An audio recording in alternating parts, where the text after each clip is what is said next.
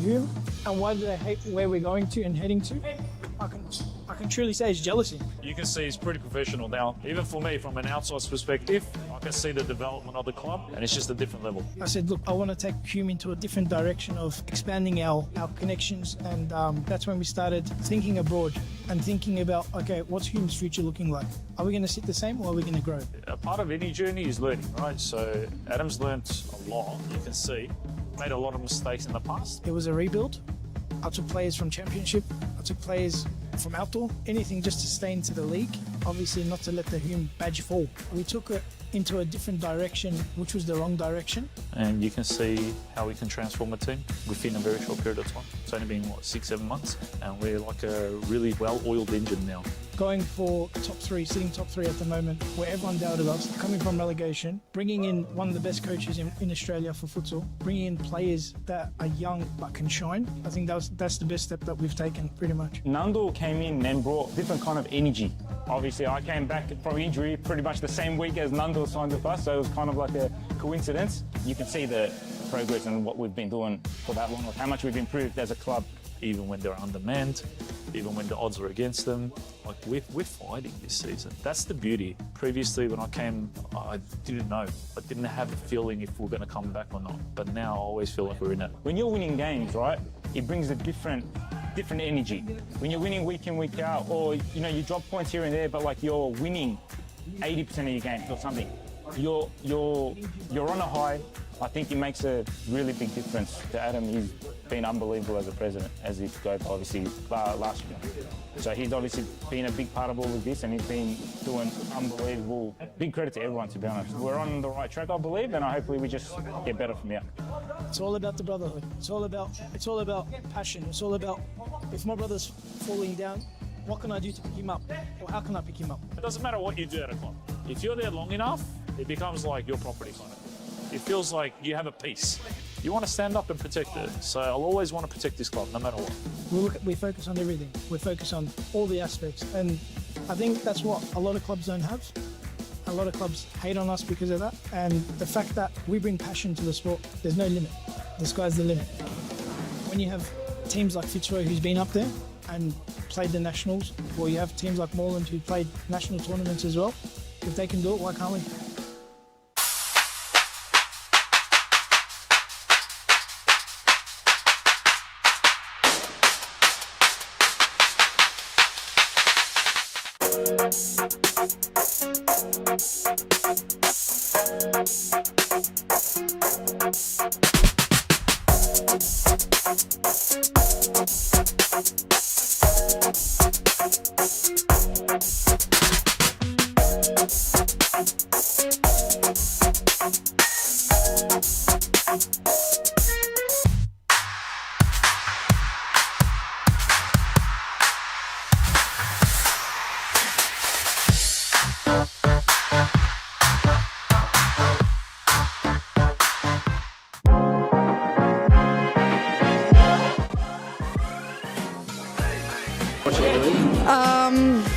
I would say Leila Abdulatif. I think Amanda Araha from Fitzroy.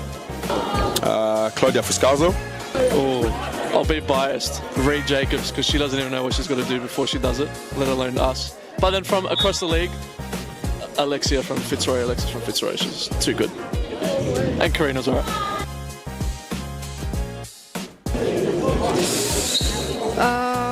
Let me actually think. Fitzroy's white kit. Which team has the best kid in the league? Biased opinion, but also Fitzroy. That's easy, it's us. I'm sorry, it's us. Another question, Melbourne AKU.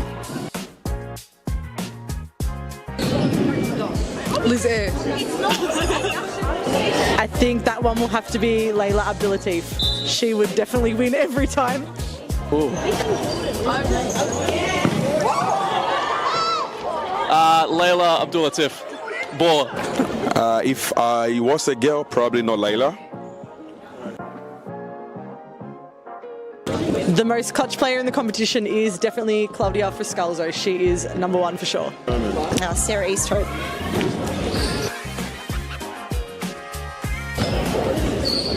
I'm going to say Amanda Aroha. I think this player gets underrated a lot, but Rebecca Davis.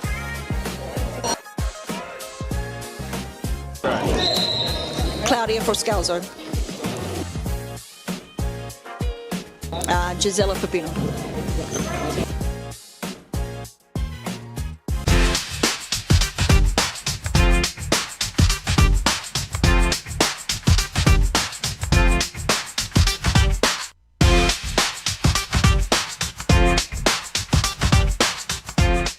Why do people hate Hume, and why do they hate where we're going to and heading to? I can truly say it's jealousy. You can see he's pretty professional now. Even for me, from an outside's perspective, I can see the development of the club, and it's just a different level. I said, look, I want to take Hume into a different direction of expanding our connections, and that's when we started thinking abroad and thinking about, okay, what's Hume's future looking like? Are we going to sit the same, or are we going to grow? A part of any journey is learning, right? So Adam's learnt a lot, you can see. Made a lot of mistakes in the past. It was a rebuild. I took players from Championship. I took players from outdoor. Anything just to stay into the league. Obviously not to let the Hume badge fall. We took it into a different direction, which was the wrong direction. And you can see how we can transform a team within a very short period of time. It's only been, 6-7 months? And we're like a really well-oiled engine now. Going for top three, sitting top three at the moment, where everyone doubted us, coming from relegation, bringing in one of the best coaches in Australia for futsal, bringing in players that are young but can shine. I think that's the best step that we've taken, pretty much. Nando came in and brought different kind of energy. Obviously, I came back from injury pretty much the same week as Nando signed with us, so it was kind of like a coincidence. You can see the progress and what we've been doing for that long, like how much we've improved as a club. Even when they're undermanned, even when the odds are against them, like we're fighting this season. That's the beauty. Previously, when I came, I didn't know. I didn't have a feeling if we're going to come back or not. But now I always feel like we're in it. When you're winning games, right, it brings a different energy. When you're winning week in, week out, or you drop points here and there, but like you're winning 80% of your games or something, you're on a high. I think it makes a really big difference to Adam. He's been unbelievable as a president, as he's go obviously last year.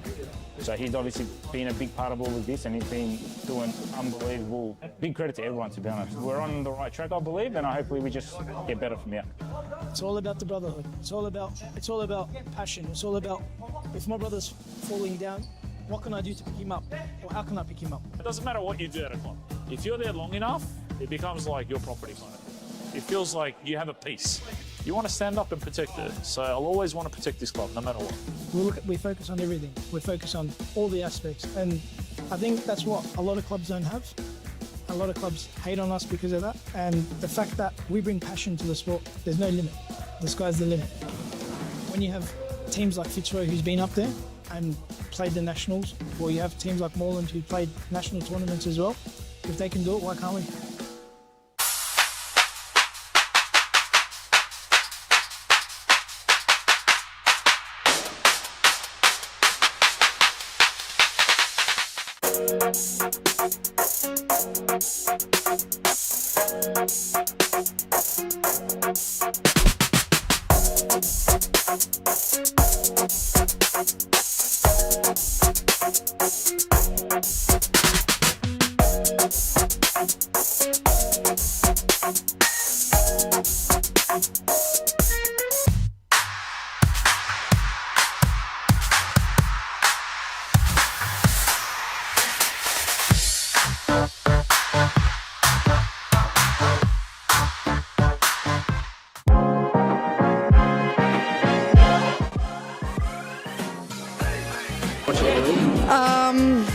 I would say Layla Abdul-Tif. I think Manda Araha from Fitzroy.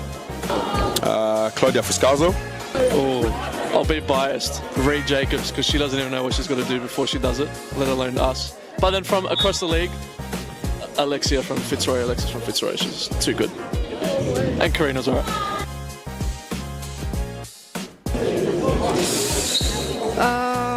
Let me actually think. She would definitely win every time.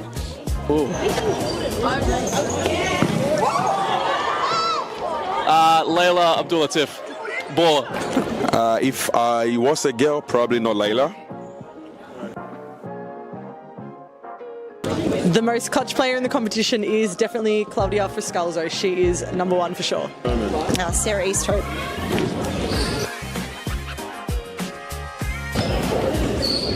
I'm going to say Amanda Aroha. I think this player gets underrated a lot, but Rebecca Davis.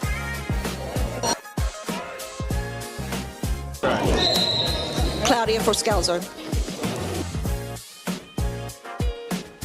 Gisela Pepino.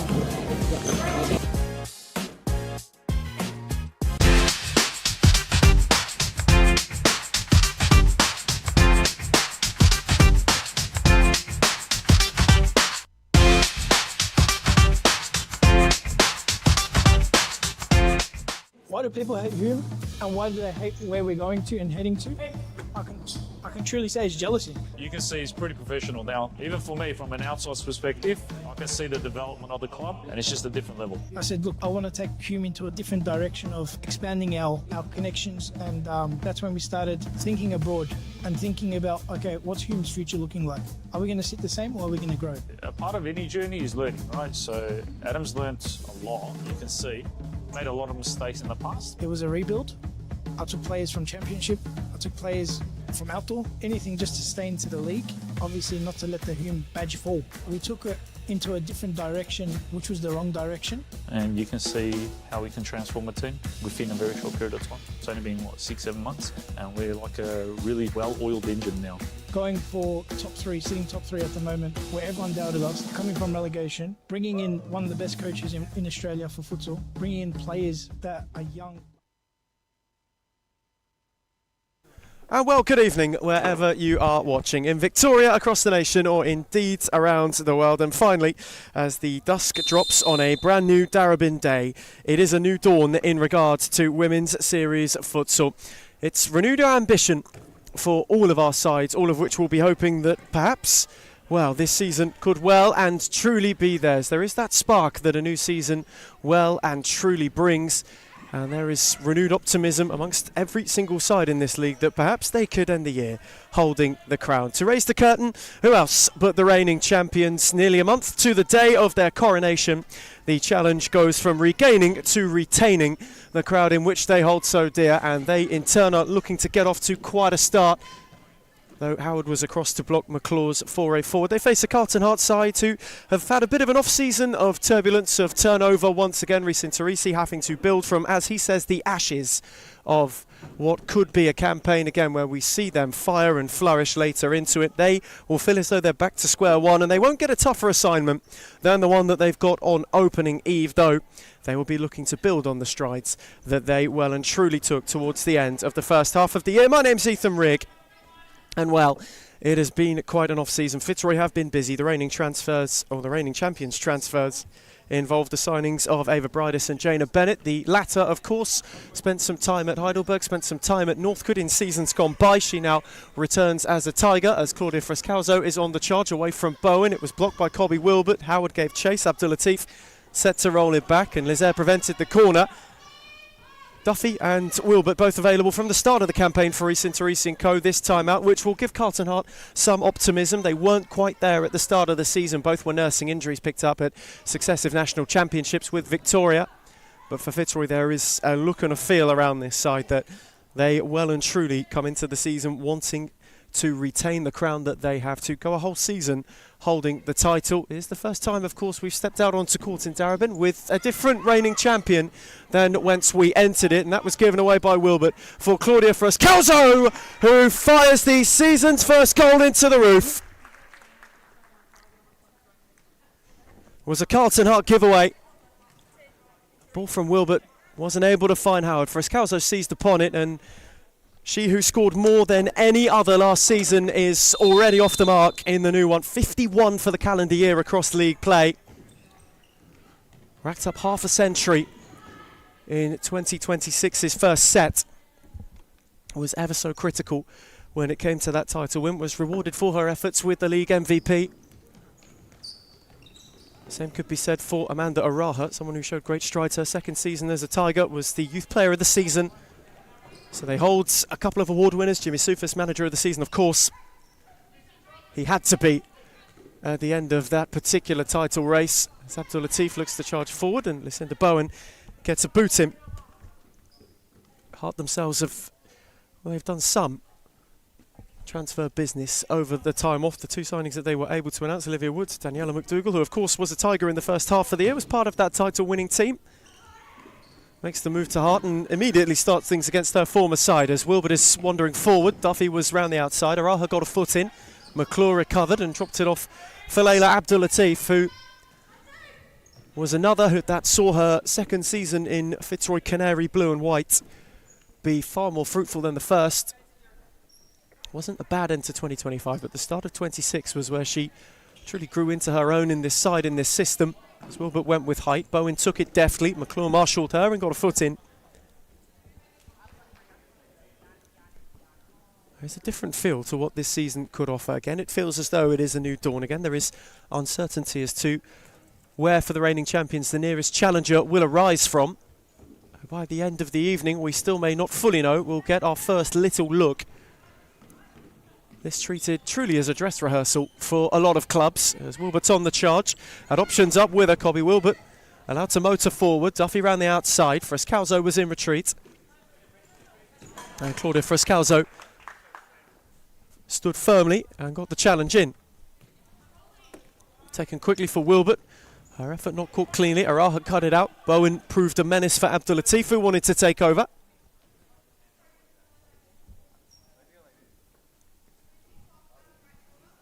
Hart have settled when it comes to that early concession. So often last season, it was a side where one would become two at either end. Either they would score in quick succession or concede in quite the flurry. That's a good read from Wilbert, though touch a little loose, finds its way out of play. A lot of new faces for this Hart side this evening. They of course are without Racinos, they of course are without Piers Barlow. Frescalzo went to steer it centrally. Wilbert took over, was waiting on runners further forward, Bowen of whom was one. That's tidy for Araha, whose footwork was deft, and Frescalzo was on her own. Olsen was there to make a save down low for a Harpley Green as well. There to get a foot in just at the right time. The Fitzroy corner. Araha's takedown of Frescalzo, who had just been instated. Didn't catch it as cleanly as she would have liked, and Olsen, with a safe pair of hands, was able to gather without much fuss. Frescalzo battled with Bowen, who won it, though couldn't keep it alive. Again direct, again up by Wilbert. McClure recovered. Amanda Araha. Diana Frescalzo poked it beyond Duffy. Bowen prevented it from finding touch. Looked a lob for Duffy, picked off by Frescalzo. Wilbert, who was starved of options further forward. Araha picked Duffy's pocket. Diana Frescalzo further forward. Set back for Claudia Frescalzo. McClure. Frescalzo once again looking to drive at Duffy. Those two in tangent as they so often are. Araha from range. Forced a tidy stop from Olsen down low. Just swiveled a little late, and it forced Olsen to intervene. Another Fitzroy corner, who have been asking all the questions so far. Close take, left foot Araha by Frescalzo. Amanda Araha will drill it into Wilbert. Elizabeth there gives a hand in patience. And Eve McClure, who had options. Oh, lovely ball to find Frescalzo, who just wasn't in turn able to poke it around Wilbert and set herself through and free.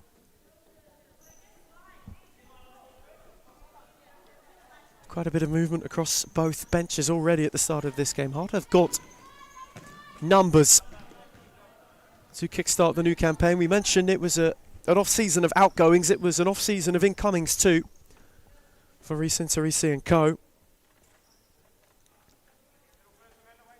Me and my coach Cripps hoping to get on Maddie Hawker as well. Just a couple who find themselves in the Carlton Hart freight as Wilbert gave it away. McClure on the charge. Away from Duffy, and though just out of room at the wrong time. She has looked lively at the start of this game. And defensively has been most astute, has looked to pick off where possible. has not yet really shown too much attacking guile, and now makes way for Balkis Waljarin. Jimmy Sufas too, wanting to reshuffle the pack wherever possible. Frescalzo, Waljarin turned it for Diana Frescalzo. Bowen was there to block. She was evaded, though, with a touch too heavy, and it found its way out of play. Mando Raha's first stint for the new season as well reaches its conclusion. One of the new signings, Jana Bennett, comes on in place of her. As Wilbert with height, with depth, though too much of both for Harpley Green in the end. Here's a season where Fitzroy may not see themselves as going in unchallenged and undeterred, though, while Jarin is all on her own, twisting and turning and firing wide of the far post. Was shifted supremely. It was a lovely ball to find her. Just couldn't quite find the finishing touch to steer them too clear. As Wilbert looked to work it, and worked it well. Claudia Frescalzo got a foot in. There's my coach Cripps. Looked to find a way. Hart have been able to rekindle. You wonder as well, for a side who built as the campaign went on, what this could mean for Reece and Teresi. Starting over once again. Had been a bit of conversation in the week about how Carlton Hearts would look to rebuild and what that turbulence could bring to the campaign in and of itself. It is, of course, too early to speculate, though Frescalzo is looking to find yet another breakthrough. It's held off by my coach Cripps, set it back for Diana Frescalzo. Out the other way was Bennett. She in turn went to steer it down the line, and Harpley Green just ensured that the door stayed shut.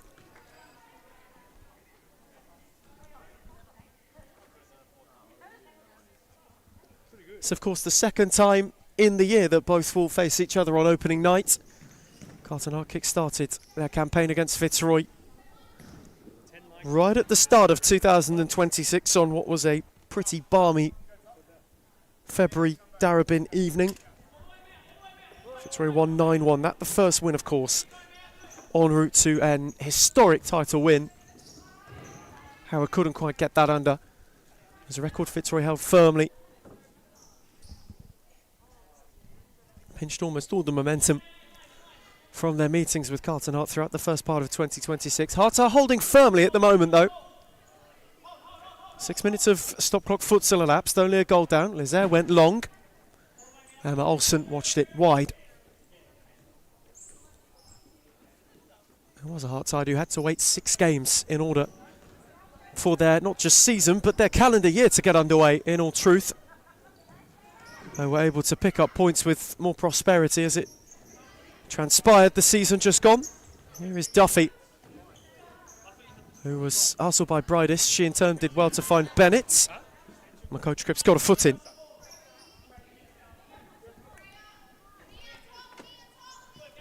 First of 3 tonight. We have 2 relative new dawns, one entirely new dawn in Pascoe Vale against 1-0 up next. And then of course Hume and Melbourne Akut to round out the show for the opening night of a new season. Frescalzo was charging, dropped off by Bennett. Here is Brydis. Diana Frescalzo. Set on for Jana Bennett. Good challenge from Duffy, who then skipped away wonderfully and had Howard up with her. Frescalzo kept the door shut. Freya Duffy looked to keep going, though was unable to find the route further forward.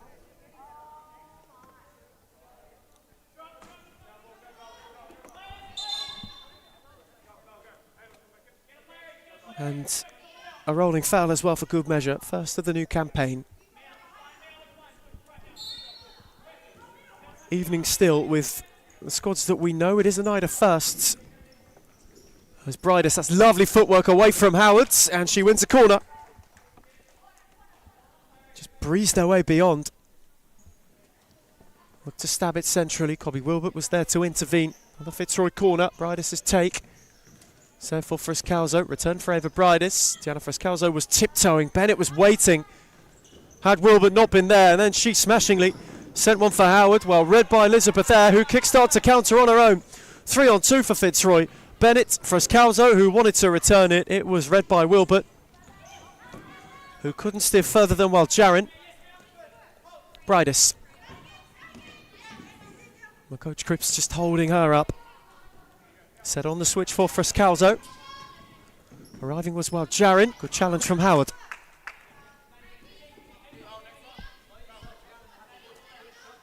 They are still in truth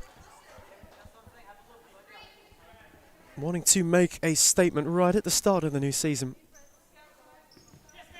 Understand how important a critical start to the year could be. It was merely only points that separated them and second place Victoria Lions, who are no longer with us come the end of the first half of the year, was the one that gave Fitzroy a long-awaited title, one that they are at the moment setting about defending in comfortable style.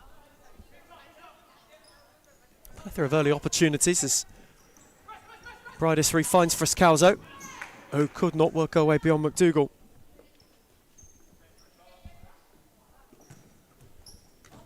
Who was found down the line in turn, waited on Duffy as an option. Bridis backed her off. Diana Frescalzo took over, steered it down the line for Falada. Howard slid in at the expense of a corner. First real look that Julia Moreno Falada's had.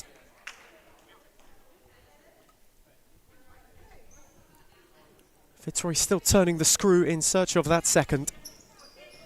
Bridis return for Frescalzo, who steered it menacingly to an awkward area where Hawker was waiting. Oh, uncertain. Only cleared away for a corner, which was set for Bridis. Frescalzo, lovely ball for Falada. She will have a drive, and Olsen will have a firm pair of hands with which to meet it. Duffy on the switch for Hawker, who was pressed by Bennett, steered it on for McDougall, who warded off Bridis. Howards went in turn long. Walker had made the run, though wasn't able to be found. Diana Frescalzo has her stint come to its close. Niamh McClure reinstated. Leila Abdul-Latif called up, as was Isabella Cincotta. They're out for Bennett. Steered on for Bridis. She in turn is wanting to get beyond Duffy. There was no way through. Freya Duffy watched diligently. Moved it on for Howard, who couldn't get through McClure. And now the counter is on. Her and Bridis sorted out. Niamh McClure is through the lots. 2. And the second they had searched for. McClure got it. Howard tried to go through. Bridis initially went to go and take over and then acted as a decoy. Space open for Niamh McClure, who was one of many big moments in the season just gone in the title-winning campaign. She gets herself off the mark in season 2 of 2026. And for Fitzroy, the perfect start. Duffy dropped it off for Howard, well read by McClure. Ava Bridis, and the other way for Falada. McClure, well worked for Cincotta, who was twisting and turning our way through trouble, which Olsen was then there to mop up. Just as Isabella Cincotta was looking to weave a web, which she'll get an effort to drive. Olsen's palms were stung, who was able to pick up without much fuss. Good read by Bridis. McClure. Falada moved it on. Cincotta through the legs of Howards. Bridis was lurking, Olsen was there to gather. Has just started to see her goal besieged a bit more. Good take by Hawker,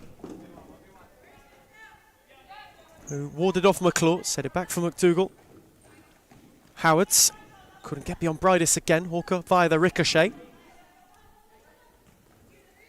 Out the other way for McDougall, set back for Duffy. How crucial a piece she could be to the Carlton Heart puzzle.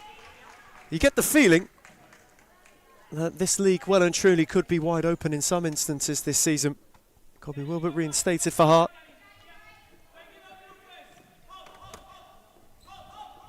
Quickly switched for Abdul-Latif, who went searching superbly for McClure. Duffy was there to intervene and ushered it out of play. Just beyond the halfway stage of the first half of the new season. One from Claudia Frescalzo and one most recently from Niamh McClure, the difference makers for Fitzroy, who can just breathe a bit easy. Harding kind of had a good spells of possession, though have not really been able to lay a glove on them just yet. Given away to Abdul Latif by Duffy, who's got two up with her, Layla. Abdul Latif went alone! And thumped in a third. Opened up invitingly. Picked off the loose ball. The option split left and right. The space opened up centrally. And it was blasted beyond Olsen, who at full stretch could not do much about it. Fitzroy flying at the kickstart of a defence which they will be hoping is off to the perfect start. Spin by Hawker, cut out by McClure. Bowen got a foot in. It then fell for Wilbert. Niamh McClure came across. Wilbert and Bowen as a dual force. Were then both in there to make respective challenges. This was the period in the first half of the year where Fitzroy did the most damage. 5-minute buffer between the final 5 minutes of a half and its midway point. They will be hoping to find some similar fury as Abdul Latif will drive. And it got a flick on the way, it'll be a corner. Olsen got fingertips to divert it over.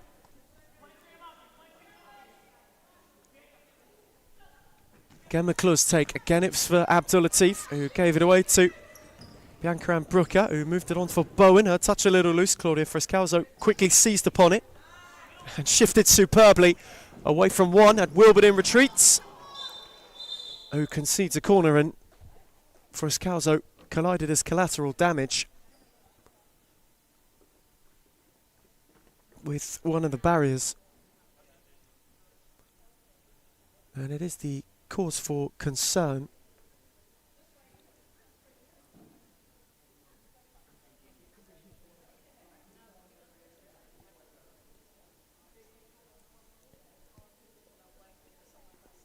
All of her teammates quick to tend to her.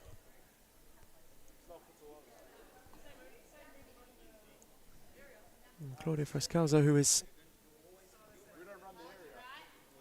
gingerly back to her feet. That was a hefty piece of contact. Reece Teresi may want time out. In the meantime, Claudia Frescalzo with what can be seen as a hobble. She looks to make her way to the bench. Thankfully unassisted though. That looked really quite nasty.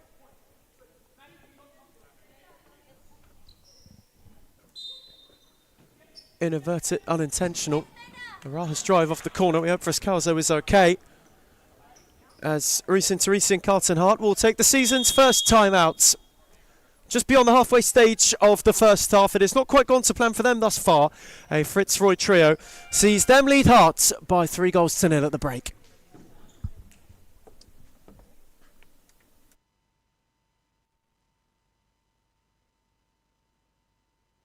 Can shine. I think that's the best step that we've taken, pretty much. Nandul came in and brought different kind of energy. Obviously, I came back from injury pretty much the same week as Nandul signed with us, so it was kind of like a coincidence. You can see the progress and what we've been doing for that long, like how much we've improved as a club. Even when they're undermanned, even when the odds are against them, like we're fighting this season. That's the beauty. Previously, when I came, I didn't know. I didn't have a feeling if we're going to come back or not. But now I always feel like we're in it. When you're winning games, right, it brings a different energy. When you're winning week in, week out, or you drop points here and there, but like you're winning 80% of your games or something, you're on a high. I think it makes a really big difference to Adam. He's been unbelievable as a president, as his scope obviously last year. So he's obviously been a big part of all of this, and he's been doing unbelievable. Big credit to everyone, to be honest. We're on the right track, I believe, and hopefully we just get better from here. It's all about the brotherhood. It's all about passion. It's all about, if my brother's falling down. Returning from timeout for the first time in the new campaign. And at the moment for Fitzroy, they are off to the perfect start. Claudia Frescalzo got it going. Neve McClure made it 2.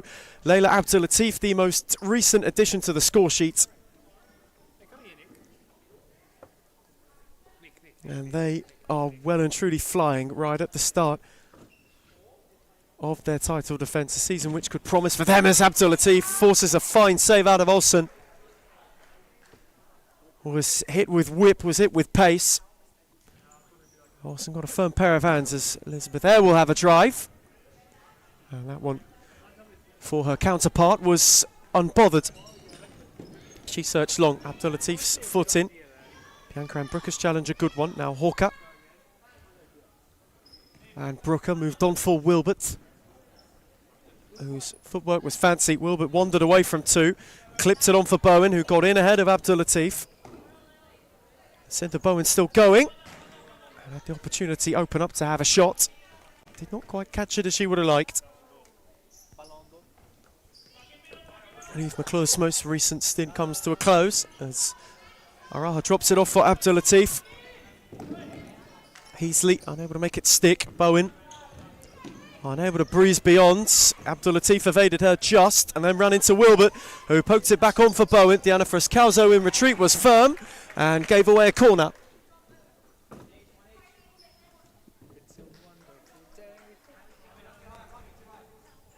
Hart with a set piece, which was set quickly for Howard. She looked to shift the yards, moved it on for Hawker. Wilbert was in retreat to lend a helping hand as Howard getting round the outside just couldn't quite get it under.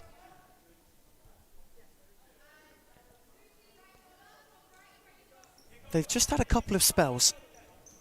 Ones without too much menace, Carlton Hart, but with control.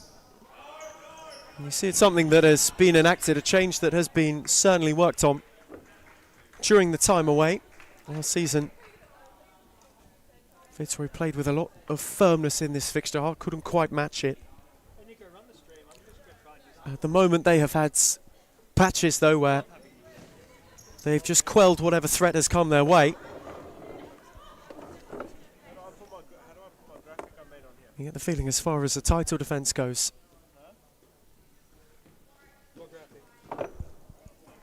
this almost a night of inauguration rather than anything else. Hart have got themselves a little bit of a mountain to climb. Fitzroy have started with fire, with fury. They've created many an opportunity.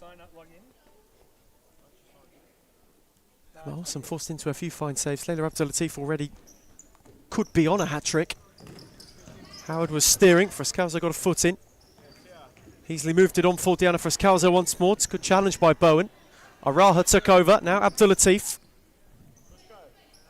Amanda Araha. Patiently. Diana Frescalzo had opened up. Bowen is in retreat. Listen, the Bowen got a boot in.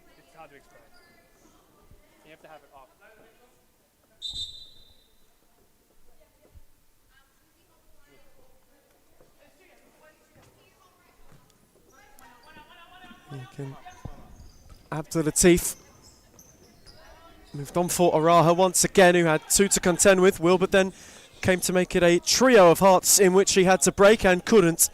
Wilbert then wandered. Howard on the overlap. Eyre palmed it. Abdulatif took no chances.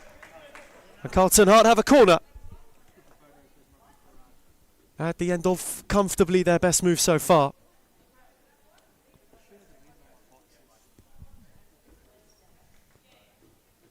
Wilbert's take. Howard was lurking. Looked to set for Bowen instead. Abdulatif had no way further forward. Hartley Green was in retreat just in case.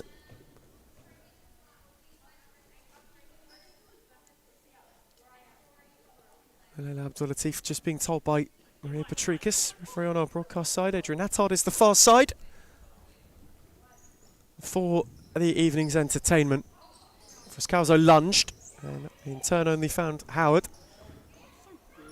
Heasley, Frescalzo.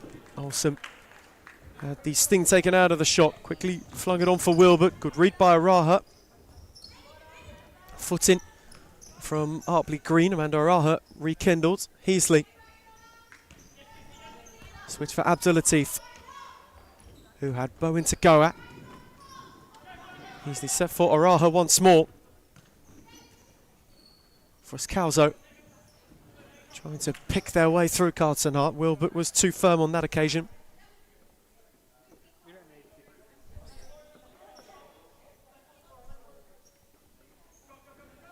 Set for Araha by Frascalzo. Set piece which didn't quite prove fruitful. Later Abdul Latif comes for a breather once more. It's been a very measured half from Fitzroy so far. They've thwarted any sort of Carlton Hart unrest and upheaval.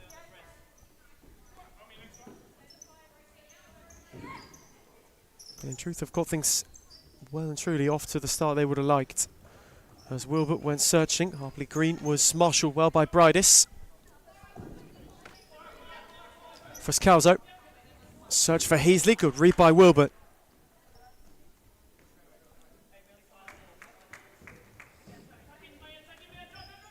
You just think already where these two could fall this season.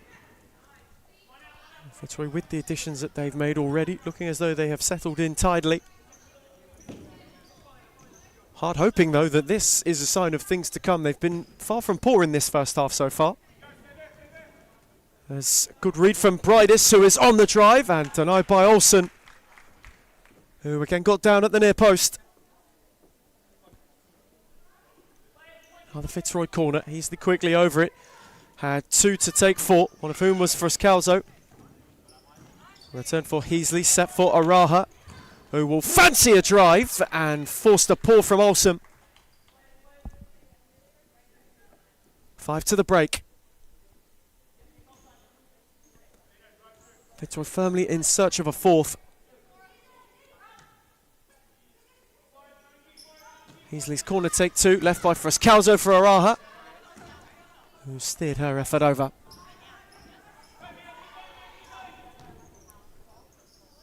But so far for Jimmy Sufa, Scott Rogan, Dharma Georgie, so good. Not only have they got the early goals, the new signings have been integrated and integrated well.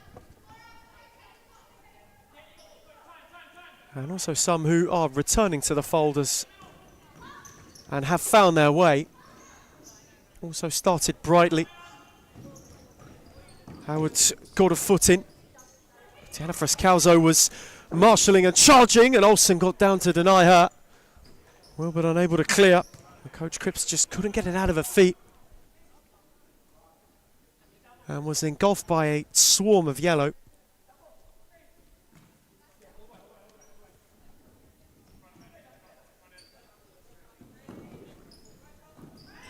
Good read by Bridis, who waltzes in a fourth.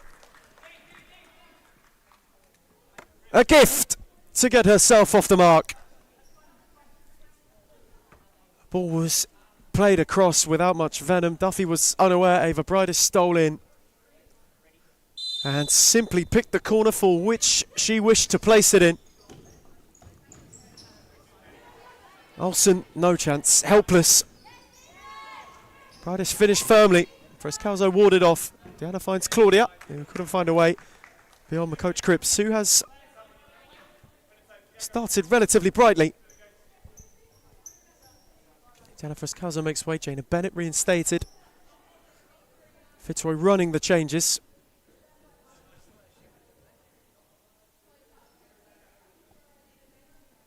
Looking for a fifth before half time. Amanda Araha. It's a roll for Frascalzo. Coach Cripps got in the way again.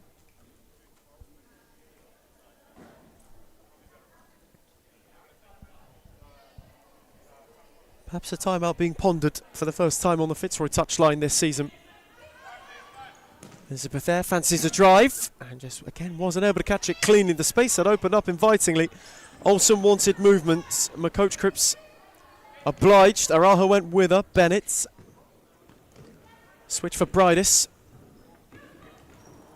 Steered on for Frascalzo.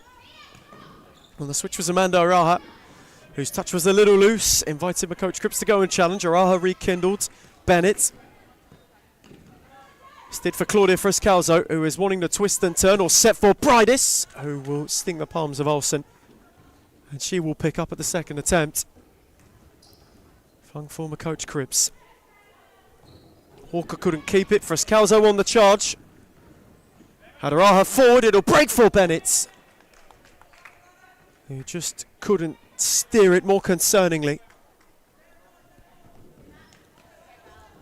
McDougall's touch loose. Bennett pounced on it. Araha set it back for Frescalzo. Out the other way was Bridis. Ava Bridis shifted superbly away from one, away from two. Araha, Frescalzo will fire into Duffy. Shout for hand, ball is waved away.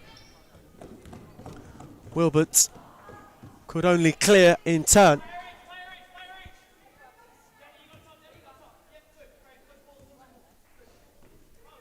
Amanda Araha steered out for Bridis, who was just having a look at Hawker. Rolled down the line for Frescalzo, who returns in kind. It has been a half of almost total control for the reigning champions. In truth, up until this point.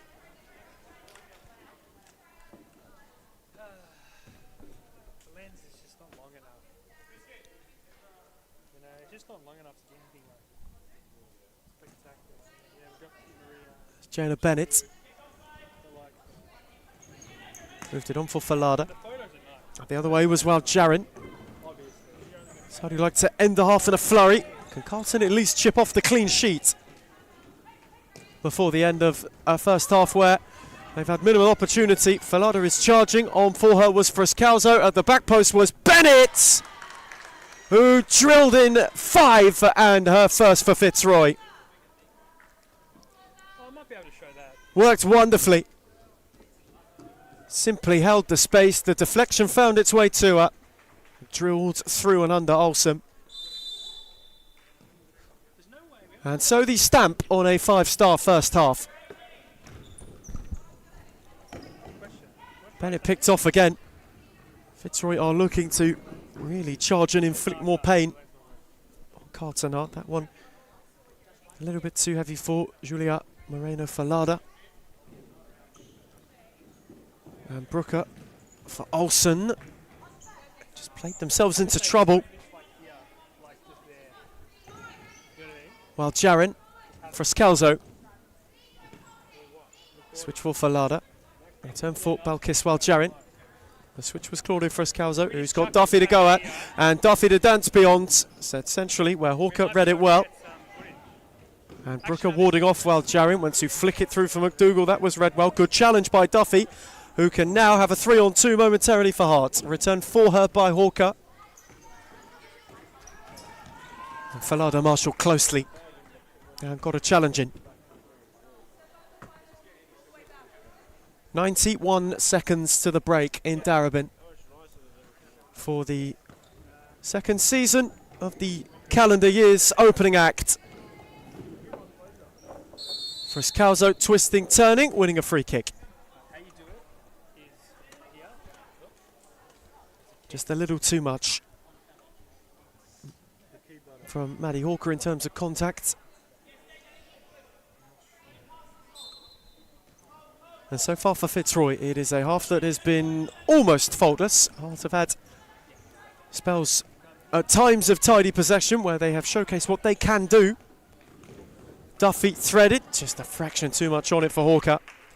Though Reece Interisi appreciates the intent.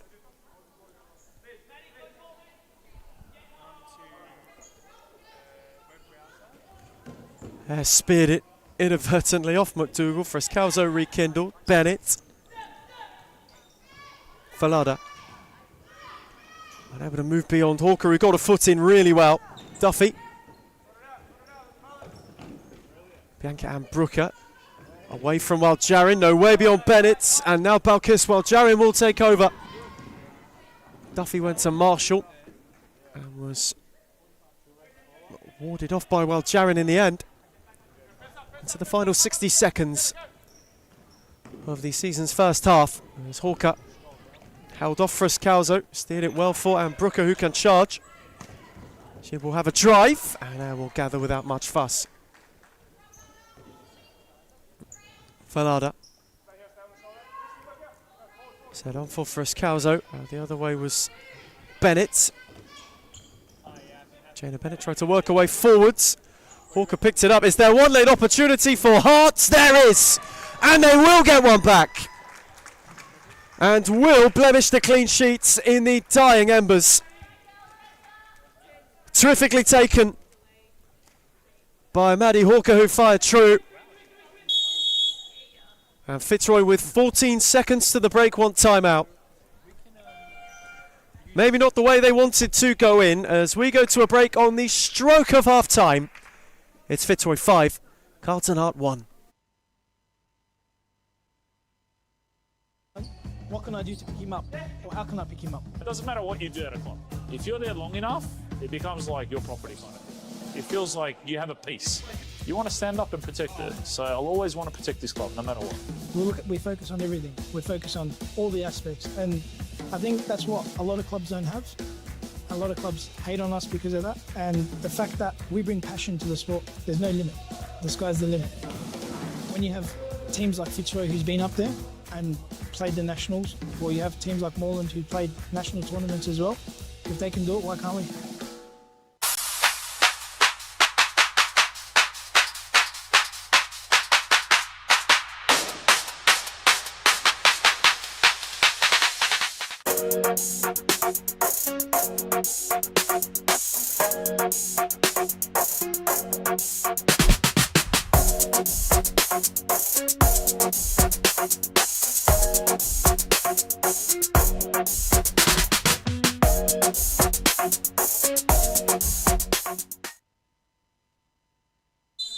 Returning from timeout on the brink of the break. Fitzroy searching for a sixth before half time. Frescalzo is charging. Will the clock beat them? Challenging from Hawker. A recovery by McDougall. Abdul Latif. It will. But so far for the reigning champions, it is so good. Halfway to a win to kickstart the campaign. Carlton Hart have chalked one back before the break. Though half time in Darabin, it's Fitzroy 5, Carlton Hart 1.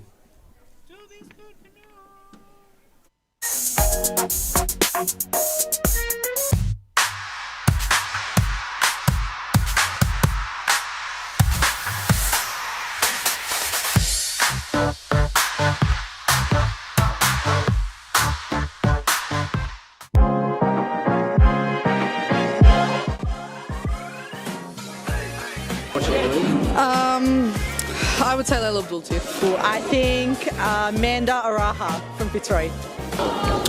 Claudia Frescalzo.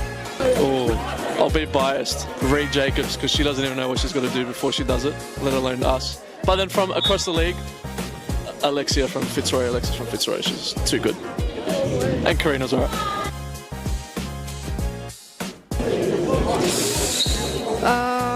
Let me actually think. Fitzroy's white kid. Which team has the best kid in the league? Biased opinion, but also Fitzroy. That's easy, it's us. I'm sorry, it's us. Not a question, Melbourne AKU. Liz Air. I think that one will have to be Layla Abdul Latif. She would definitely win every time. Ooh. Layla Abdul Latif. Baller. If I was a girl, probably not Layla. The most clutch player in the competition is definitely Claudia Frescalzo. She is number one for sure. Sarah Easthope.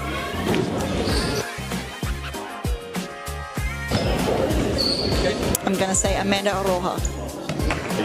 I think this player gets underrated a lot, but Rebecca Davis.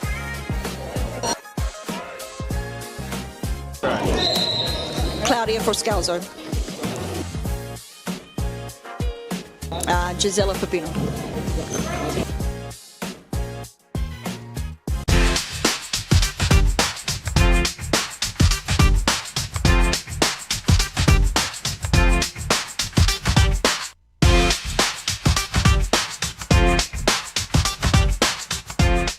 Why do people hate whom, and why do they hate where we're going to and heading to? I can truly say it's jealousy. You can see he's pretty professional now. Even for me, from an outsider's perspective, I can see the development of the club, and it's just a different level. I said, look, I want to take Hume into a different direction of expanding our connections, and that's when we started thinking abroad and thinking about, okay, what's Hume's future looking like? Are we going to sit the same or are we going to grow? A part of any journey is learning, right? So Adam's learnt a lot, you can see. Made a lot of mistakes in the past. It was a rebuild. I took players from Championship, I took players from outdoor, anything just to stay into the league, obviously not to let the Hume badge fall. We took it into a different direction, which was the wrong direction. And you can see how we can transform a team within a very short period of time. It's only been, 6-7 months, and we're like a really well-oiled engine now. Going for top three, sitting top three at the moment, where everyone doubted us, coming from relegation, bringing in one of the best coaches in Australia for futsal, bringing in players that are young but can shine. I think that's the best step that we've taken, pretty much. Nandul came in and brought different kind of energy. Obviously, I came back from injury pretty much the same week as Nandul signed with us, so it was kind of like a coincidence. You can see the progress and what we've been doing for that long, like how much we've improved as a club. Even when they're undermanned, even when the odds are against them, like we're fighting this season. That's the beauty. Previously, when I came, I didn't know. I didn't have a feeling if we're going to come back or not. But now I always feel like we're in it. When you're winning games, right, it brings a different energy. When you're winning week in, week out, or you drop points here and there, but like you're winning 80% of your games or something, you're on a high. I think it makes a really big difference to Adam. He's been unbelievable as a president, as he took over obviously last year.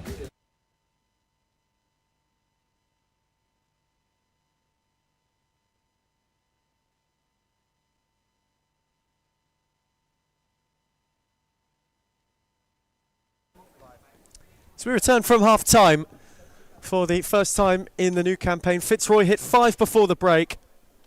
Carlton Hart had the final say in a half where they had shown in patches what this side very well could be capable of, what is being built again at Hart this season after a turbulent off-season. They have at times been able to hold their own thus far. However, Fitzroy have been ruthless and relentless. What is their inauguration as champions really this evening is currently one that's going to plan. Not often do you see things fall apart on a night where a new champion is crowned. For Jimmy Soufas, for Scott Rogan, Dharma Georgie and co. It is all going as they wish. For Carlton Hart, though, there have been flashes, there have been prongs of potential about what this side can be capable of towards the back end of the year, about what it can do in the second part of 2026. There's a Fitzroy side who were a firm foe in the first half of the year and who dealt with them quite ruthlessly and quite deftly. At the moment, safe to say, the case is not the same, though Chincotta is charging. Wilbert got a foot in, and Colby Wilbert did wonderfully to ward off Chincotta. Steered on for Bowen, who couldn't flick beyond Abdul Latif. She is tiptoeing her way forwards, and Olsen is forced into an early denial. First save she has been required to make in this second half. Fitzroy wanting to start within 60 stop clock seconds. McClure, Chincotta. Work once more for Niamh McClure. Abdul Latif.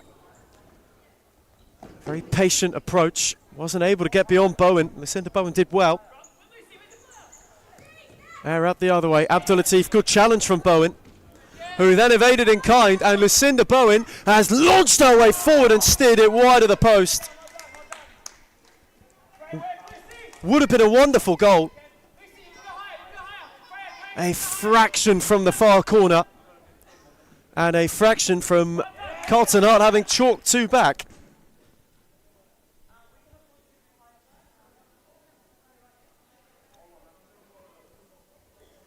Bright start to the half that they would have wanted, that they would have known was needed. As Wilbert moved it on for Duffy. Howards couldn't quite find Bowen, well read by McClure. Lucinda Bowen still proved a menace. McClure kept it through Abdul Latif. Could maybe be a firm Fitzroy challenge. McClure unable to evade. Again, Layla Abdul Latif took over.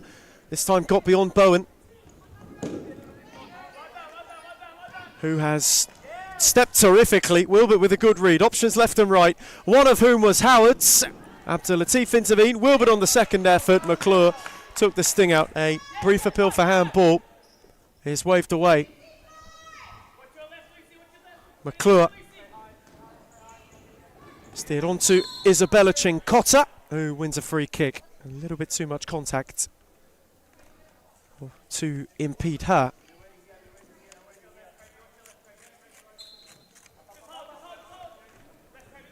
Elizabeth there. Abdul Latif. Chincotta tried to charge. Wilbert read it wonderfully and got it back from Duffy and drived it wide of the far post again. They were inches from a second. Hearts are making a game of this though.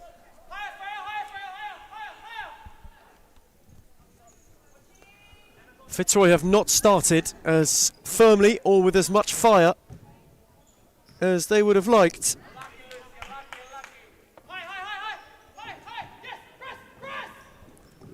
Chincotta, Abdul Latif steered only as far as Howard, who dropped it off for Wilbert. She went with height and Air came with a good gather. Isabella Chincotta stripped of it by Duffy, who will give it a drive and drive it wide of the near post.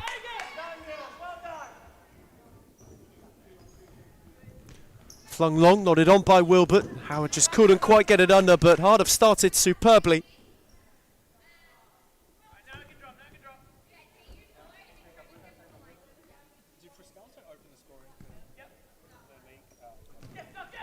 Chincotta, McClure, Frescalzo, good read again from Howard, who was given too much of a drag and wins a free kick.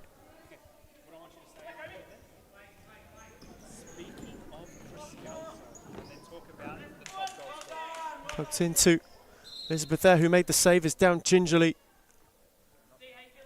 Carlton Hart corner. Fitzroy might have one to check on.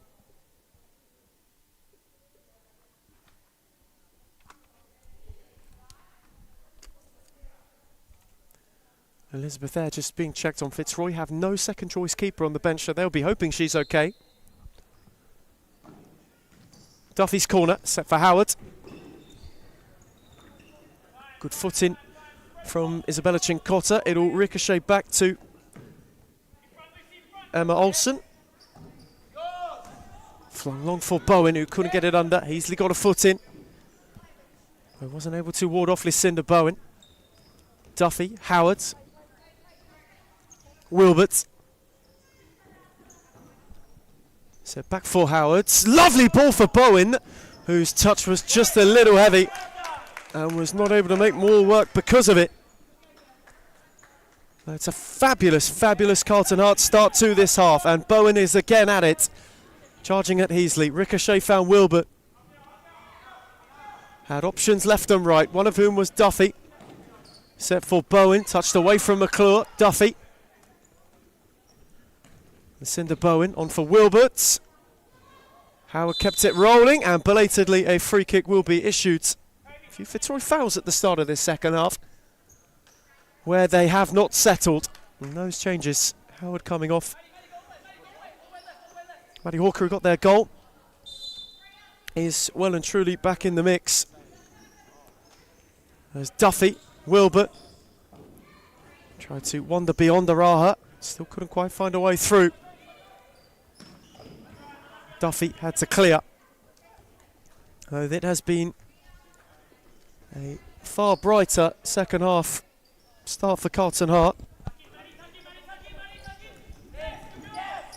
As Hawker is on the charge, Lucinda Bowen is in behind. It's a good challenge from Bridis. Poked on by Wilbert, finds its way out of play. Fitzroy still yet to see Claudia Frescalzo come on in this second half so far. There's been a couple of rotations made by Jimmy Soufas and co. As here is Frescalzo, twisting and turning, her first real piece of action.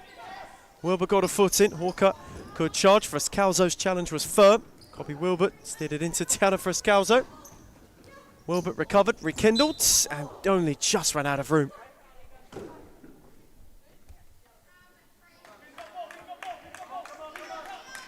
Have a statistic come up with the top 3 scorers of last season. Do you want it now?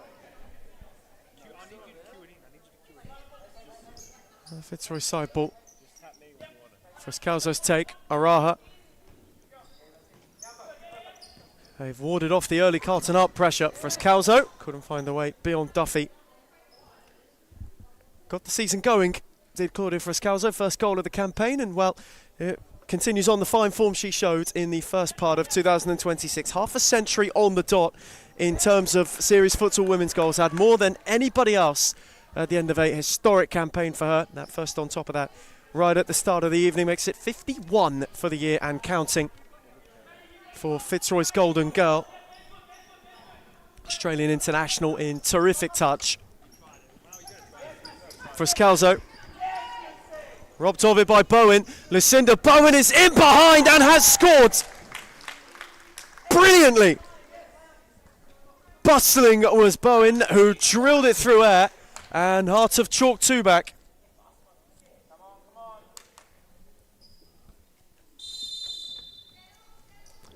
Frescalzo for Brightest with immediacy. A double for her in kind. Was steered superbly. The ball was brilliant to find it. Ava Brightest just marched her way beyond. She is at the double. Fitzroy have got 6, and where Hart had warranted an early goal, Fitzroy fired back with immediacy. They now have a corner.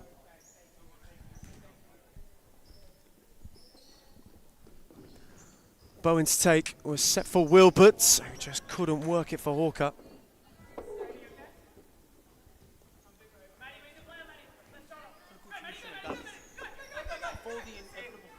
Brightest, who is now hunting a hat-trick. Steered for Frescalzo. Brightest had gone beyond. Diana Frescalzo was out the other way. Tried to thread it for Brightest. Well read by Hawker, recovered by Bowen, who had Araha circling Duffy. No way beyond Brightest, who has done brilliantly. Ava Brightest on the charge, and Olsen got the angles right. Wilbert was met firmly by Frescalzo, steered it on superbly for Hawker. Poked away by Frescalzo, recovered by Wilbert. Diana Frescalzo was again one too many to go beyond.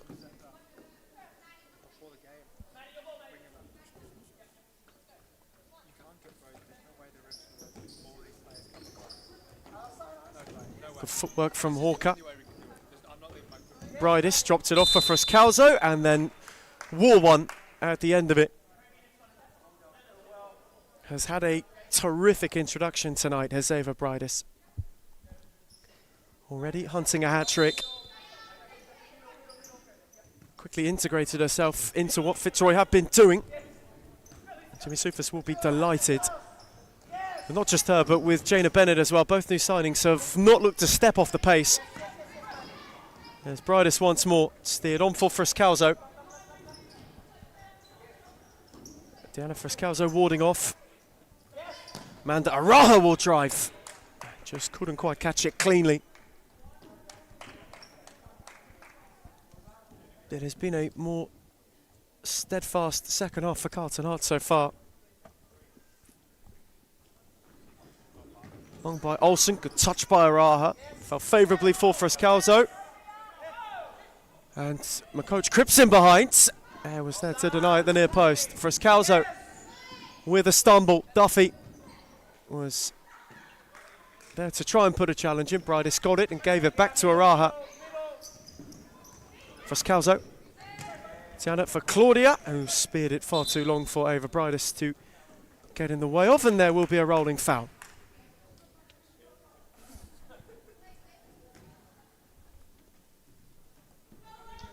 Approaching 7 stop clock minutes elapsed. Hart have scored one and held one. Araha charging, lovely footwork. Away from 2 was Araha, and it needed intervention by Olsen.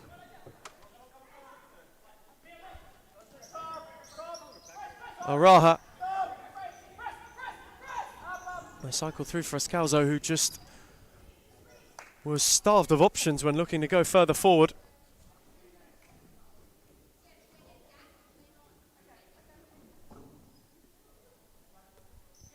Olsen's had a slightly more busy second half in the last few minutes as of late. Hart have settled well though. Fitzroy looking to find their feet.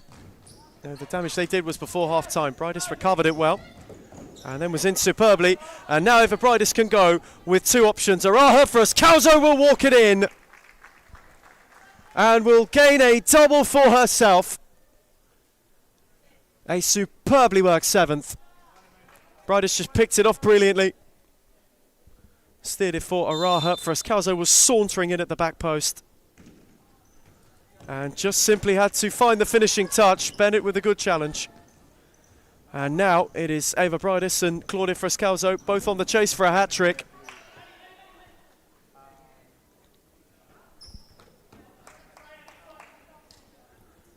To kickstart their respective campaigns. Bridis got it back from Frescalzo. Coach Cripps with a good read. Duffy moved on for and Brooker. Freya Duffy wanted it back and did her best to make it work, though ultimately it was in vain.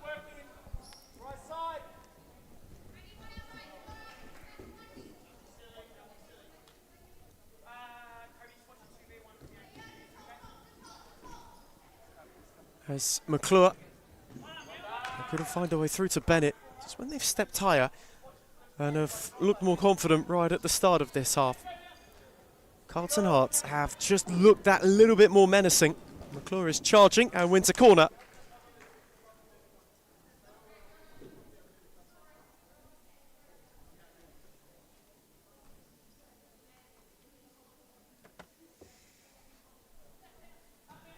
Corner taken for Bridis, who will give it a go with whip and just wasn't quite able to catch it cleanly.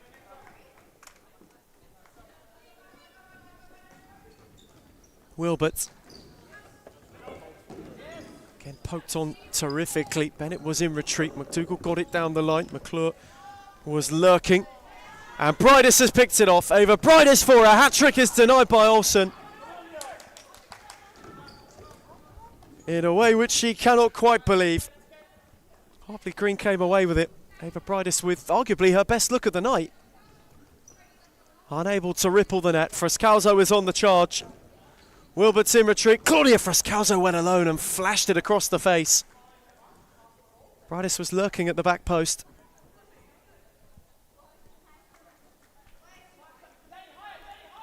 So Bianca and Brooker will start things again for Hart, who have given a good showing in this second half so far.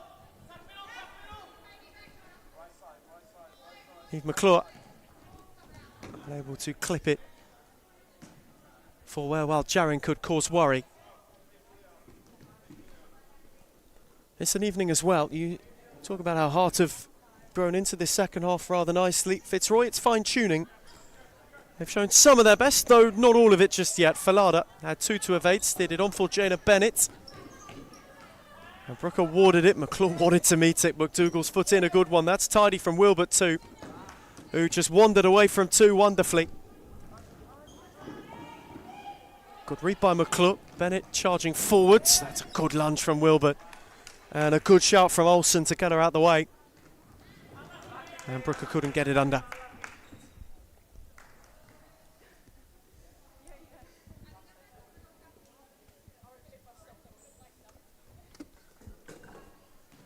Fitzroy have still yet to hit top gear in this half up until this point. Hit top gear early doors.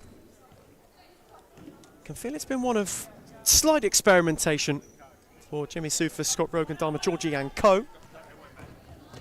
As Bennett looked to guide it for Falada, well read by Brooker, who moved it on for Wilbert, and Cobby Wilbert momentarily was on the charge, who just wasn't able to quite get it out from under her feet.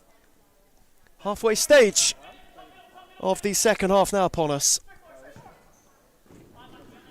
And at the moment for the reigning champions, though it has not been necessarily as razor sharp as they would want, it is certainly a start for which they would wish to continue.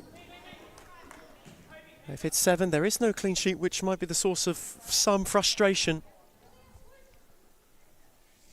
But that being said, all who they have wanted to fire up until this point have Claudia Frescalzo's at the double. Likewise, Ava Bridis, one of the new signings, has got going well. Jenna Bennett's found her feet too. Layla Abdul-Latif has looked to be menacing when charging. And the door for Hearts has never really been open. It has been kept firmly shut. As McDougall unable to be found down the line by Duffy. That being said, you look on the flip side of that for Reece Interisi's side. They have certainly shown at times that they are capable of taking it up to anybody. Set once more a time that he would have to rebuild, and if this is what it is to look like, then where it took them 6 weeks to get off the mark last campaign, you get the feeling for Carlton Hard it won't do so this time round. Twisting and turning is, well, Jarin, who via the base of the post and Olsen finds a way.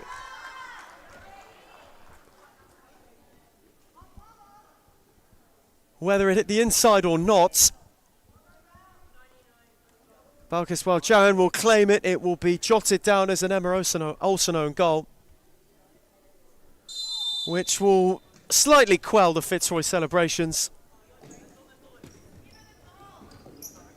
All of who wanted to be awarded Balkis Jarin, a popular goal scorer amongst that group, a popular figure amongst the Fitzroy setup. Wanted her moment on opening night. And for Emma Olsen, it's a moment of misfortune. She's made many a fine save this evening so far. It's only one where she's on the wrong end of an unfortunate ricochet. What she knew about it, we are not quite sure. Layla Abdul-Latif. While Jarin shifted on for Falada. Given away to Wilbert, who picked it off well. Cobby Wilbert looking to tiptoe her way around two. Elizabeth there came to spill. And the final flick came off Hearts number 34. Carlton Hart wanted a corner, which they will not get. While Jarin shifted on for Falada via Balkis Jarin, who will in turn get it back. Layla Abdul-Latif. Very measured from Fitzroy, looking to thread terrifically. Was well read by Wilbert, moved on for McDougall, given away to Falada. And now, well, Jarin, she still is on the search for one. Spun Duffy delightfully, though Olsen was given quite an easy claim. Wilbert. Threaded on for Duffy. McDougall. Good read from Bennett. Cut out by Wilbert, moved on for Duffy. Away from Wild Jarin, though not Falada. Jayla Bennett, Balkis Wild Jarin. Layla Abdul-Latif. Can feel there is a real settled Fitzroy group out there at the moment. They did not feel the early Carlton Hart fury at the start of this second half. As Duffy got a foot in to good effect. They with 7 to go know they are close to the perfect start to a championship defence. It's been a while since they've been given that task. First time in Darebin. You think back to Thomastown when it was to be Fitzroy's turn to go on and defend their crown. They, to their misfortune, weren't quite able to do it on that occasion. They will be hoping to buck that trend and to be back-to-back league champions. This is them flying out of the gates. Early trendsetters. They are the first to get a flying lap in. We're hoping it's the one that takes them to pole position come evening's end.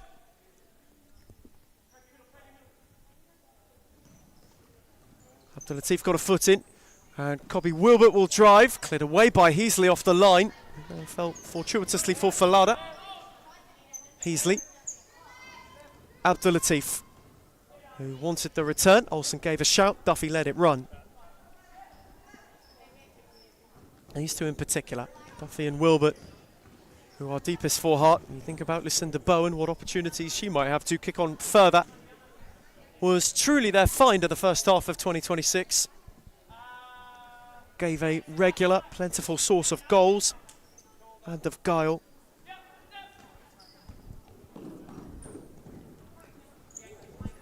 Abdulatif looks to steer it for Falada. That's well read by Wilbert, who had options left and right. Wanted to go on her own. Lena Abdulatif proved too tall to go around.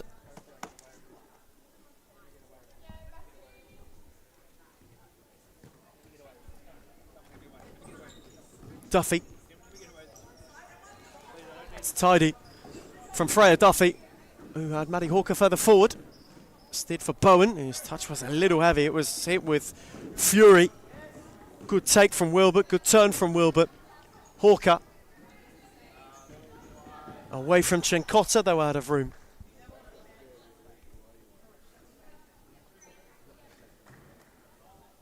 Still not been able to find a third that, for Carlton Heart, their performance has deserved tonight. Bowen might have it break her weight. Chincotta's challenge fell for Falada. Abdulatif. Maddie Hawker with another good challenge. Kept off by Bowen, recycled through Wilbert, who in turn received it back from Lucinda Bowen. Unable to steer for Hawker. And you wonder if Fitzroy will use that timeout that has yet to be enacted. Both Frescalzos are reinstated. Arguably the two key pieces of that title win. Elizabeth there, out the other way, Diana Frescalzo. A good stint on court for Isabella Chincotta. Made the move right at the start of the year from Northcote, though hadn't been able to see too much of her. Been nursing a couple of injury problems. Finally, Fitzroy will get to see what she is about. Diana Frescalzo gave away a free kick and will motion that she got the ball.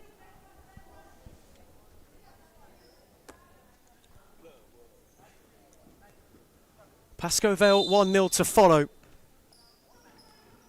on the curtain raiser of a Friday night for yet another Series Futsal women's campaign. Human Aku will close it. The Black Army are already here in droves. Over on the far side, Suleiman Mohammed. Nicholas Parthamos will take to the touchline, as will Isho Haskell, as they look to go about enacting a fabulous return to the top flight. Pascoe Vale will want the same. It's been a minute since we've seen them. They'll be hoping it's worth the wait. They'll be wanting to make it worth the wait in kind as well. Duffy unable to keep it away from Chincotta. Into the final five for the first time in 2026.2.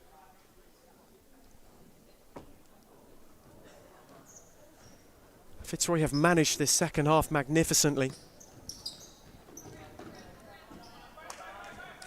It's been one where the attacking threat and the ruthlessness has been present, though it's been far more measured. As they want the seconds tick by, they tick closer to a first win for this campaign. Frescalzo charging, Olsen across. Release Bowen. On to McDougall against her former sides. All driving into the arms of Air, who was waiting. Claudia Frescalzo. This to be a 7th league win in a row across both the closing of the first half and the beginning of the second. The Carlton Heart, not necessarily the start they would have wanted, though in truth it's a performance that has given more than the scoreline suggests, as Frescalzo is charging, and Claudia Frescalzo will arrive to round out an opening night hat-trick. Olsen could simply steer it into her path. It was a perfectly timed late run. And Claudia Frescalzo, who went box crashing, steered in a hat-trick. She's had a couple of looks this evening to round it out and finally makes good on it.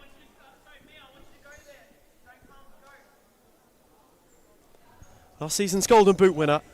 Truly off to a fine start in defence of that. And Fitzroy off to a fine start in defence of their crown.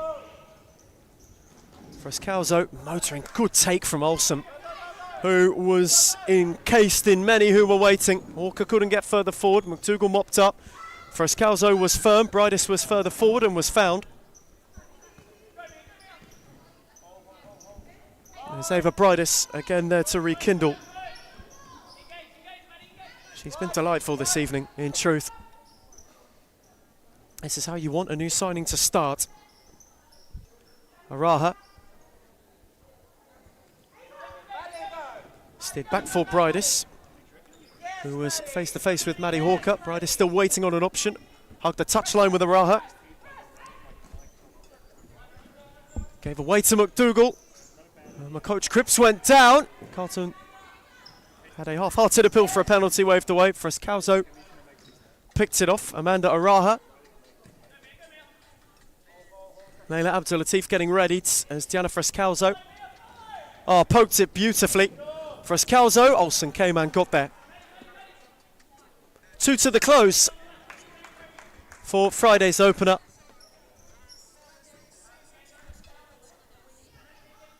Naila Abdulatif there to see out the show.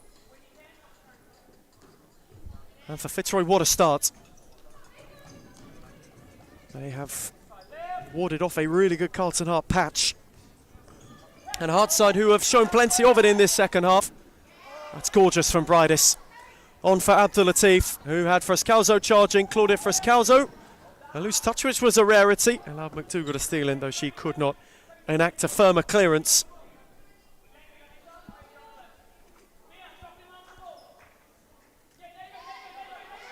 Bridis. Abdulatif, Ava Bridis, hunting a hat-trick of her own.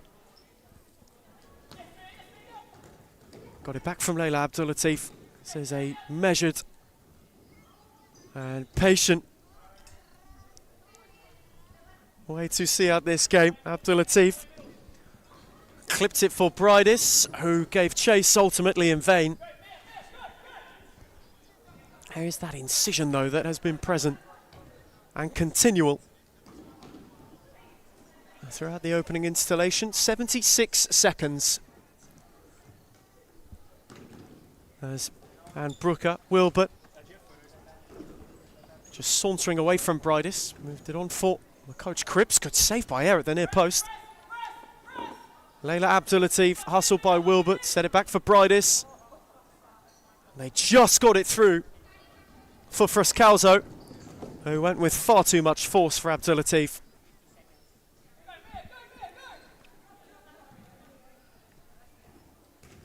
Frascalzo, a good read. Olsen went long. Bridis opted up. Araha. Claudia Frascalzo. And switch for Amanda Araha. Frascalzo wanted it on the return. It was guided for Abdulatif. Oh, brilliant!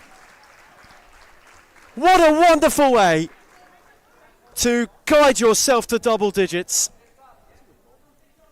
Brilliant from Araha, hit with raw pace from Abdulatif, and Frascalzo was flying into finish. And now may have a problem. Oh dear. Season's Golden Boot winner Fitzroy will be hoping it is minor and it is precautionary rather than anything more serious. A serious move, though, to gain double digits on opening night. A scoreline which has been harsh on Heart. They've shown more than that.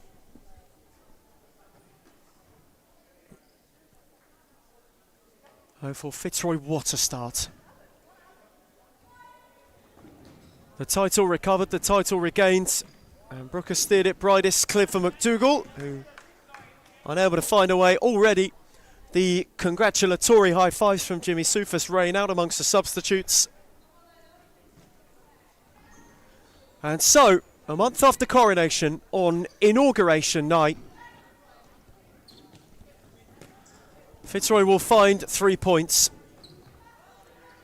10 goals to kickstart the campaign, where they go in pursuit of number 6. A piece of history in themselves. The hunt for back-to-back begins brilliantly for Carlton Hearts. An effort where they showed plenty of fight, plenty of battle, had a good patch at the start of the second half. There's plenty to build on for Reece Interici and co, though. Full time in the season opener. It's Fitzroy 10, Carlton Heart 2. So he's obviously been a big part of all of this, and he's been doing unbelievable. Big credit to everyone, to be honest. We're on the right track, I believe, and hopefully we just get better from here. It's all about the brotherhood. It's all about passion. It's all about, if my brother's falling down, what can I do to pick him up? Or how can I pick him up? It doesn't matter what you do at a club. If you're there long enough, it becomes like your property kind of thing. It feels like you have a piece. You want to stand up and protect it. So I'll always want to protect this club, no matter what. We focus on everything. We focus on all the aspects. And I think that's what a lot of clubs don't have. A lot of clubs hate on us because of that. And the fact that we bring passion to the sport, there's no limit. The sky's the limit. When you have teams like Fitzroy, who's been up there and played the nationals, or you have teams like Moreland who played national tournaments as well, if they can do it, why can't we?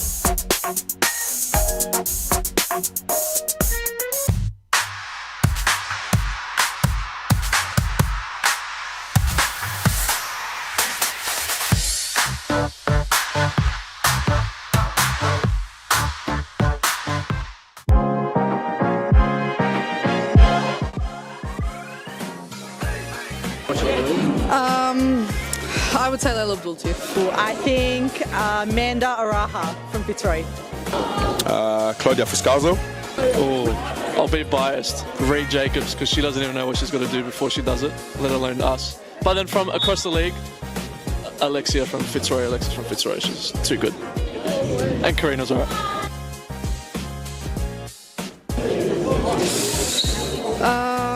Let me actually think. Fitzroy's white kit. Which team has the best kid in the league? Biased opinion, but also Fitzroy. That's easy, it's us. I'm sorry, it's us. Not a question, Melbourne AKU. Liz Air. I think that one will have to be Layla Abdul-Latif. She would definitely win every time. Ooh. Layla Abdul-Latif. Baller. If I was a girl, probably not Layla.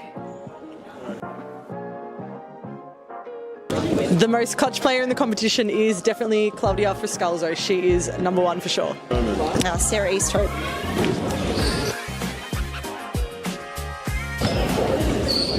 I'm going to say Amanda Roja. I think this player gets underrated a lot, but Rebecca Davis.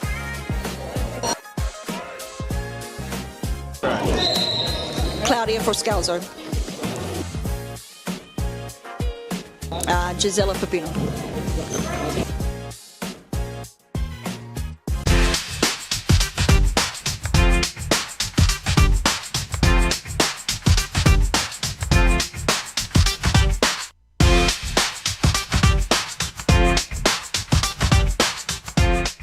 Why do people hate Hume, and why do they hate where we're going to and heading to? I can truly say it's jealousy. You can see he's pretty professional now. Even for me, from an outsider's perspective, I can see the development of the club, and it's just a different level. I said, look, I want to take Hume into a different direction of expanding our connections, and that's when we started thinking abroad and thinking about, okay, what's Hume's future looking like? Are we going to sit the same, or are we going to grow? A part of any journey is learning, right? So Adam's learnt a lot, you can see. Made a lot of mistakes in the past. It was a rebuild. I took players from Championship. I took players from outdoor. Anything just to stay into the league. Obviously not to let the Hume badge fall. We took it into a different direction, which was the wrong direction. And you can see how we can transform a team within a very short period of time. It's only been, 6-7 months? And we're like a really well-oiled engine now. Going for top three, sitting top three at the moment, where everyone doubted us, coming from relegation, bringing in one of the best coaches in Australia for futsal, bringing in players that are young but can shine. I think that's the best step that we've taken, pretty much. Nando came in and brought different kind of energy. Obviously, I came back from injury pretty much the same week as Nando signed with us, so it was kind of like a coincidence. You can see the progress and what we've been doing for that long, like how much we've improved as a club. Even when they're undermanned, even when the odds are against them, like we're fighting this season. That's the beauty. Previously, when I came, I didn't know. I didn't have a feeling if we're going to come back or not. But now I always feel like we're in it. When you're winning games, right, it brings a different energy. When you're winning week in, week out, or you drop points here and there, but like you're winning 80% of your games or something. You're on a high. I think it makes a really big difference to Adam. He's been unbelievable as a president, as he goes obviously last year. So he's obviously been a big part of all of this, and he's been doing unbelievable. Big credit to everyone, to be honest. We're on the right track, I believe, and hopefully we just get better from here. It's all about the brotherhood. It's all about passion. It's all about, if my brother's falling down, what can I do to pick him up? Or how can I pick him up? It doesn't matter what you do at a club. If you're there long enough, it becomes like your property kind of. It feels like you have a piece. You want to stand up and protect it. So I'll always want to protect this club, no matter what. We focus on everything. We focus on all the aspects. And I think that's what a lot of clubs don't have. A lot of clubs hate on us because of that. And the fact that we bring passion to the sport, there's no limit. The sky's the limit. When you have teams like Fitzroy, who's been up there and played the nationals, or you have teams like Moreland who played national tournaments as well, if they can do it, why can't we?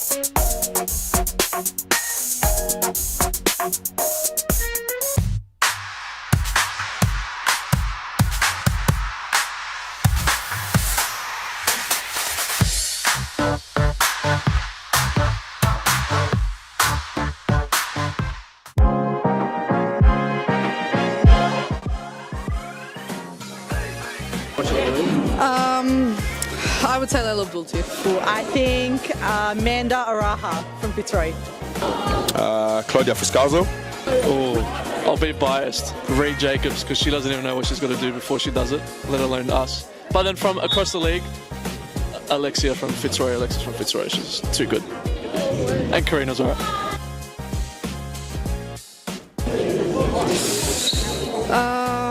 Let me actually think.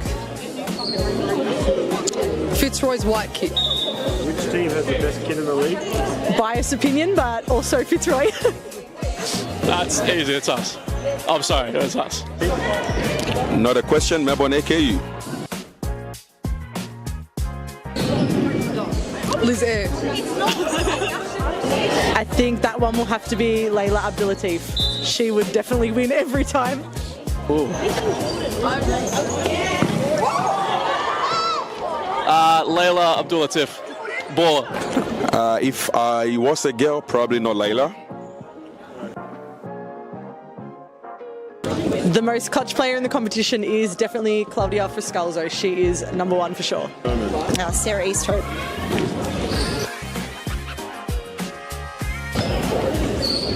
I'm going to say Amanda Roja. I think this player gets underrated a lot, but Rebecca Davis.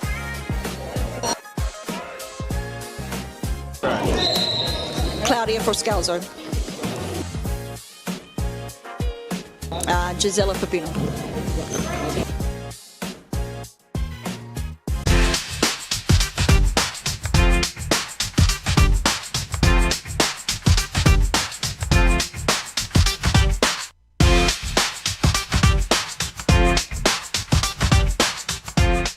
Why do people hate whom, and why do they hate where we're going to and heading to?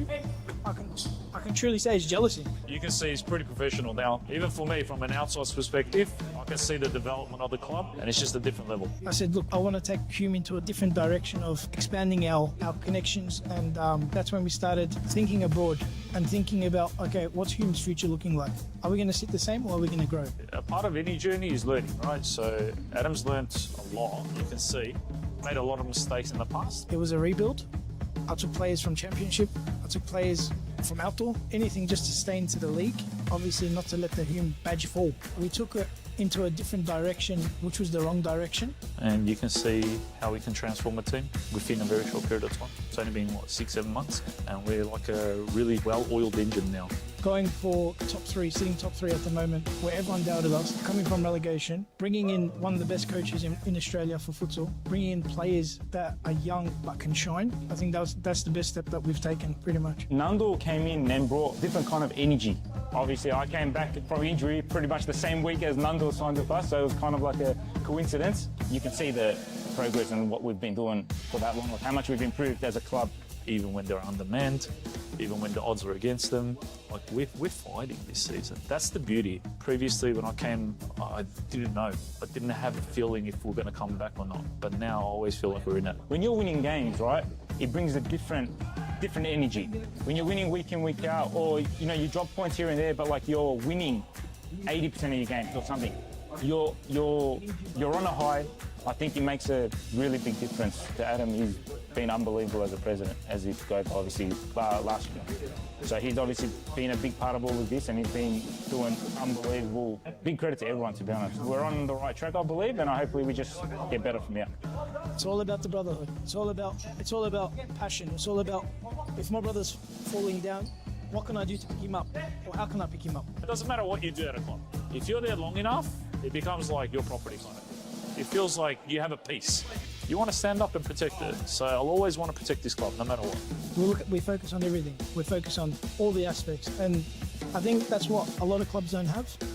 A lot of clubs hate on us because of that. And the fact that we bring passion to the sport, there's no limit. The sky's the limit. When you have teams like Fitzroy, who's been up there and played the nationals, or you have teams like Moreland who played national tournaments as well, if they can do it, why can't we?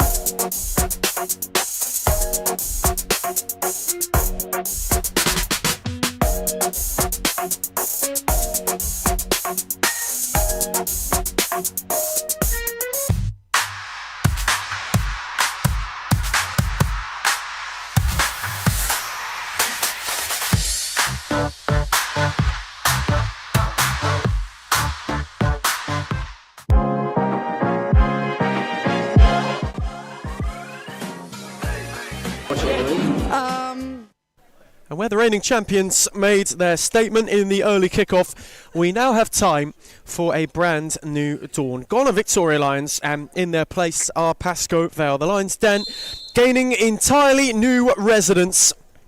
They enter an unknown quantity, and well, maybe that's meant to be the way that it was all set up. Masters of the element of surprise. You've seen that through many a signing over their time in Series Futsal. Gnomes Langham is at the helm to guide the Pride to wherever they may look to set themselves and to finish this season. It's been a long, long time since we have seen Pascoe Vale in the Series Futsal Women's competition. A long time in the making. There was a lot of talk about whether or not towards the end of the first half of the season that would well and truly come back into fruition, but in total, their first series women's game after 8 seasons. It is good to have them back. Such a storied and esteemed club. And they take on a 1-0 side who, their first half of the year was a tale, unfortunately for Costa Frutas & Co., of lost momentum that they will be wanting to regain close to the year's closing out. They will hope that this season follows a similar story to that of one 12 months ago, where after a rather torrid, a rather rough first half of the year, they managed to do their best work and pick up some silverware. And Sophie McCaffrey is on the charge early and is denied by Paige Daly, who concedes Pascoe Vale a corner. McCaffrey's take 1-0 have started brightly. Set for now 2, who caught it cleanly, though did not catch it with curl.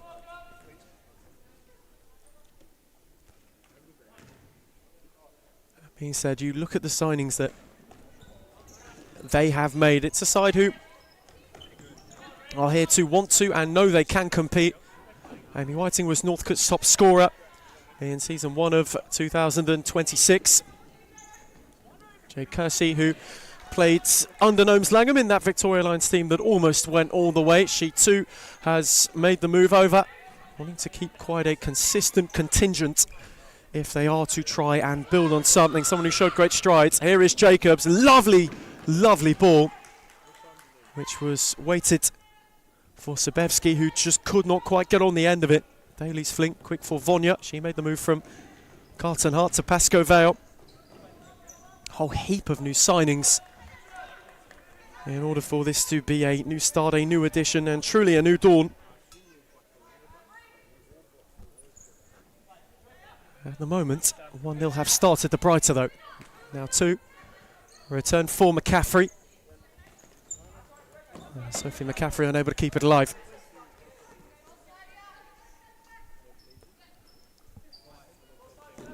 They themselves have had a rather turbulent off-season though. Good read by Sabevsky, who steered it through for Jacobs on the drive. Thumped, and 1-0 have the lead on the break. They're the ones to hit first, and the new dawn begins on a cloudy morning. Drilled by Jacobs, regular source of goals through this 1-0 side. As McCaffrey was bundled into rather robustly and wins a free kick. Pascoe Vale on the back foot in incredibly early fashion.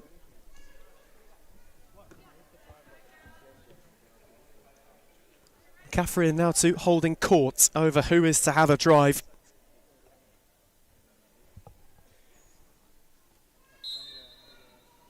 It will be Sophie McCaffrey, palmed over by Daly for a corner.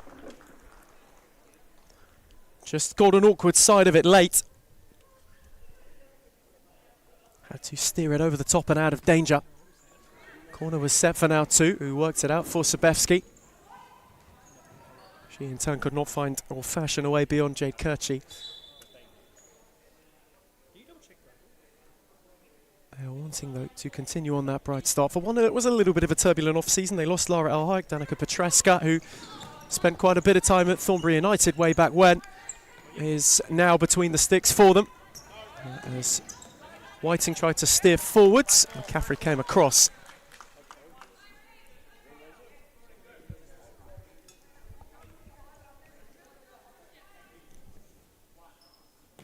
Pascoe Vale conjures something. Svetkopoulos, who is one of those departures from 1-0. She made the move directly to Pascoe Vale, wanting to join the project that Gnomes Langham is setting up with the Lions. Good read by McCaffrey, who is going at Vonya again, and it's denied by Daly not once but twice. That's a tidy double save. Daly had to get down low, had to be watchful. Another 1-0 corner, now 2. Sabevsky, lovely ball for Jacobs, who lashes in. She is at the double, and 1-0 are eyeing the perfect start to the campaign. Delightful drive to open, and for Rhiannon Jacobs, who has proven beyond handy in front of goal for many a time, has been one that's consistently relied upon for Costa Frutas and Co. Already is proving a double difference maker. And it's off the end of a really good 1-0 patch at the start of this game. That's a good read from Whiting, who had 2 options further forward, one of whom was Svetkopoulos. She kept it alive, only for Sabevsky. That's really neat with now 2 to just evade the press. Corina now 2. Again, wanted patience. Got it back from McCaffrey. Out the other way was Sabevsky. Couldn't steer for Jacobs.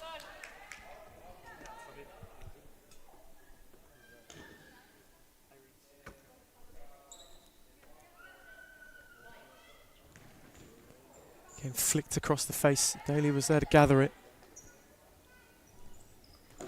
Vonya, Pascovel looking still to settle in their time. There was quite a lot made of what this squad, what this side could look like.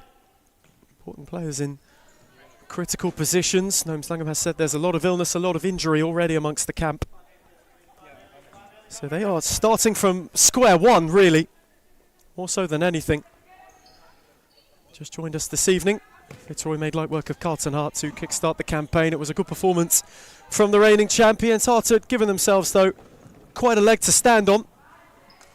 It's a performance for them of, although ultimate defeat, a bit of defiance too. Moment Pascoe Vale searching for a way to halve the deficit in this game. Kersey's take, got it back from Vonya. And who tiptoed terrifically and lashed it into the side netting. Via the outside of the post.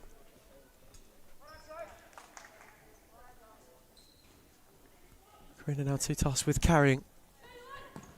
Sadie Smith, no way through Vonya.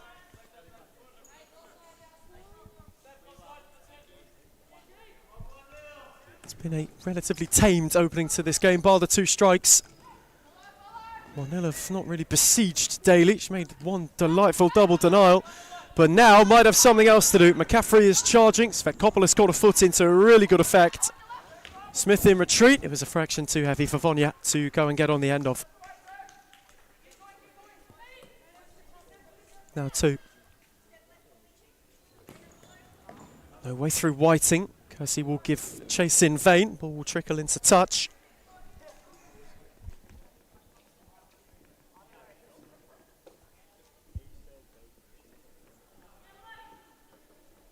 Very controlled 1-0 start. They've been by far the dominant side up until here. Had the Lions' share of possession against the Lions and have carved out many an opportunity. McCaffrey, Smith. Getting good foot in from Svetkopoulos.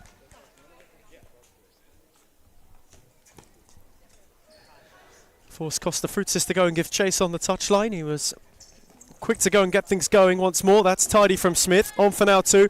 Gorgeous move from McCaffrey, and now Sabevsky, who had Whiting to go at. Vonya got a foot in at the crucial time. Smith then went and won it back, and it just dipped a touch awkwardly for Daly, who readjusted well. Right in the nick of time.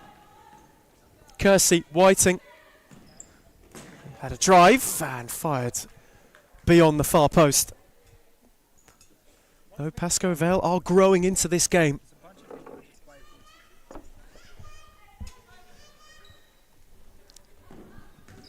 Svetkopoulos came across the challenge.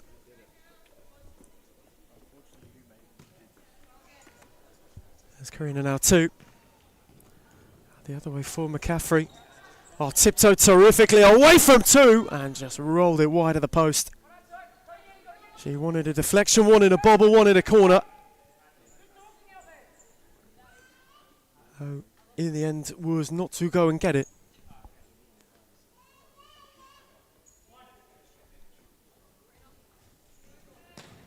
Good take by Whiting. Set back for Vonya. Magro. One of those who broke through at Aku, made the move to Pascoe Vale again to join in with this project. It's a side that have placed a lot of faith in youth. Noam Slangham is known for building squads, building players, and over a course of time building a side as Whiting had her effort blocked. Sabevsky simply could only see it out of play.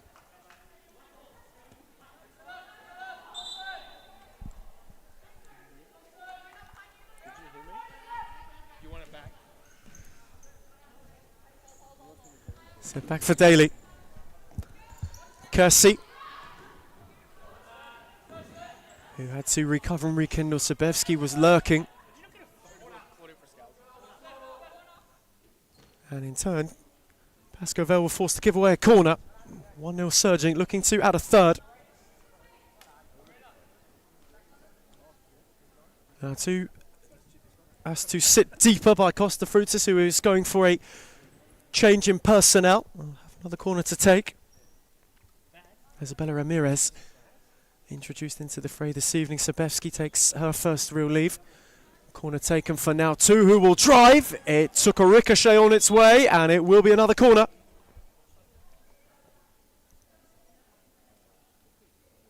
They are just starting to ramp the pressure up.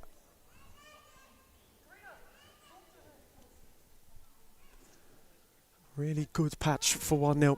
You think about a side who started this year with a lot of uncertainty, as now 2 came flashing through and McCaffrey just couldn't apply a flick. Was a really well-worked move. And all it needed was the finishing flourish.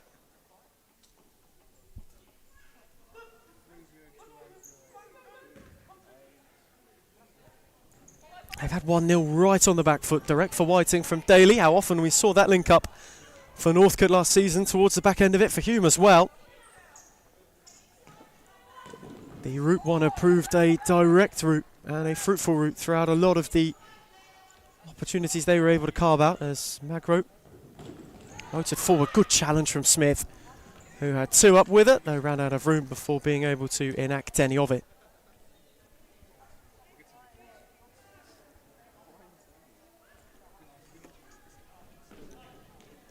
That being said, at the moment, there is a lot to love about 1-0, where Costa Frutas might have looked on last season as one of lost momentum.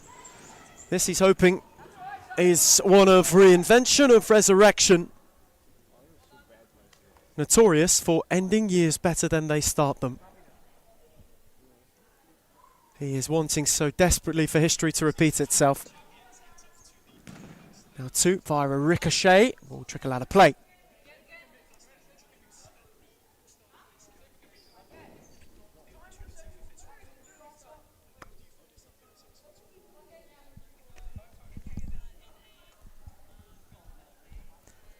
Ramping up the pressure,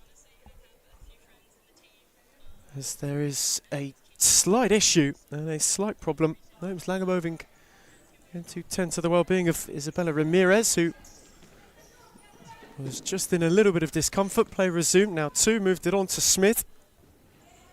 McCaffrey, lovely turn, and a good block from Kersey. Sophie McCaffrey has started sensationally this evening. Someone who missed a good portion of last season through injury. Someone who they will be beyond delighted to have back. One of the bright sparks of the last 18 months out of 1-0. Someone who has made a real name for herself as one of Series Futsal's brightest young talents.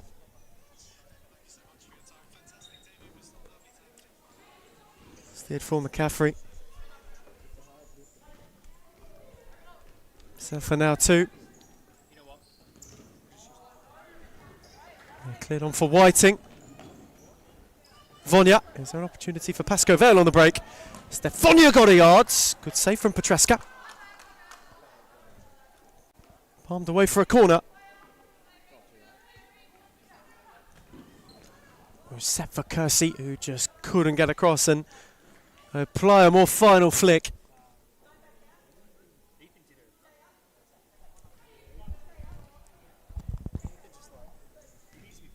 Smith's take, McCaffrey unable to keep it alive. This is a game which has been quite stop-start, in truth, in and of its first half, up until now. Vonia. Again, measured it for Kersey, who was bundled into, and won a free kick.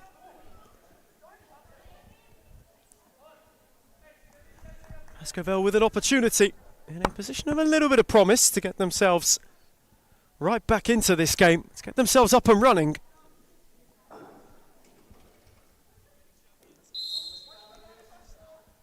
It is Stephania's free kick, drilled into the wall. Kersey on the follow-in, was challenged by Smith. Magro came to go and win it. Sadie Smith did superbly. Now McCaffrey, who couldn't saunter beyond. Magro's effort was one where Petreska was undeterred. Steered well for Smith, who looked to twist and turn her way to find McCaffrey, couldn't do so. Ramirez was forced in retreat. Vonia was out of room before being able to do much with it.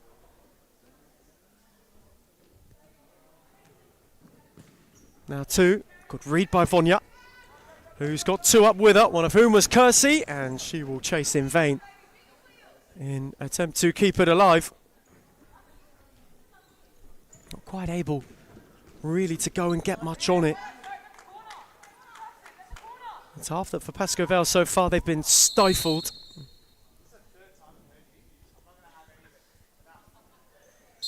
As Adrian Attard will dish out a yellow card. And that might be the first yellow card of the new season. Rhiannon Jacobs finds herself in the book. Adrian Attard was quick to issue it. Here's on our near side. Rodrigo Salas is on our far side. Maria Patrikas is on timekeeper duty this evening in this second edition.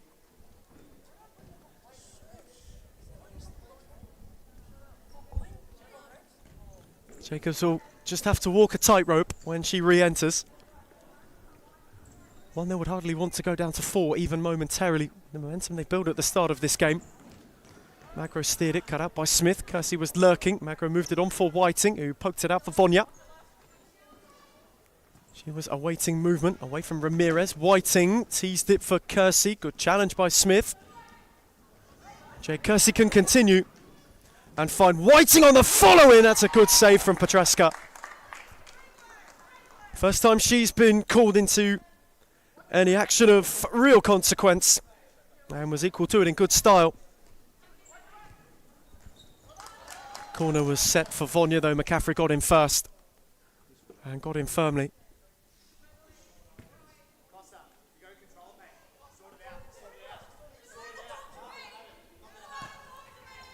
Steered on for Kersey. Vonya. Whiting poked it back for Vonya. Kersey tiptoeing away from Smith. Kept it closely. Now then. Kersey was impeded by now too. And it is only just outside the area. It is inches from a penalty.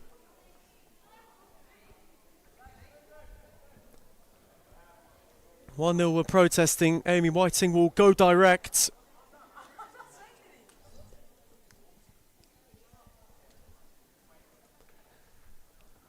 And so, Pascoe Vale's real second opportunity. Yes, in a position of promise. Amy Whiting! Off the underside of the bar and in! By a slither, they are back in the game. And Amy Whiting is Pascoe Vale's first scorer in the women's top flight after 8 seasons away. And Costa Frutis wants time out. They had been building slowly. Got themselves right back into the thick of it, nearing the halfway stage of this first half. It's Pascoe Vale 1, 1-0 2.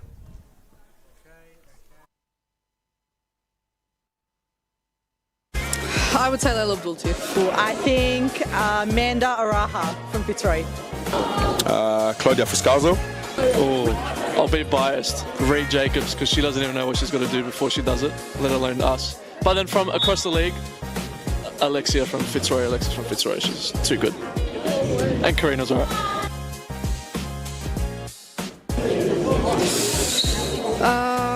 Let me actually think. Fitzroy's white kit. Which team has the best kid in the league? Biased opinion, but also Fitzroy. That's easy, it's us. I'm sorry, it's us. Not a question, Melbourne AKU. Liz Air. I think that one will have to be Layla Abdul-Latif. She would definitely win every time. Ooh. Layla Abdul-Latif. Baller. If I was a girl, probably not Layla. The most clutch player in the competition is definitely Claudia Friscalzo. She is number 1 for sure. Sarah Easthope.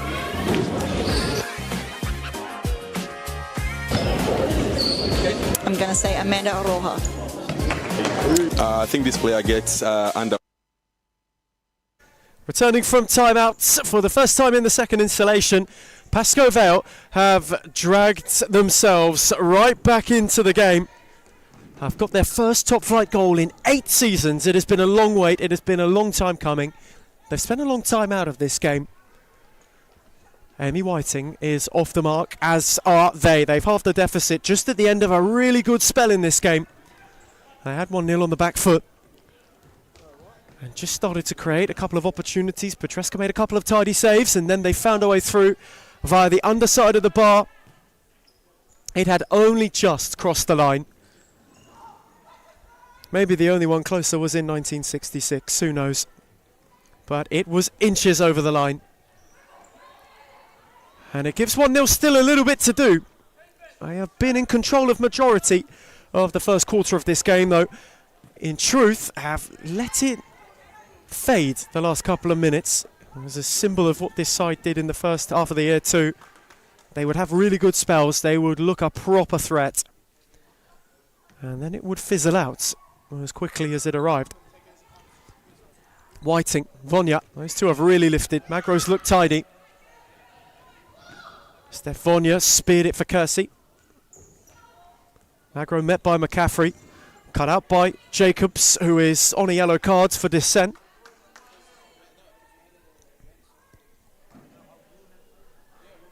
Already conversation on the touchline between Noms Langermaid and Chachi and their substitutes. Costa Frutas too is just maybe readying a change of his own.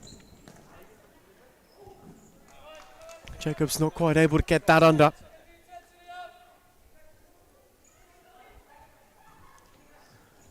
Magro. Whiting. Unable to steer it further around the corner, though was able to keep it. You have just felt the entire mood of this game flip in the last 5 minutes or so. There's Magro, no way beyond McCaffrey. Magro got the final and the faintest of flicks on its way. And there will be that change enacted by Costa Frutas. Hun will make her way on.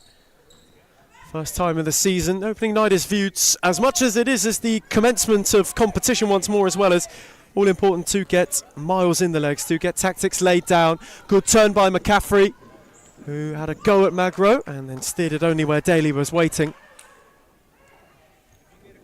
Amy Whiting once more. Cut out by Hun. Now 2. And Jacobs went with whip and scored wonderfully. That is the way to claim a first half hat-trick. Delightful. A Reed Jacobs rattler. And 1-0 have got their breathing room back in some style. It faded late, it faded fabulously. And it just whipped its way wondrously into the far corner. Jacobs has a hat-trick. 1-0 have got all the momentum back, which they lost.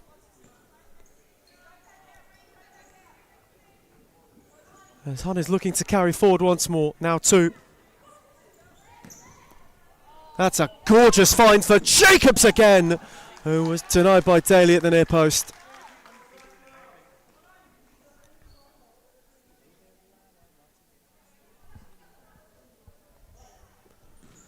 Corner set to the back post. Hun was all on her own. Now 2 was arriving. Vonya got a foot in just to slow her up momentarily. Karina now 2 rekindled. Set it back for China Hun.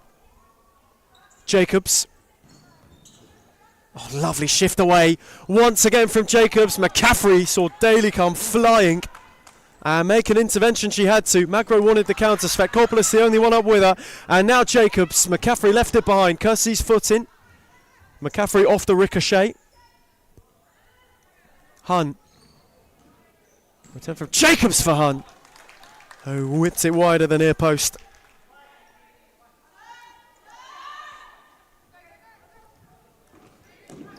Though that is the kind of surge they needed to respond with. Magro. Kersey, Svetkopoulos, that's tidy. Vonya's touch too heavy. Now 2. It will stay in play. Now Tua McCaffrey went across to close the door.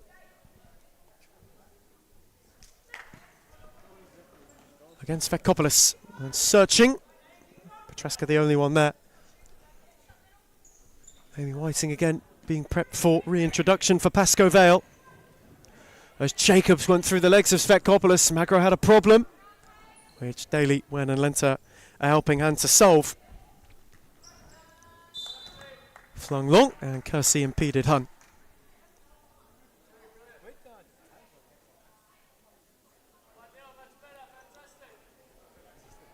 Would all be who returned from timeout the firmest and fieriest.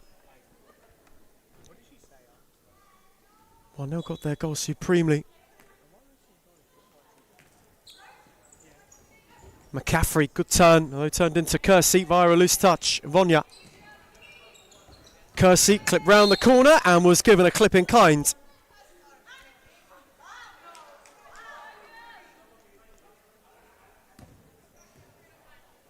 Jay Kersey just causing some menace. Another Pascoe Vale free kick. Vonya's take. Ricocheted off Jacobs for McCaffrey. Rhiannon Jacobs, really marshalled by Vonya, who continued to close the door and ended up fouling Jacobs. A first half now that has just become a little bit foul-laden. 1-0 with each one, just feeling the ice get a bit thinner beneath their feet. Hard to do on a night as cold as this. It is a brisk old Darebin Friday.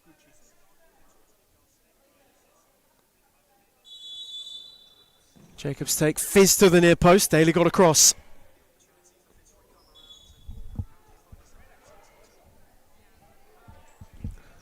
Corner taken by Jacobs. Now two will drive it. And Daly will dive across the gather. And do so quite well.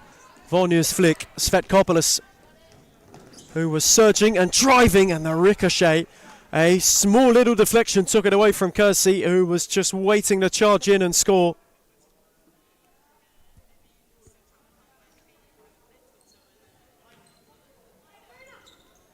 Now two. McCaffrey, lovely 1-2 with Hun. Sophie McCaffrey behind, and Daly's out to deny, and then to spill. Svetkopoulos there to mop up. Daly can't enact any touch, though has to. Her second touch in the move, and 1-0 have a look.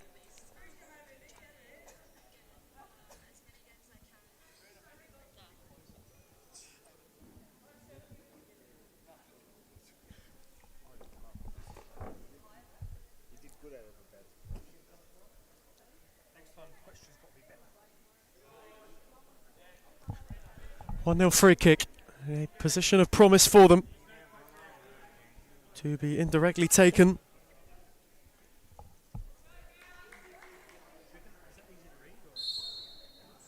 Now to set for McCaffrey, who will crash it into Kersey, who wore it flush. Now to McCaffrey. Got away from Kersey and sat her down. Stephen Jacobs, who just couldn't apply a finishing flick. Another gorgeous move. All it needed was the finishing touch, which again had proved elusive. 1-0 have been flying in this first half. Magro, Svetkopoulos. Good challenge from McCaffrey. Sophie McCaffrey is on the march herself, and Daly will get a firm gather.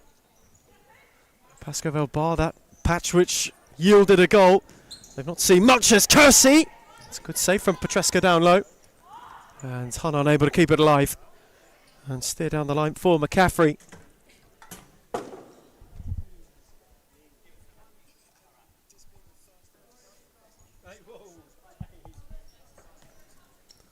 Svetkopoulos.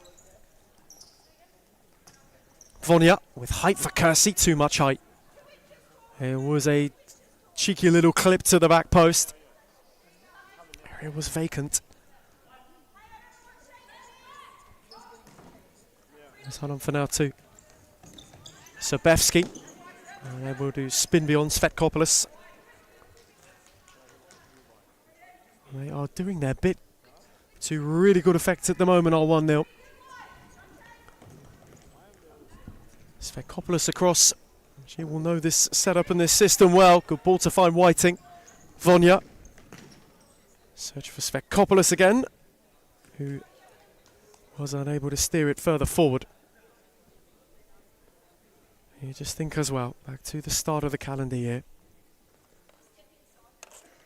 1-0 faced defeat from Victoria Lions. They rebounded with a win over Carlton Heart. They will be hoping to get off on a better foot, on the right foot, to kickstart this campaign, to kickstart the closing chapter of 2026. Whiting, Svekopoulos had it open up for her and forced a good save out of Petreska. Hit firmly, and palms were stung, a corner was given. Magro with whip, one which Petreska was less bothered by on this occasion. There's Hunt. Gave it away to Whiting, who will drive and is at a double of her own. And so they once again get themselves within one. Pascovel have picked their moments and have gone and got themselves right back into the thick of it on an opening night that was not necessarily descending ignominiously, but was not the start which they wanted. They are making a game of this. Jacobs in behind, denied by Daly. 5 to the break. Corner set for now 2. Whiting got in the way and she had to as well. Just to where the ricochet. Whiting came across. Karina Nautu was on the march. Amy Whiting was proving a menace. She's chasing a hat-trick of her own. It's very rare. We've had both sides have a hat-trick scorer in a half. Does not happen often. It is truly a collector's item if and when it does occur, and we are close. There's Hunt. Sabevsky couldn't quite keep it in.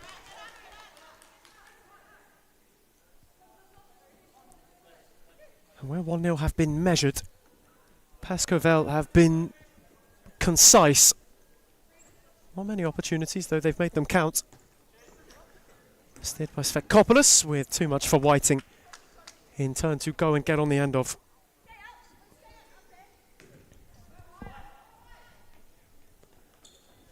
Petreska looked long. Jacobs ducked under it. Just wanted to force Magro's hand, which he was not able to. Vonya. Svekopoulos. Magro. Good foot in. Now 2, ricocheted off Svekopoulos. Hunt's turn to lay a challenge. Magro will drive, and Petreska will gather at the second time of asking after her palms were stung. It's a good challenge by Magro. 1-0 will be able to keep it. Is there to be yet another late twist to this first half script after it's turned into an arm wrestle as it's transpired.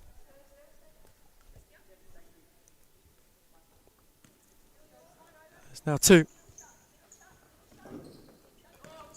Set out the other way for China Hun. Karina now 2, cut out by Whiting, who again can only find touch. Pascovel just making life difficult. Not only for 1-0 to get any sort of movement, but to get any space. Svekopoulos in on Jacobs, and she's got options up with her, one of whom was Whiting. Set back for Magro. And then given away. Jacobs driving. Ariana Jacobs and Sabevsky will miss. My word. She fluffed her lines from point blank range. The ball across was a beauty. It was well worked by Jacobs. All it needed was the finish, which could still just not yet be found. As Hun was unable to keep it alive.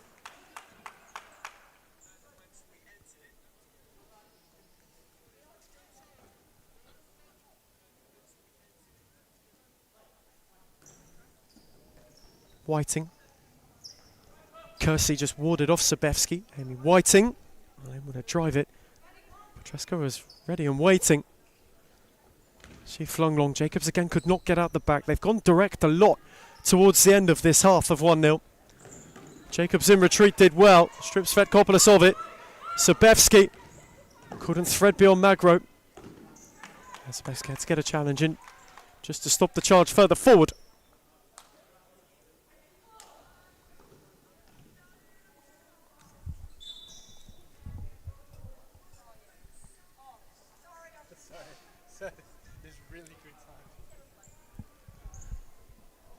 It's 1-0. Looking to close this half out to see if they can add yet another.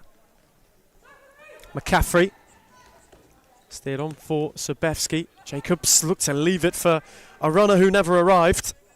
Was waiting for one more just to make a dart.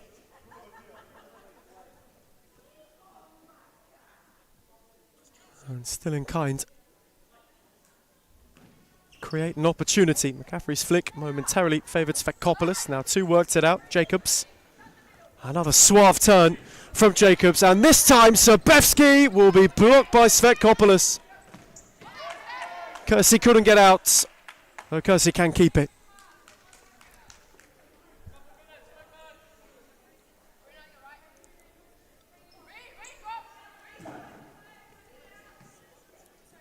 Svetkopoulos unable to steer it further forward. Whiting got a foot in, away by now 2. Svetkopoulos, Whiting, that's really nicely done just to keep it alive. Kersey, calm, and Svetkopoulos gave her the space and then got away from Sobevsky. Had Magro further forward, now 2 intervened. Whiting met it on the volley and was not able to apply a finishing hat-trick flourish. Again, long for Jacobs, who has been focal, the focal point of their first half till now.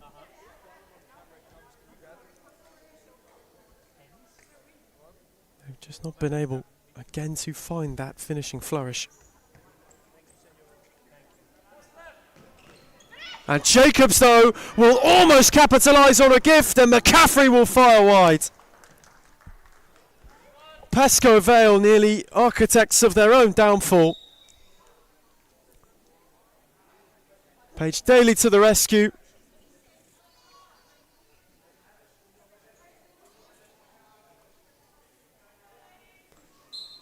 Almost a moment of madness on the stroke of half-time.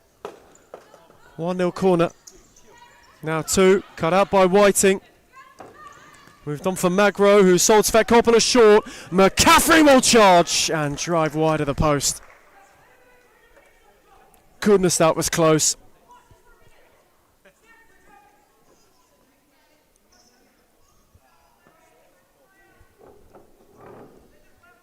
There is some deliberation over when things can get restarted. Gnomes Langham is the one who saunters over to ensure that Paige Daly can set things in motion once again. There's Whiting, unable to get it under. Battle with McCaffrey, and belatedly there was a whistle.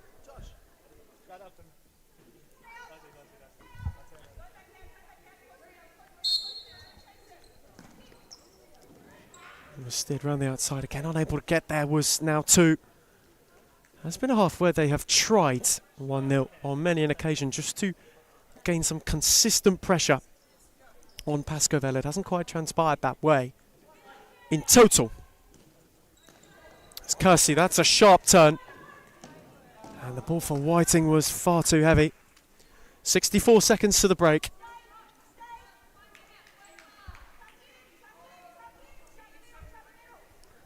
And so far for 1-0, they hold an advantage, slender though it may be. However, there is always time to enact further damage. Now 2 unable to get further forward.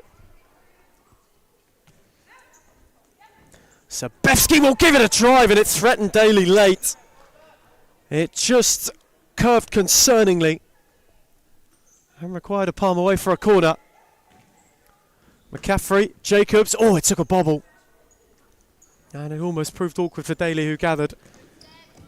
Svetkopoulos, nowhere beyond Sobevsky. Into the final minute of the first half. Karina now 2. Can 1-0 conjure one last late look? Jacobs, McCaffrey, that's a suave return for Jacobs, who forced a tidy stop out of Daly.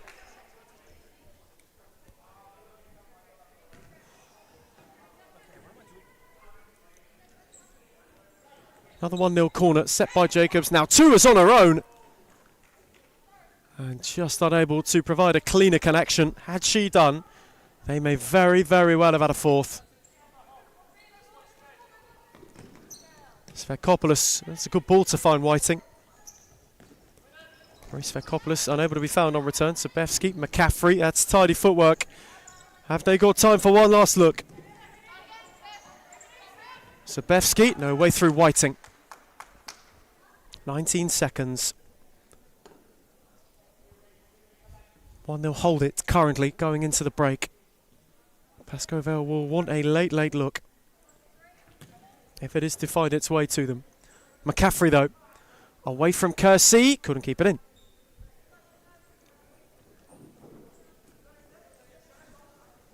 So maybe one final parity chasing flourish. Daly direct, Whitinger dropped off, Sabevsky's flick. Petretska will watch calmly, and so Rhiannon Jacobs' hat-trick currently cancels out Amy Whiting's double in a 5-goal laden first half. If it stays this way, 1-0 are off to the perfect start to the campaign. It's Pascoe-Vale 2, 1-0 3. Rated a lot about Rebecca Davis.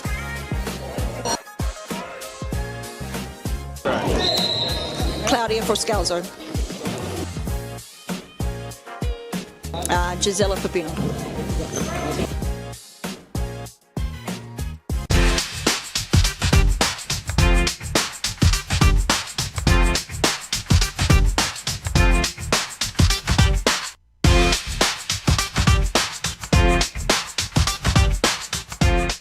Why do people hate Hume, and why do they hate where we're going to and heading to?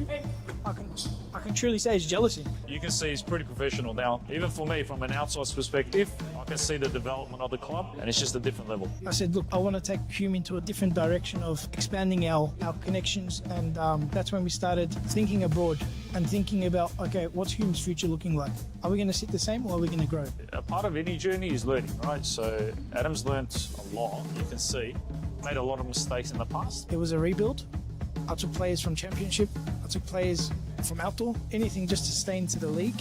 Obviously not to let the Hume badge fall. We took it into a different direction, which was the wrong direction. And you can see how we can transform a team within a very short period of time. It's only been, 6-7 months? And we're like a really well-oiled engine now. Going for top 3, sitting top 3 at the moment, where everyone doubted us, coming from relegation, bringing in one of the best coaches in Australia for futsal, bringing in players that are young but can shine. I think that's the best step that we've taken, pretty much. Nandul came in and brought different kind of energy. Obviously, I came back from injury pretty much the same week as Nandul signed with us, so it was kind of like a coincidence. You can see the progress and what we've been doing for that long, like how much we've improved as a club. Even when they're undermanned, even when the odds are against them, like we're fighting this season. That's the beauty. Previously, when I came, I didn't know. I didn't have a feeling if we're going to come back or not. But now I always feel like we're in it. When you're winning games, right, it brings a different energy. When you're winning week in, week out, or you drop points here and there, but like you're winning 80% of your games or something, you're on a high. I think it makes a really big difference to Adam. He's been unbelievable as a president, as he goes obviously last year. So he's obviously been a big part of all of this, and he's been doing unbelievable. Big credit to everyone, to be honest. We're on the right track, I believe, and hopefully we just get better from here. It's all about the brotherhood. It's all about passion. It's all about, if my brother's falling down, what can I do to pick him up? Or how can I pick him up? It doesn't matter what you do at a club. If you're there long enough, it becomes like your property kind of. It feels like you have a piece. You want to stand up and protect it. So I'll always want to protect this club, no matter what. We focus on everything. We focus on all the aspects. And I think that's what a lot of clubs don't have. A lot of clubs hate on us because of that. And the fact that we bring passion to the sport, there's no limit. The sky's the limit. When you have teams like Fitzroy, who's been up there and played the nationals, or you have teams like Moreland who played national tournaments as well, if they can do it, why can't we?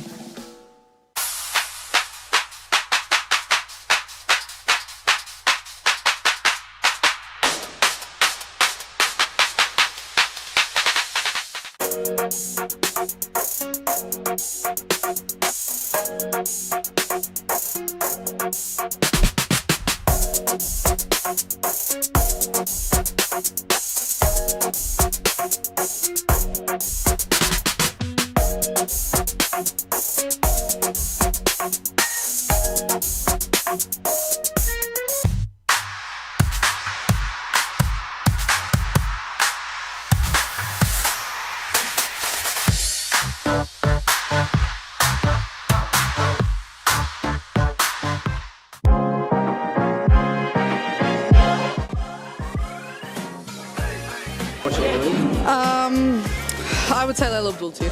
I think Amanda Araha from Fitzroy. Claudia Fuscalzo. Oh, I'll be biased. Reed Jacobs, because she doesn't even know what she's going to do before she does it, let alone us. But then from across the league, Alexis from Fitzroy. She's too good. And Karina's alright.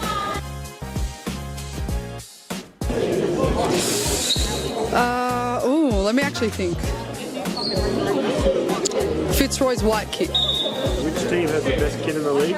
Biased opinion, but also Fitzroy. That's easy, it's us. I'm sorry, it's us. Not a question, Melbourne AKU. Liz Air. I think that one will have to be Layla Abdulatif. She would definitely win every time.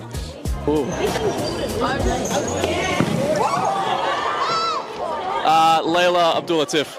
Baller. If I was a girl, probably not Layla. The most clutch player in the competition is definitely Claudia Friscalzo. She is number one for sure. Sarah Easthope.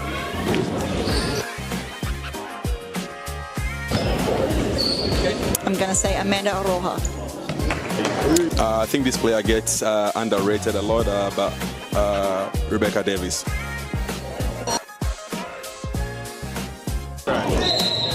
Claudia Friscalzo.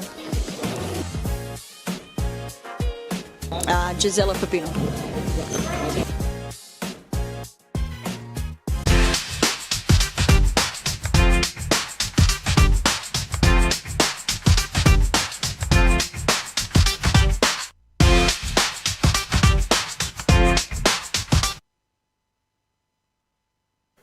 Returning from the break here in Darebin. And so far for Pascoe Vale, they are right in this game. They have shown a lot of battle, a lot of grit, a lot of guile. Though Karina now too is in behind in seconds and has clipped it over the bar. Nearly the dream start for Costa Frutis for this second half and for 1-0. Last time you saw a goal that quick from kickoff, you've got to go back to the Estadio Azteca a few weeks ago.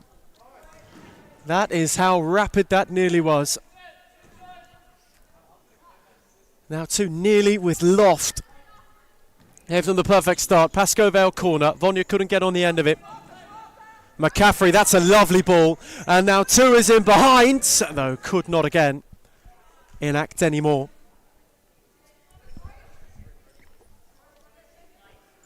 If the first half is anything to go off, it will continue to be an arm wrestle this second set of 20.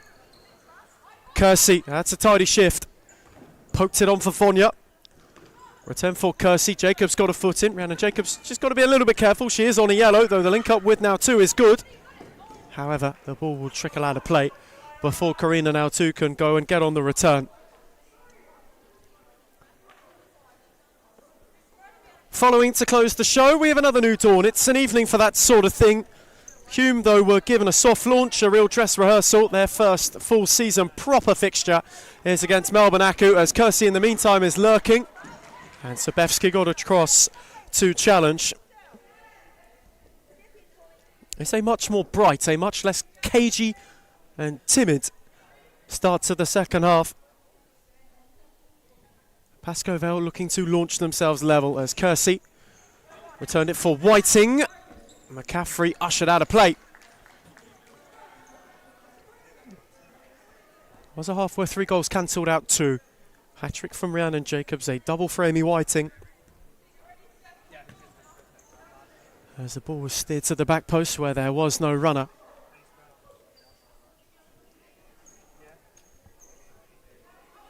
They've just had to pick their moments. thus far in this game. As Jacobs, good drive again. Couldn't clip beyond Svetkopoulos. And Jacobs was relentless in her pursuits and forced a good save out of Daly. That is the kind of explosiveness which they have wanted out of Jacobs right at the start of this half, but if it is a sign of things to come for the season, she could be on for something good. This is lovely though from Sobevsky, who steered it where Daly had to intervene. Because he cleared no further than Jacobs. Now McCaffrey tried to ward off Whiting. Jacobs, Sobevsky, that's a good recovery. She had to hug the touchline, split the two for now two. Vonya got a foot in, Whiting let it run. Svetkopoulos was starved of options as a result and was bustling with Jacobs. Rhiannon Jacobs will again only find the palms of Daly, who will be there to gather, though they've had plentiful opportunity to go and get a bit of a buffer back right at the start of this second half. Good clearance by McCaffrey. Vonya mopped it up behind Whiting. Sobevsky. Karina now two. Jacobs beyond her. It is Rhiannon Jacobs who has a vacant net to find the fourth. At the second try, she's got a quartet for herself. It was relentless. And in the end for Jacobs, it was jovial and joyous. Steered in at the second try. 1-0 have got a buffer. They have got some breathing room back.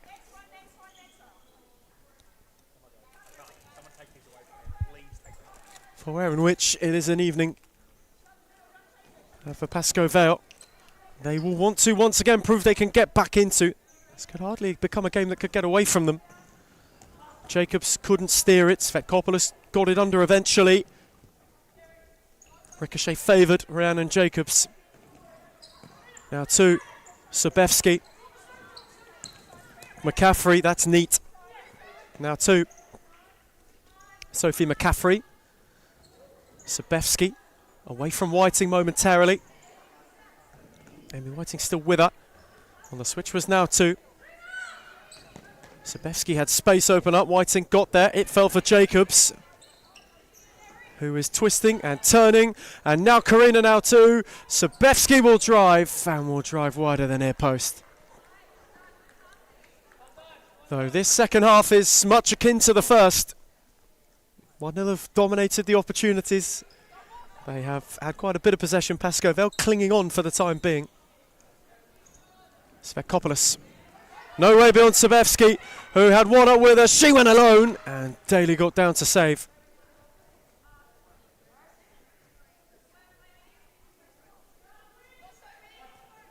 One-0 corner. Sobevsky's take now to Patient.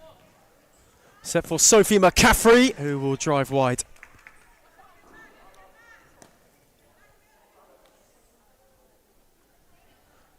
Question for Pascoe Vale now is how deep can they dig?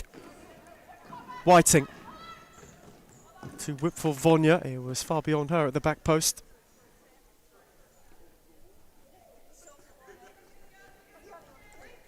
Gnomes Langermaid and Chachi still in quite an uplifting mood on the touchline as Jacobs is tiptoeing away through all of them. Daly got a good challenge in the end.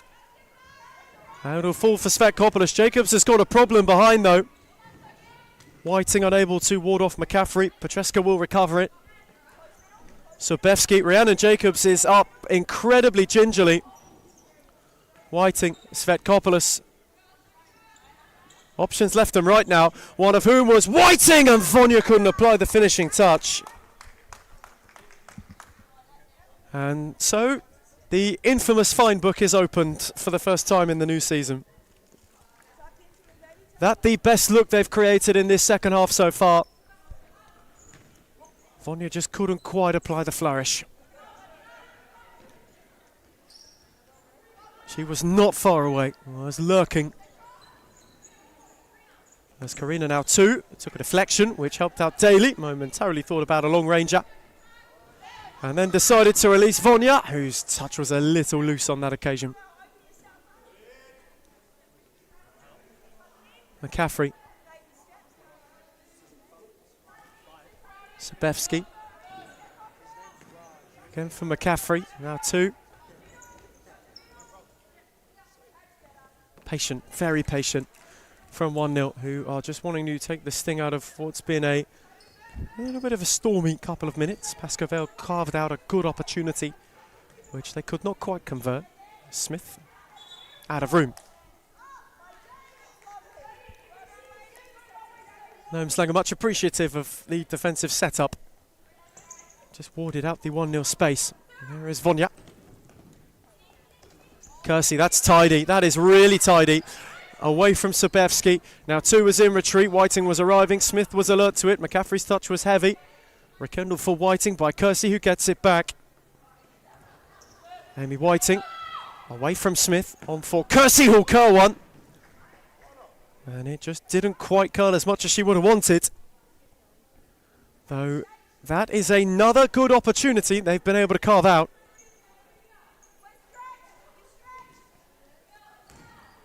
It's flung long for Smith, who poked on.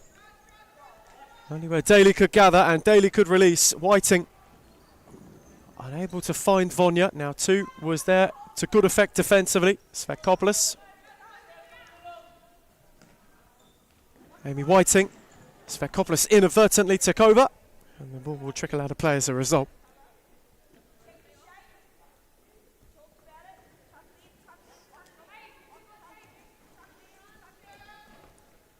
McCaffrey allowed to charge. Moved on for now 2. Vonya was well and truly in retreat as Karina now 2 got to work. Twisting and turning, had Ramirez round the outside, went for McCaffrey instead. Good challenge from Vonya. Went to steer it for Whiting. McCaffrey took over and will drive the effort wide.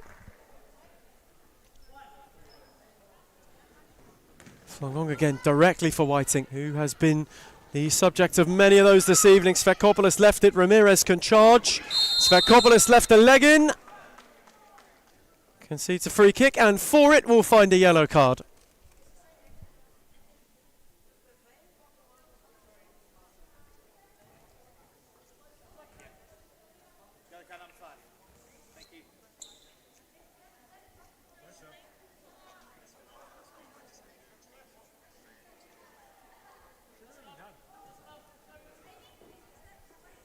Herself in the book. Opportunity from a position where Karina now too would consider herself within range. Set instead for McCaffrey, who clipped over. And just not able to clip cleanly enough. Vonya. Van Whiting, tidy 1-2 for Vonya in behind. Denied by Petrescu at the near post. Who got down and wore it firmly. Now 2 was tidy. Vonya was hustling her to retreat more than anything. Set on for McCaffrey. Kersey came through. And just for a moment, gave some of us in the commentary box a bit of a fright too. McCaffrey. On for Smith. That made contact uninterrupted. But very well could have worn one. Instead here is Ramirez. Set it back for McCaffrey. Smith, patient again from 1-0, who are just looking to dictate and dominate. Ramirez. McCaffrey. Pascoe just being shuffled. Good take from Smith, good footwork too. Svekopoulos across to ensure it went no further.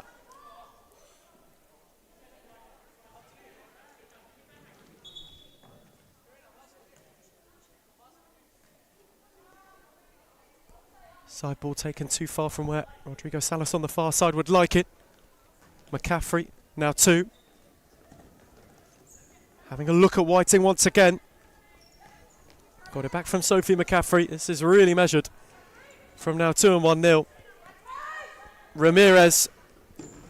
Touch a little loose. Svekopoulos came across.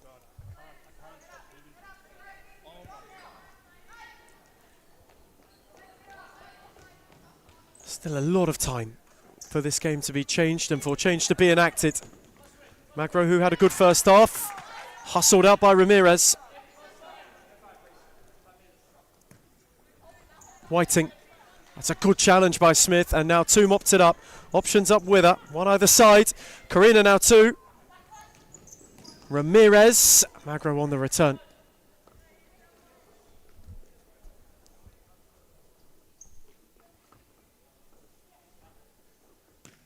They are just heaping on the pressure.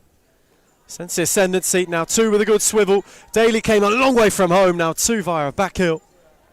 Wanted to in turn catch her out. Petresca was there to gather. Was flung long. Now two look to take it. Kersey took over, good challenge. Now Ramirez, who will have a drive. And was not quite able to catch it cleanly. Whiting in turn also without much being able to get on the end or further forward. Karina now too. Whiting. Kersey. Good take.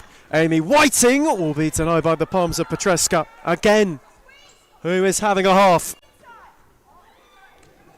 McCaffrey almost sold short by Ramirez. And look to charge away from Kersey, and Sophie McCaffrey's drive. Daly will dive at the feet of now two, who was waiting to turn it in and smother the opportunity, as Vonia could not keep it in. Ticking towards the halfway stage of the second half. 10.5 to the close of the second edition for the evening. At the moment, 1-0 hold it. They are going for a league win on opening night for the first time this calendar year. The second and final time of asking. McCaffrey. Now two. Sophie McCaffrey. Again, looking further forward now to the only option. Who presented? Slowed almost to stationary. In the end, McCaffrey took over. Now two. Went with height for McCaffrey. Intervened, did Whiting. Now two won it back. Kersey clips it. The ricochet will benefit Vonia, who tried to work a yard. Ramirez in the way, though it will yield a corner.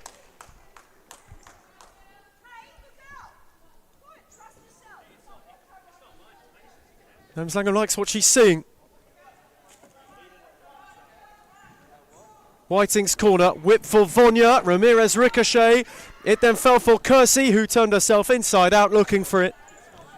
And just could not get on the end of it. Whiting, who was within range, and Petresca awkwardly got down. Another Pascobel corner. Whiting set. Magro drove it, and Kersey couldn't steer it in. Unable to quite find the finishing touch. Oh, they are getting closer and closer. Just maybe starting to think about, though, the element that is time. Curtain raiser for both of these two at the moment. 1-0 hold it. Side who were Falls Cup winners back end of 2025. Lost that momentum at the start of the year. Now looking to gain it back.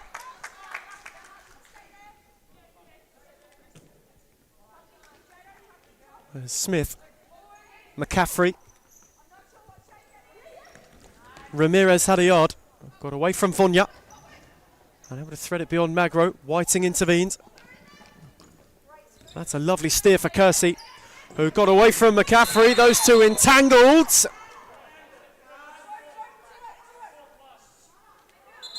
And McCaffrey wins a free kick, and for good measure as well, Jade Kersey will go in the book. That far too firm.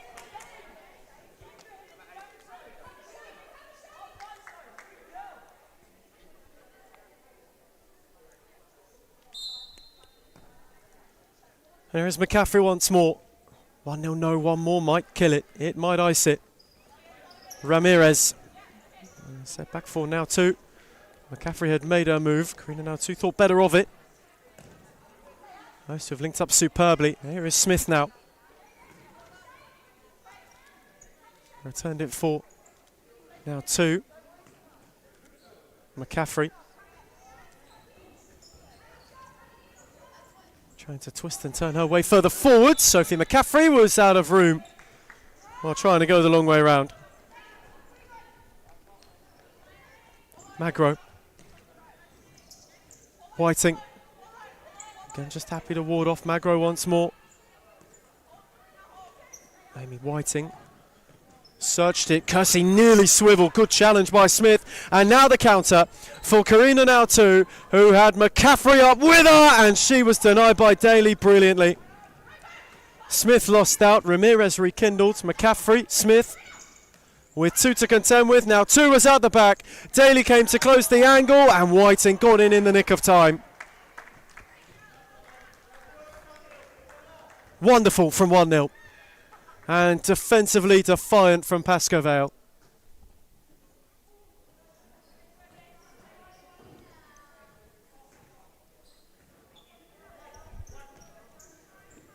McCaffrey from the corner will sting the palms of Daly, who got behind it to decent effect and will then go long, and really well long. Oh, good save, Petreska, to deny Kersey, whose flick was fabulous. Whiting from Vonya, didn't catch it cleanly. You just have to look ahead for both of these two teams. Tonight the curtain raiser. Both would have known an opportunity to get off to a good start. Pascoe Vale have Aku. There's now 2 bruises to post. That for the Lions is to come. Melbourne Aku, Hume, Hearts, and then Fitzroy. All 2 round out the end of August. 1-0 of Carlton Hart next week before a big test. Fitzroy, match day 3. Aku to close the month as well. So some interesting fixtures coming thick and fast for both teams. There's Kersey through the legs of McCaffrey, though couldn't find a way further. And Whiting got a foot in to stop Hunn's advance. 7 on the dot to the close. Hun. Again, no way through Whiting, who has had a good night and has found a good ball to find Vonya. Ramirez was in retreat, dropped off for Magro. Again for Vonya, given away to Hun, who has an opportunity to drive, and Daly with a safe pair of hands, and a good fling again, out for Kersey, and Petreska came flying and collected McCaffrey's collateral damage.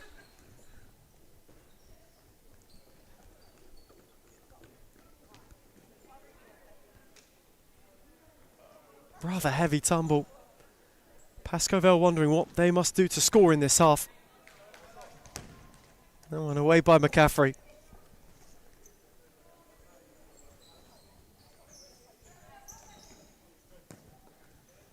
Whiting. Tried to steer it again with menace for Kersey, though couldn't quite.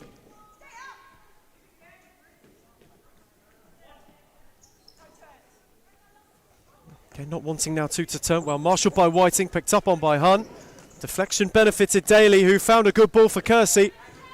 It was clearance turn chance, and again Jay Kersey far too eager to have a look at Sophie McCaffrey.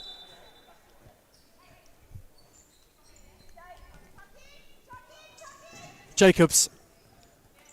Good read by Kersey, who just couldn't find a way further forward.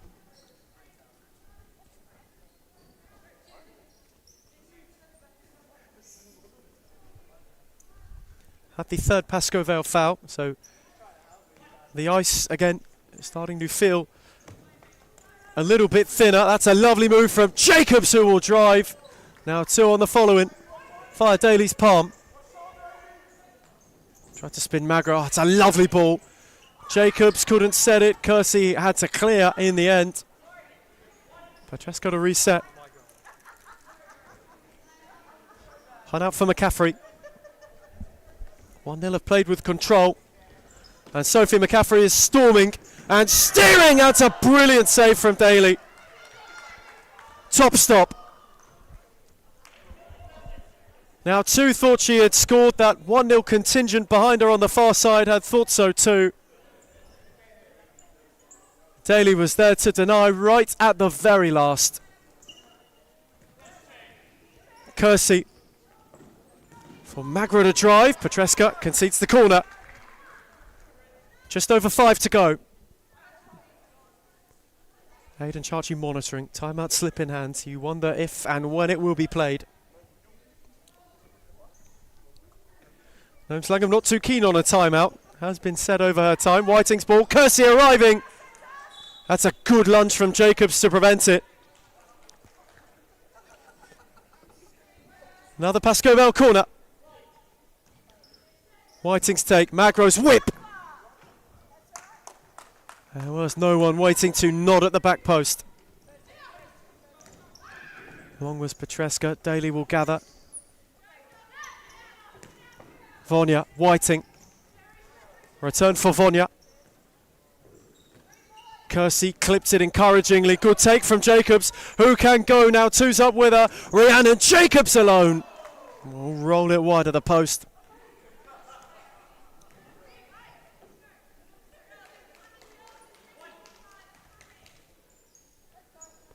And speared long by Daly. That's a good take from Kersey. Deftly touched on for Vonya. Whiting.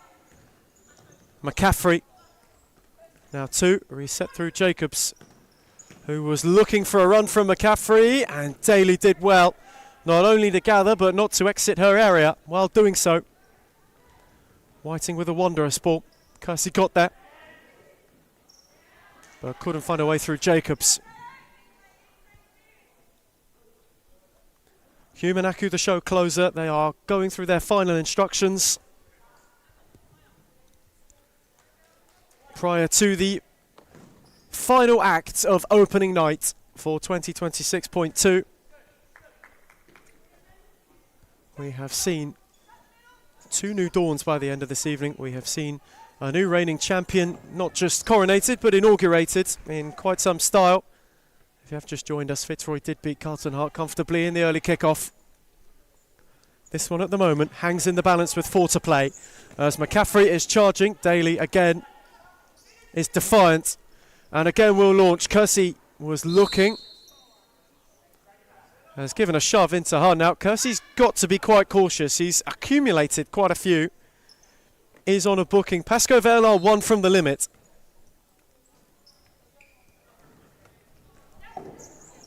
There's now 2.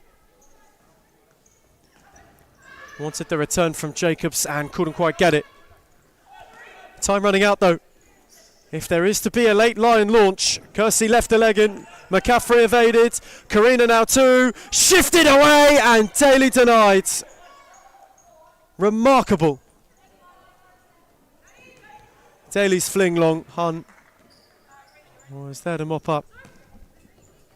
Svekopoulos getting ready. You get the feeling Kersey could be making way. Just with that accumulation. Jacobs. McCaffrey. Karina now 2. McCaffrey. And now Hun. Look to poke it through. Kersey cut it out. Options left and right. One of whom was Vonya. And arriving for her was Whiting. Vonya maybe couldn't get beyond McCaffrey. Kersey. Trying to twist and turn the angle for a shot. Magro. Whiting. Vonya, no way through McCaffrey. Whiting recovered, and the ricochet will fall for now 2, who will steer it for Rhiannon Jacobs, who will make it 5 on her own. 5 for 1-0's number 5. Her nights to open the season. And at the moment, she's stormed to the top of the Golden Boot race.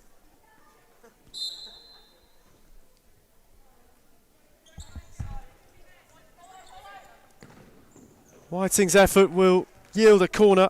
2.5 to the close. A Rhiannon Jacobs quintet is the difference.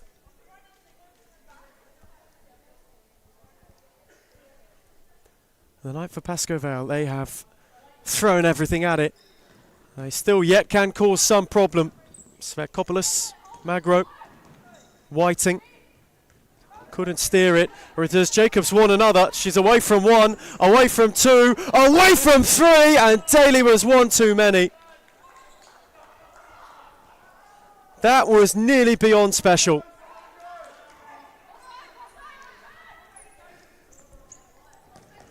Vonya, Whiting. Behind Svekopoulos. Pascavel conjure. Timeout, 1-0 instead. And so, Rhiannon Jacobs has 5, as do 1-0. Pascavel have only hit a couple in reply. As we get a timeout, it's Pascavel 2, 1-0 5.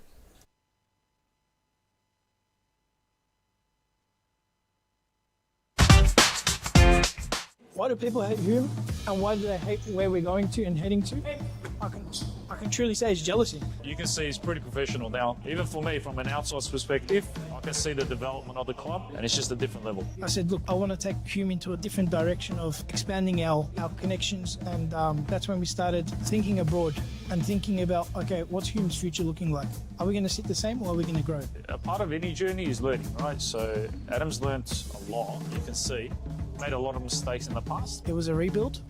I took players from Championship. I took players from outdoor. Anything just to stay into the league. Obviously not to let the Hume badge fall. We took it into a different direction, which was the wrong direction. And you can see how we can transform a team within a very short period of time. It's only been, 6-7 months? And we're like a really well-oiled engine now. Going for top 3, sitting top 3 at the moment, where everyone doubted us, coming from relegation, bringing in one of the best coaches in Australia for futsal, bringing in players that are young but can shine. I think that's the best step that we've taken, pretty much. Nandor came in and brought different kind of energy. Obviously, I came back from injury pretty much. Returning from timeout with a tick over 2 to go.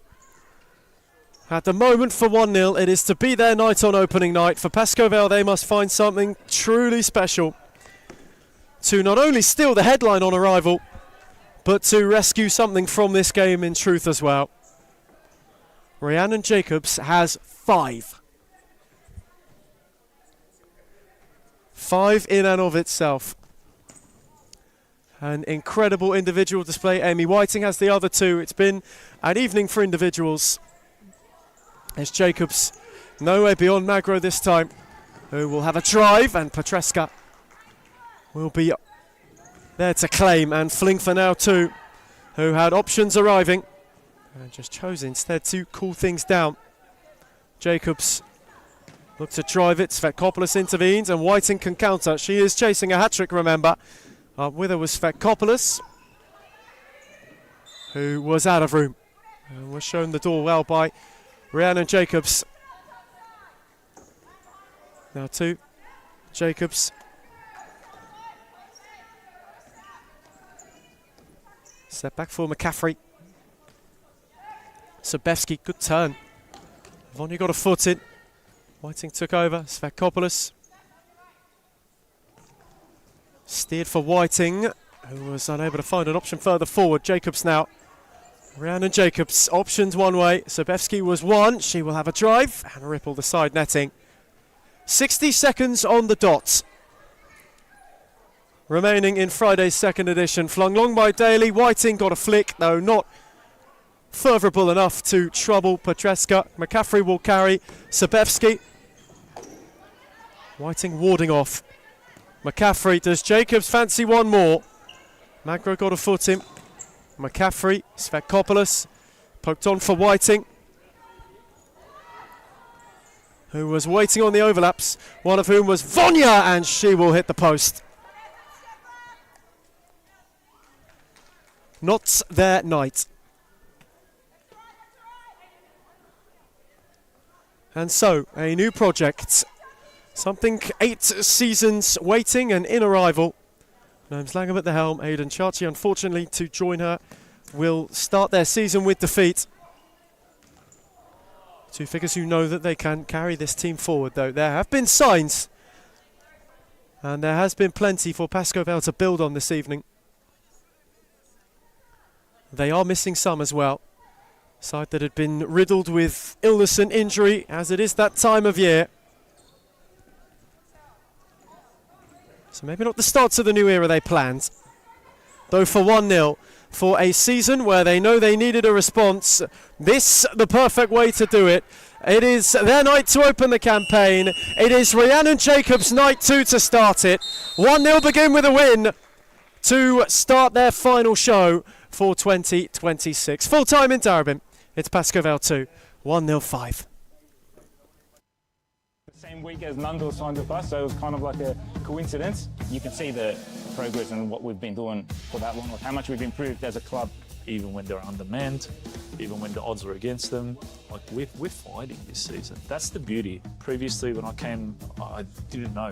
I didn't have a feeling if we're going to come back or not. But now I always feel like we're in it. When you're winning games, right, it brings a different energy. When you're winning week in, week out, or you drop points here and there, but like you're winning 80% of your games or something, you're on a high. I think it makes a really big difference to Adam. He's been unbelievable as a president, as he's go obviously last year. So he's obviously been a big part of all of this, and he's been doing unbelievable. Big credit to everyone, to be honest. We're on the right track, I believe, and hopefully we just get better from here. It's all about the brotherhood. It's all about passion. It's all about, if my brother's falling down, what can I do to pick him up? Or how can I pick him up? It doesn't matter what you do at a club. If you're there long enough, it becomes like your property kind of thing. It feels like you have a piece. You want to stand up and protect it. So I'll always want to protect this club, no matter what. We focus on everything. We focus on all the aspects. And I think that's what a lot of clubs don't have. A lot of clubs hate on us because of that. And the fact that we bring passion to the sport, there's no limit. The sky's the limit. When you have teams like Fitzroy, who's been up there and played the nationals, or you have teams like Moreland who played national tournaments as well, if they can do it, why can't we?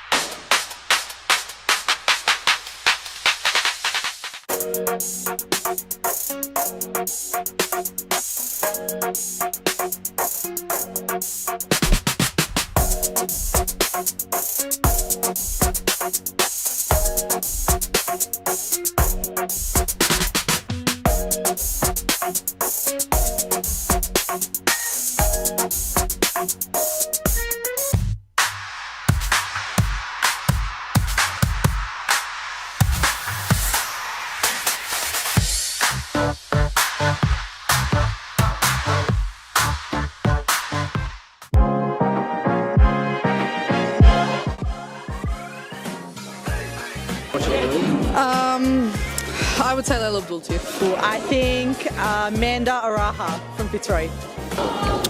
Claudia Fuscalzo. Oh, I'll be biased. Reed Jacobs, because she doesn't even know what she's got to do before she does it, let alone us. But then from across the league, Alexis from Fitzroy, she's too good. And Karina's alright.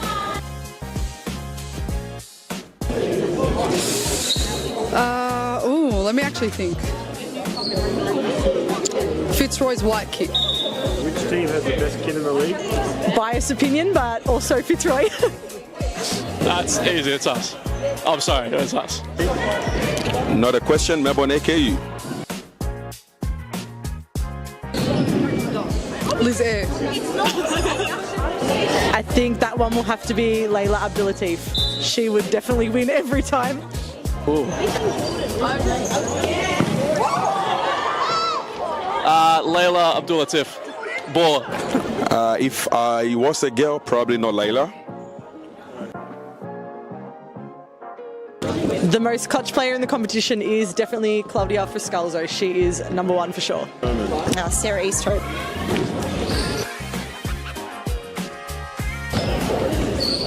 I'm going to say Amanda Roja. I think this player gets underrated a lot, but Rebecca Davis.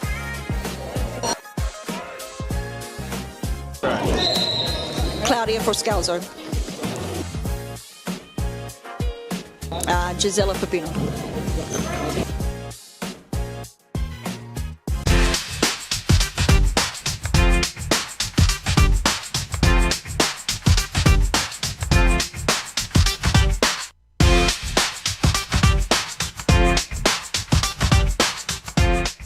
Why do people hate Hume, and why do they hate where we're going to and heading to? I can truly say it's jealousy. You can see he's pretty professional now. Even for me, from an outside perspective, I can see the development of the club, and it's just a different level. I said, look, I want to take Hume into a different direction of expanding our connections, and that's when we started thinking abroad and thinking about, okay, what's Hume's future looking like? Are we going to sit the same, or are we going to grow? A part of any journey is learning, right? So Adam's learnt a lot. You can see made a lot of mistakes in the past. It was a rebuild. I took players from Championship. I took players from outdoor. Anything just to stay into the league. Obviously not to let the Hume badge fall. We took it into a different direction, which was the wrong direction. And you can see how we can transform a team within a very short period of time. It's only been, 6-7 months? And we're like a really well-oiled engine now. Going for top three, sitting top three at the moment, where everyone doubted us, coming from relegation, bringing in one of the best coaches in Australia for futsal, bringing in players that are young but can shine. I think that's the best step that we've taken, pretty much. Nando came in and brought different kind of energy. Obviously, I came back from injury pretty much the same week as Nando signed with us, so it was kind of like a coincidence. You can see the progress and what we've been doing for that long, like how much we've improved as a club. Even when they're undermanned, even when the odds are against them, like we're fighting this season. That's the beauty. Previously, when I came, I didn't know. I didn't have a feeling if we're going to come back or not. But now I always feel like we're in it. When you're winning games, right, it brings a different energy. When you're winning week in, week out, or you drop points here and there, but like you're winning 80% of your games or something, you're on a high. I think it makes a really big difference to Adam. He's been unbelievable as a president, as he goes obviously last year. So he's obviously been a big part of all of this, and he's been doing unbelievable. Big credit to everyone, to be honest. We're on the right track, I believe, and hopefully we just get better from here. It's all about the brotherhood. It's all about passion. It's all about, if my brother's falling down, what can I do to pick him up? Or how can I pick him up? It doesn't matter what you do at a club. If you're there long enough, it becomes like your property kind of thing. It feels like you have a piece. You want to stand up and protect it. So I'll always want to protect this club, no matter what. We focus on everything. We focus on all the aspects. And I think that's what a lot of clubs don't have. A lot of clubs hate on us because of that. And the fact that we bring passion to the sport, there's no limit. The sky's the limit. When you have teams like Fitzroy, who's been up there and played the nationals, or you have teams like Moreland who played national tournaments as well, if they can do it, why can't we?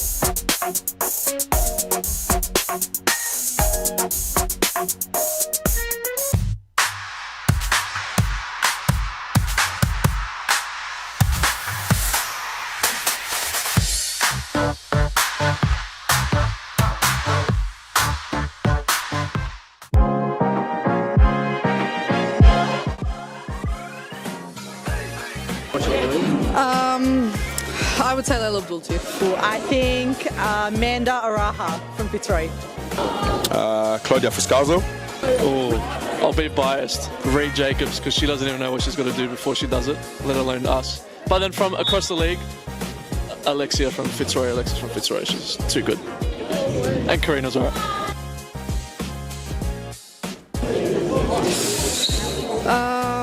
Let me actually think. Fitzroy's white kid. Which team has the best kid in the league? Biased opinion, but also Fitzroy. That's easy, it's us. I'm sorry, it's us. Another question, Melbourne AKU. Liz Air. I think that one will have to be Layla Abdul-Latif. She would definitely win every time. Ooh.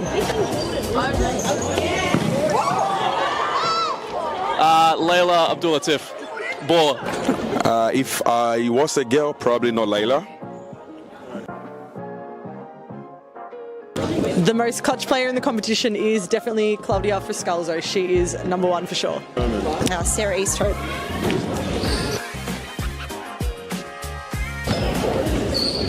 I'm going to say Amanda Aroha. I think this player gets underrated a lot, but Rebecca Davis.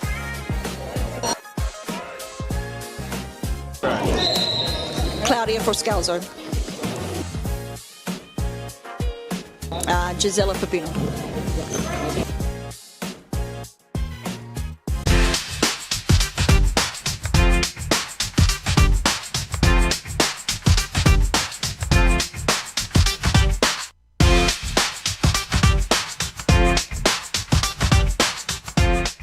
Why do people hate Hume, and why do they hate where we're going to and heading to?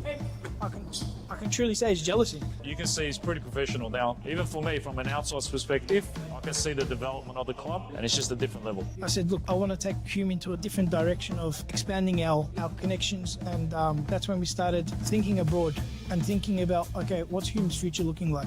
Are we going to sit the same, or are we going to grow? A part of any journey is learning, right? So Adam's learnt a lot. You can see made a lot of mistakes in the past. It was a rebuild. I took players from Championship. I took players from outdoor. Anything just to stay into the league. Obviously not to let the Hume badge fall. We took it into a different direction, which was the wrong direction. And you can see how we can transform a team within a very short period of time. It's only been, 6-7 months? And we're like a really well-oiled engine now. Going for top three, sitting top three at the moment, where everyone doubted us, coming from relegation, bringing in one of the best coaches in Australia for futsal, bringing in players that are young but can shine. I think that's the best step that we've taken, pretty much. Nando came in and brought different kind of energy. Obviously, I came back from injury pretty much the same week as Nando signed with us, so it was kind of like a coincidence. You can see the progress and what we've been doing for that long, how much we've improved as a club. Even when they're undermanned, even when the odds are against them, like we're fighting this season. That's the beauty. Previously, when I came, I didn't know. I didn't have a feeling if we're going to come back or not. But now I always feel like we're in it. When you're winning games, right, it brings a different energy. When you're winning week in, week out, or you drop points here and there, but like you're winning 80% of your games or something, you're on a high. I think it makes a really big difference to Adam. He's been unbelievable as a president, as he spoke obviously last year. So he's obviously been a big part of all of this, and he's been doing unbelievable. Big credit to everyone, to be honest. We're on the right track, I believe, and hopefully we just get better from here. It's all about the brotherhood. It's all about passion. It's all about, if my brother's falling down, what can I do to pick him up? Or how can I pick him up? It doesn't matter what you do at a club. If you're there long enough, it becomes like your property kind of. It feels like you have a piece. You want to stand up and protect it. So I'll always want to protect this club, no matter what. We focus on everything. We focus on all the aspects. And I think that's what a lot of clubs don't have. A lot of clubs hate on us because of that. And the fact that we bring passion to the sport, there's no limit. The sky's the limit. When you have teams like Fitzroy, who's been up there and played the nationals, or you have teams like Moreland who played national tournaments as well, if they can do it, why can't we?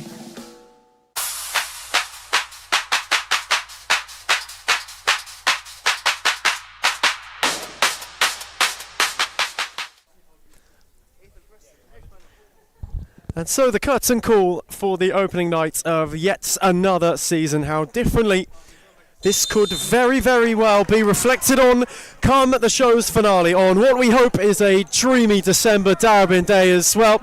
We kick it off on a night where it's more akin to Dartford than it well and truly is Darebin.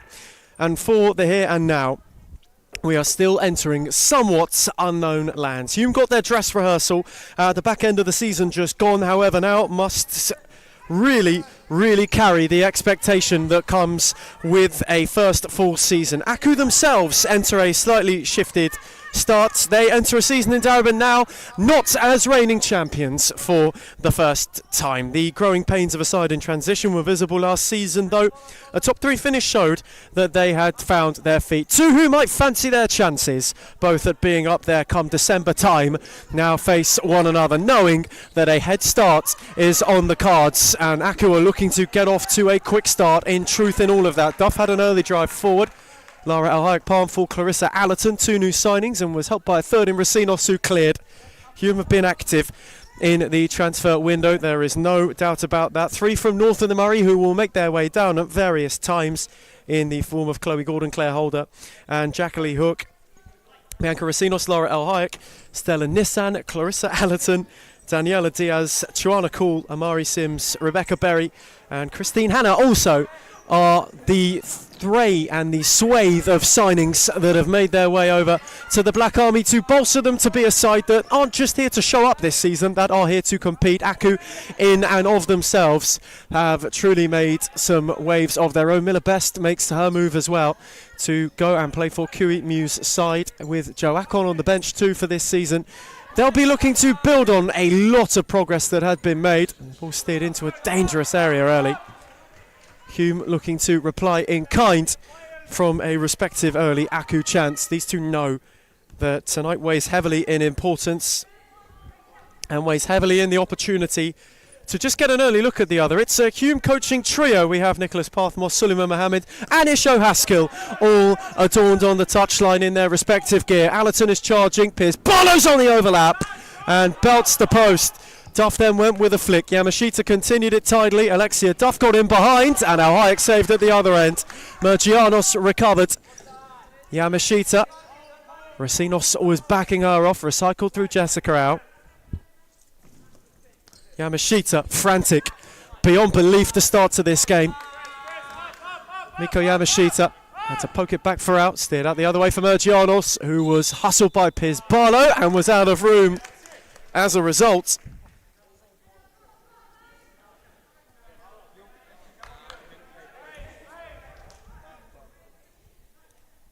Hume are wanting to make a statement. They're wanting to steal the early momentum. Racinos met it cleanly.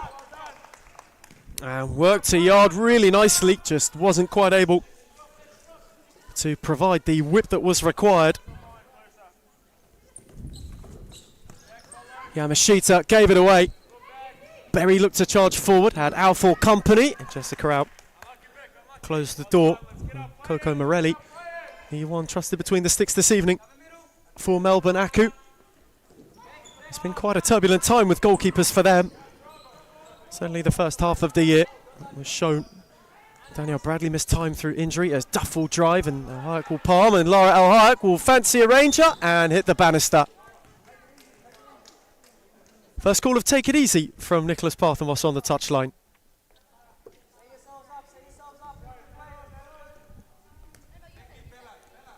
Been a while since we have seen him.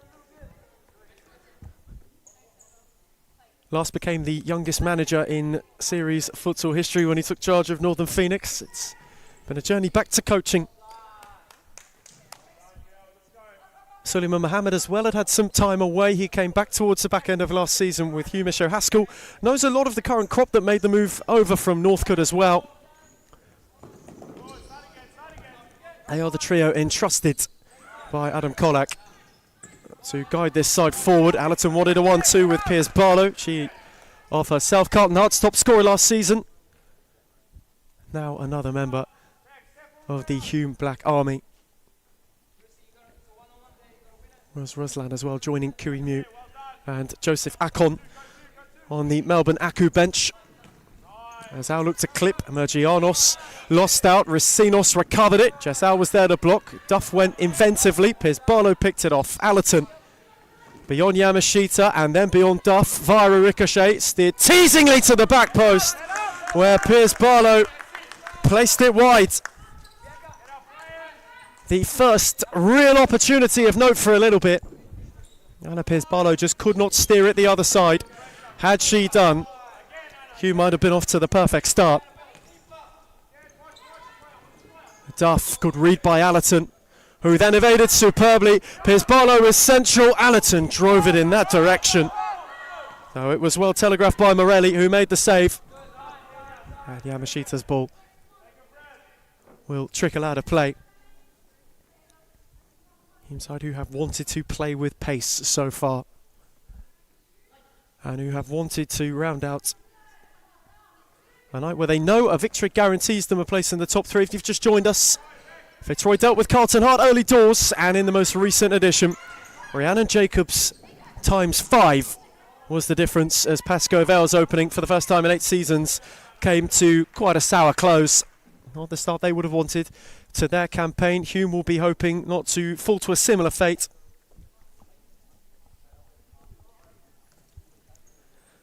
Second, really, of seasonal expansion. Al rolled it for Duff, who evaded Berry. Wanted the return. Allerton, Piers Barlow kept the door closed.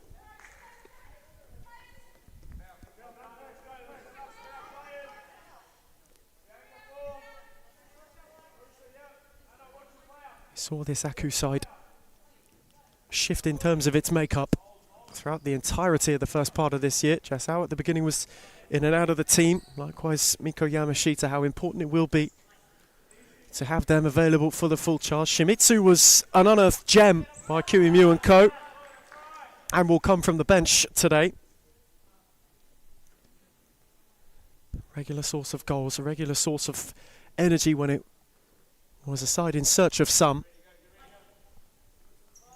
Racino's Allerton was met by Yamashita with immediacy. Clarissa Allerton up against her former side. Spent some time at Aku where she was crowned MVP back end of last year in that final of the title wins. Now wanting to be the one to spearhead the Hume project. Yamashita's touch was tidy. Duff couldn't get beyond Racinos. Shimizu kept it rolling. Yamashita was on her own and just steered it wide, having made a good run to the far post. She could not quite connect as she wanted to. Shimizu then went to press, got a foot on it, though it favoured Racinos. Now Allerton once more. Cut out by Out, who can charge with options left and right. Shimizu was one. Had Duff at the back post, and Racinos was there to get it away.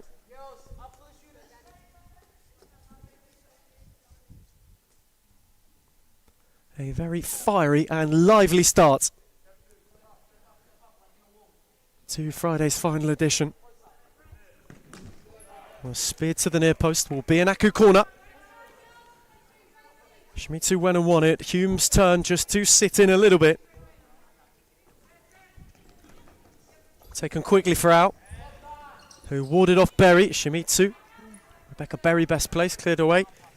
Down on the Hume touchline, first few changes being run. Suleiman Mohammed in depth of conversation as Al Hayek's forced into a fine save. Aku nearly had their opening, and that change will be made with immediacy. Berry makes way for Daniela Diaz to be injected into the fray. Likewise, Aku will go to the bench of their own, and Aya Sasaki will be instated. Diaz wanting immediate introduction. Yamashita put a stop to all that. Here's Barlow for Racinos. Out for Allerton. Here's Barlow. Lovely return for Allerton, who was denied by a good save from Morelli. Shimizu steered it, and then Chesal got in behind, and Al Hayek made a massive save. A couple of minutes for the keepers. Both making critical denial at both ends. Diaz, Allerton forced to clear.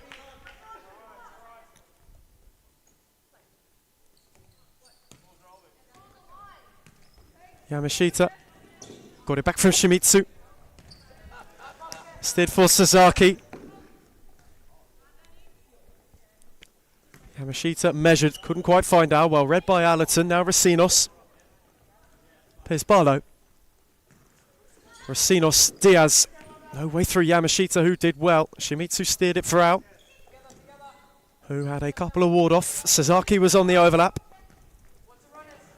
Jessica out. Yamashita, good read from Diaz, who got a foot into good effect.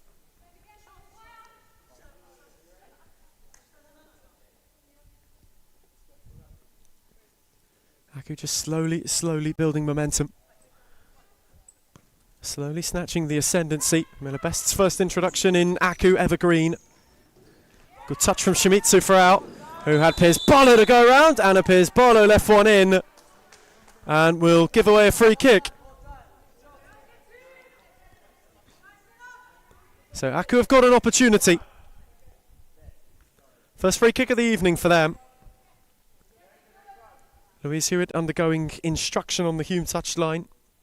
Nicholas Partamor's parting what he would like to be carried. So Chessau's free kick. 6.5 gone, stalemate unbroken.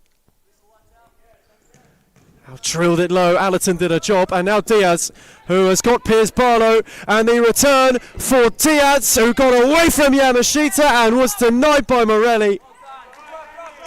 Shimitsu's foot in, critical at the second attempt, and Racinos warded best out of it.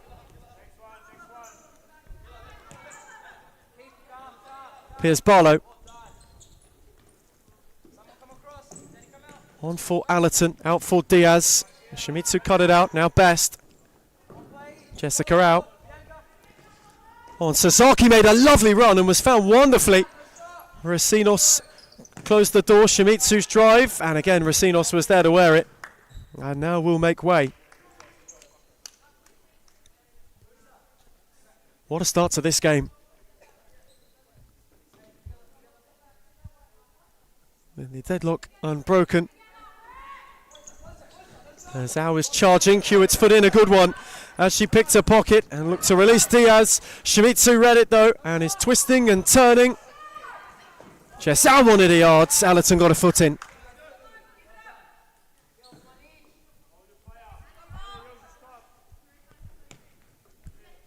Aku have just started to create a couple more worrying opportunities. Good read that from Allerton though. Stead for Diaz, that's a lovely turn and she's lashed it wide. Golden look for Daniela Diaz, who just couldn't quite fire at the other side of the post. Had she done, Hugh may have been ahead. Allerton on for Hewitt. Calmly for Piers Barlow, who set it on for Diaz. Clarissa Allerton. Hewitt had Best to go at. Trying to set it for Diaz, who got in ahead of out and poked it through two. I wasn't able to find a way further forward.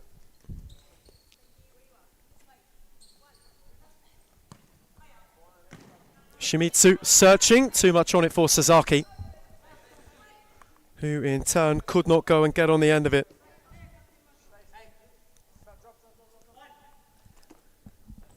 Hume have just waved off a storm. They have seen it out, they have sought shelter. Al Hayek's made a couple of good saves. Aku have come closest. Diaz has offered sparks on the break. They've not yet been able to find anything more sufficient though. As Allerton is charging, Best got a boot in. And we are right near the halfway stage of the first half. And Nicholas Parthamos wants time out.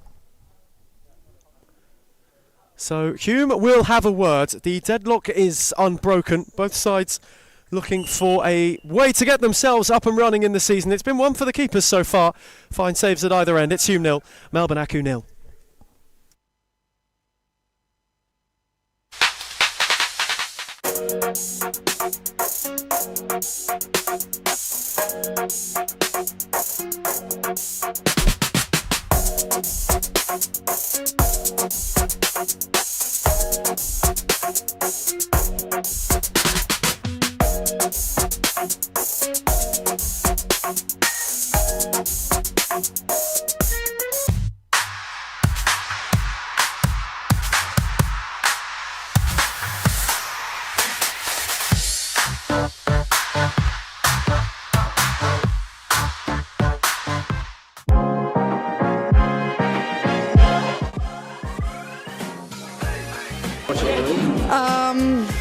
I would say Layla Abdul-Tif. I think Amanda Araha from Fitzroy. Claudia Fuscalzo. Oh, I'll be biased. Reed Jacobs, because she doesn't even know what she's going to do before she does it, let alone us. But then from across the league, Alexis from Fitzroy. She's too good. And Karina's alright.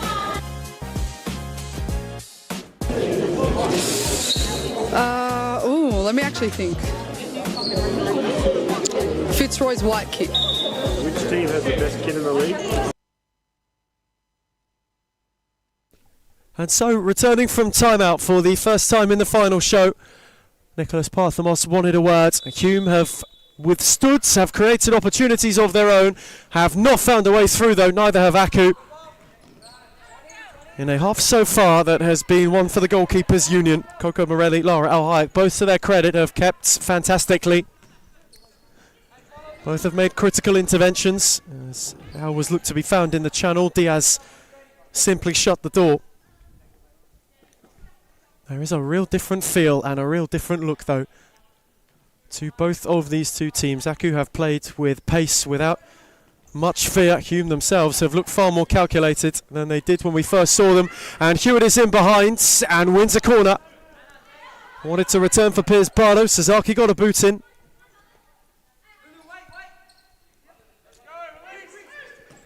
Hewitt's take, Mergianos in the way. Luis Hewitt take two. Morelli got down at the near post. Sasaki was smooth. Mergianos wanted to be measured. Allerton cut it out.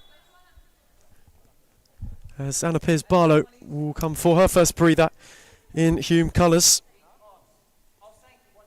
Joanna Call will make her way on in place. They've been happy to reshuffle the pack so far. Have Nicholas Parthamos, Suleiman Mohammed and Isho Haskell. They've been very, very quick to utilise substitutes and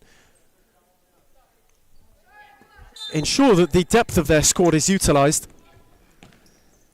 Kuimu has sought similar. It's a loose ball. Mergianos was forced into a cul-de-sac with which he could not escape.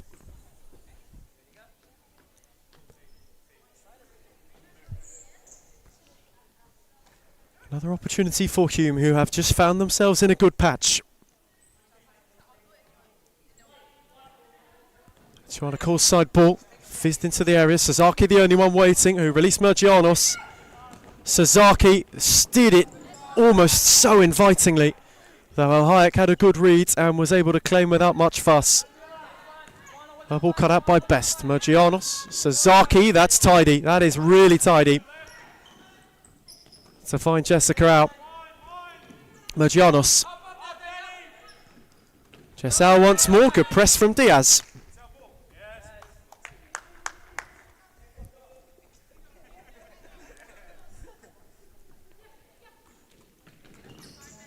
There's his take.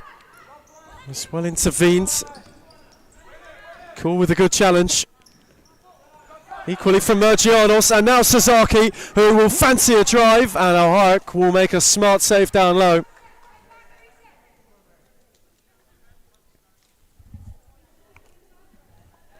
Aku just starting to throw the pressure back.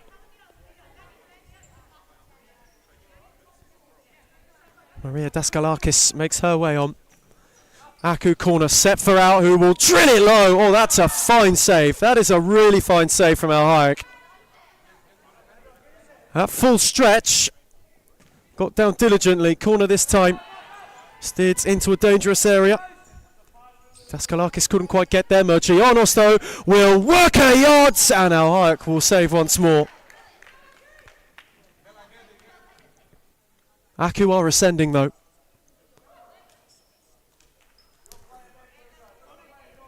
Hume are just finding things a little harder to cope with. Another corner taken, again for Al, who's worked a yard on Racinos, and it's Allerton's turn to intervene this time. And still there is no way through. Al for Sasaki, lovely shift away from Hewitt, steered it centrally though, where Allerton was waiting, and Allerton can charge. Trying to call the only one further forwards, and Morelli came across just in case.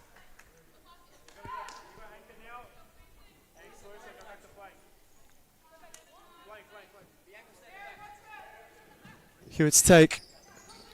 Cool was battling, lovely turn, and still going to bulldoze her way through. Morelli intervened.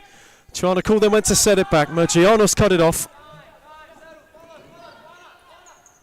Jessal rattled it into Hewitt, who it almost fell favourably for.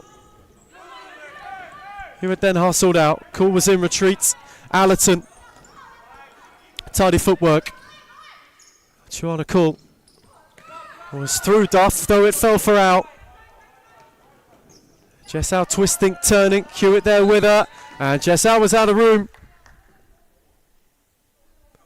Australian international could not tiptoe into the finest of spaces. Allerton deepest, Hewitt had gone. Mergianos met her and had far too much of Clarissa Allerton. Hume free kick. In a position that could prove promising.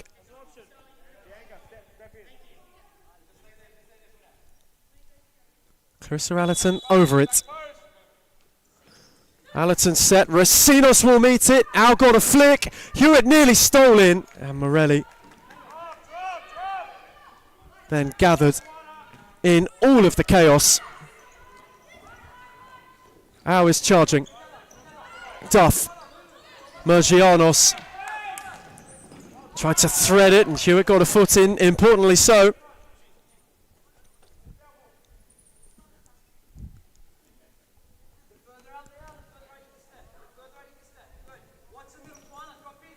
Set for Jess out. Good read from Hewitt. Mergianos got a foot in. Hume are just wanting to slow things down a touch.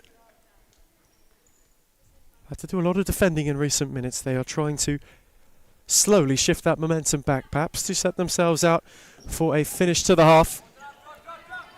Allerton's ball was red. Christine Hanna then got a good fit in. Allerton. Racinos, Hanna. Racinos, that's tidy. Allerton. Christine Hanna was charging beyond, and the flick from Duff favoured her. Allerton, Hanna, who then went to stand it up to a place where Morelli was waiting. It is all the fine margins, and now Duff is on the counter. Through for Mergianos, who was blocked by Allerton. Duff on the follow-in, only found the palms of Al Hayek. Hume were caught for the first time, as now Christine Hanna's got room. Had Tuana call further forward, well read by Al. Just Albion Racinos steered for Mergianos, though it was a fraction behind her. Game is becoming stretched. And space where it's been sorely sought is now being found in plentiful supply. Allerton battled and battled brilliantly. Hanna. Again for Clarissa Allerton, who threaded it for Cool. Yamashita got a foot in.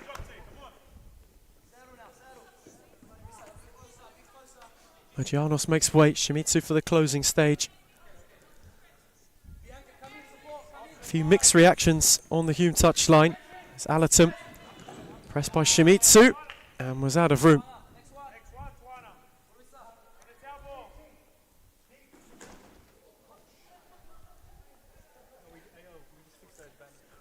And Morelli went the direct route to get further forward.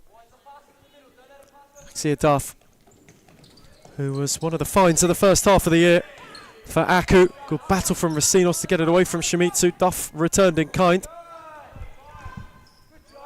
And Tuanakul came and got a foot in, just as Daskalakis was looking to get further forward. Yamashita, clever. Shimizu, good foot from Racinos. Shimizu still charging and went to poke it through the lot.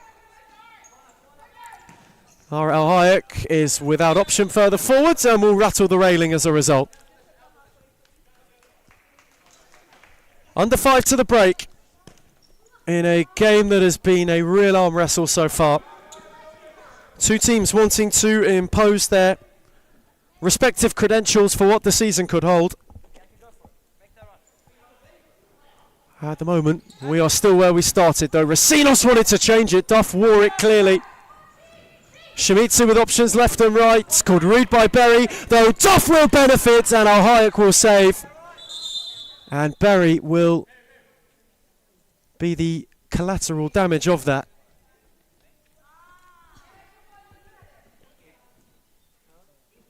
Maya Sasaki will make her way back on, though.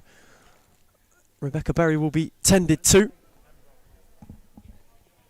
And will walk off unassistedly, though gingerly.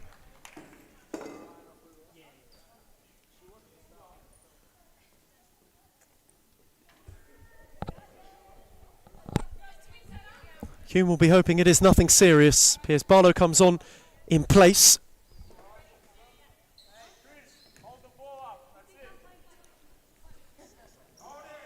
Piers Barlow. Racinos look for Hannah. Sasaki got up.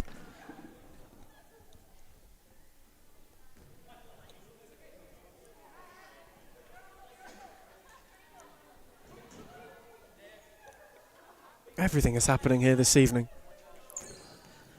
Spectators are taking tumbles. Still, we are without an avenue through. These two teams are playing out a truly fab final game. Good read by Racinos. Again ahead of Shimizu, and Racinos wanted to roll. Shimizu picked it off and had a one left on. Aku free kick, and Racinos for it will find herself in the book.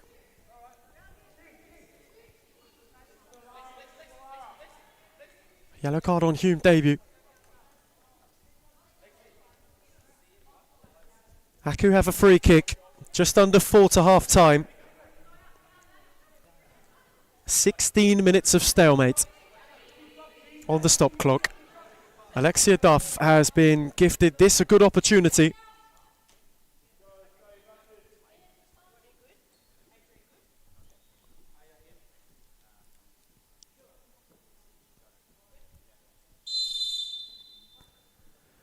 It is Duff's drive, it's denied by Ohayek. Hannah couldn't clear, Sasaki was lurking. And Christine Hannah then took the weight off. Allerton couldn't find Piers Barlow, it'll fall for Hannah. Away from Shimizu. And Racinos just got in ahead of Sasaki, otherwise that could have proved problematic. Given away to Yamashita, steered on for Sasaki. Who will not be able to catch it cleanly.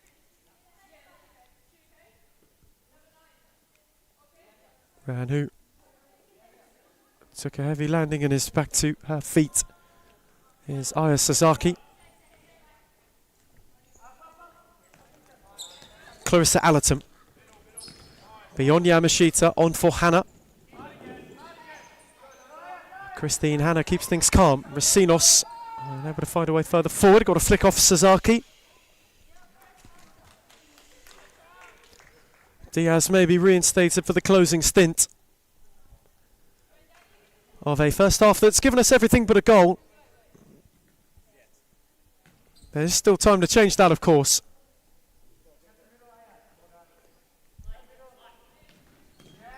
Sasaki again in the way. Suleiman Mohammed has gone for a wander. Nicholas Parthamos, where he started with 3, is now the sole coaching member on the Hume touchline. As Diaz, good read by Shimizu, who has got Racinos to go at. Racinos did well. And Rebecca Berry, they fear, may play no further parts for Hume this evening. That landing, they are hoping, will be precautionary or short in terms of timeout, but this evening, the race has run. Here's Joe Haskell gesturing as such.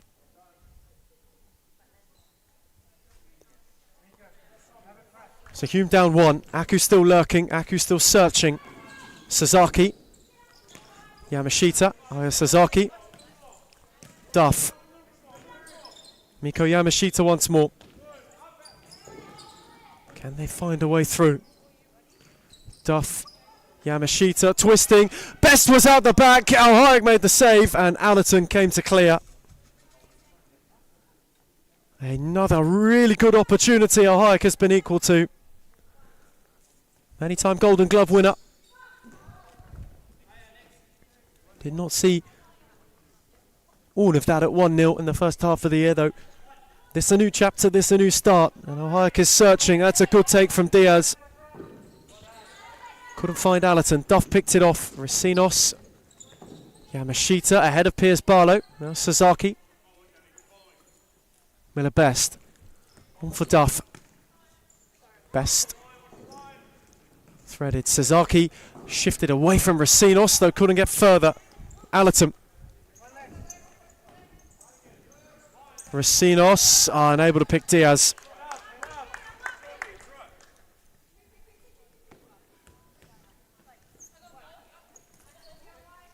Jessau, who's just been reintroduced, got away from Racinos, got away from Allerton and scored!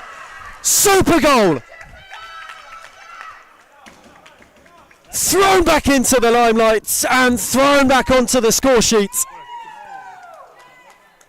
Danced beyond two and drilled Aku ahead. Delightful.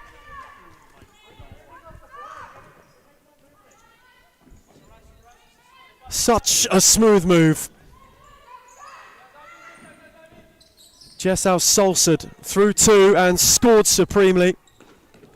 And in a half that nearly went its entirety without a goal, it has got its breakthrough.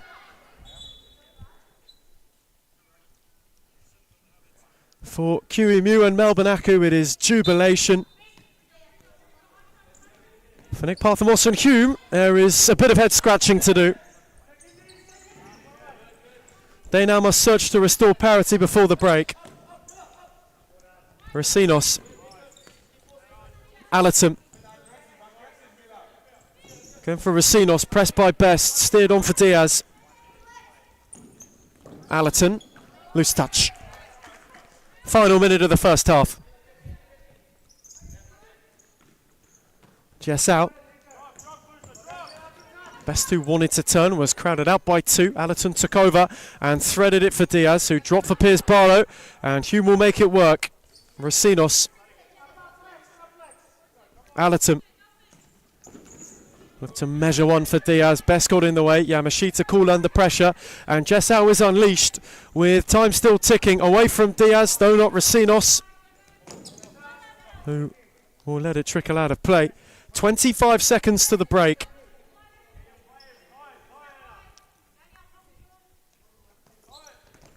Jessau couldn't return it. Racinos battled and battled well.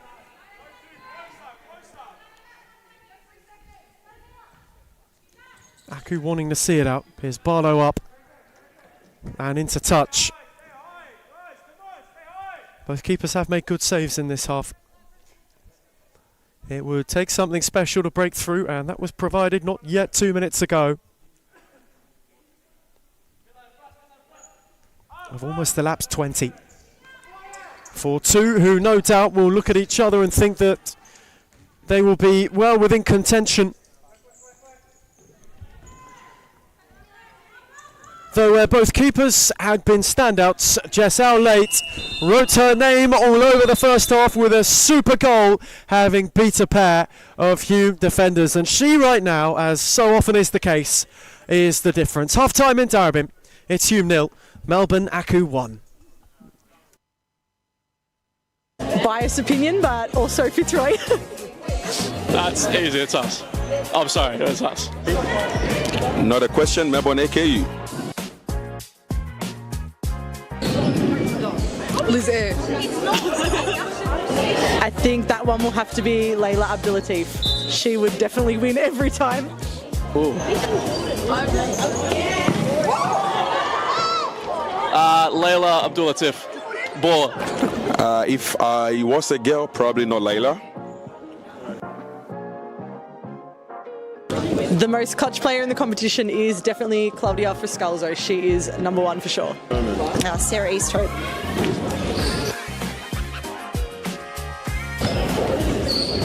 I'm going to say Amanda Aroha. I think this player gets underrated a lot, but Rebecca Davis.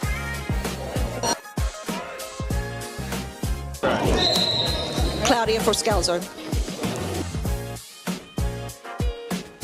Gisela Pepino.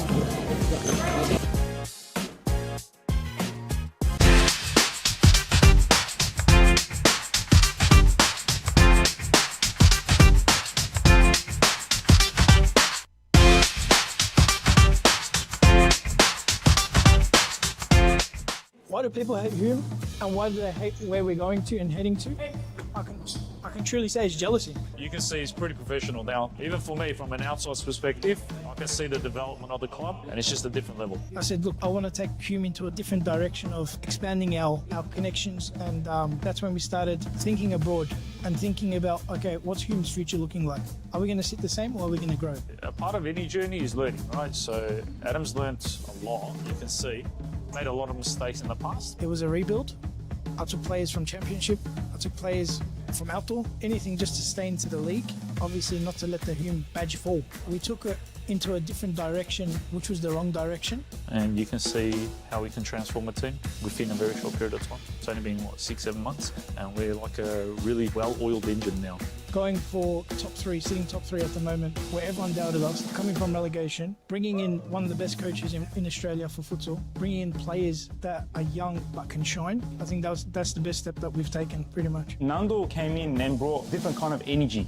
Obviously, I came back from injury pretty much the same week as Nando signed with us, so it was kind of like a coincidence. You can see the progress and what we've been doing for that long, like how much we've improved as a club. Even when they're undermanned, even when the odds are against them, like we're fighting this season. That's the beauty. Previously, when I came, I didn't know. I didn't have a feeling if we're going to come back or not. But now I always feel like we're in it. When you're winning games, right, it brings a different energy. When you're winning week in, week out, or you drop points here and there, but like you're winning 80% of your games or something, you're on a high. I think it makes a really big difference to Adam. He's been unbelievable as a president, as his scope obviously last year. So he's obviously been a big part of all of this, and he's been doing unbelievable. Big credit to everyone, to be honest. We're on the right track, I believe, and hopefully we just get better from here. It's all about the brotherhood. It's all about passion. It's all about, if my brother's falling down, what can I do to pick him up? Or how can I pick him up? It doesn't matter what you do at a club. If you're there long enough, it becomes like your property kind of thing. It feels like you have a piece. You want to stand up and protect it. So I'll always want to protect this club, no matter what. We focus on everything. We focus on all the aspects. And I think that's what a lot of clubs don't have. A lot of clubs hate on us because of that. And the fact that we bring passion to the sport, there's no limit. The sky's the limit. When you have teams like Fitzroy, who's been up there and played the nationals, or you have teams like Moreland who played national tournaments as well, if they can do it, why can't we?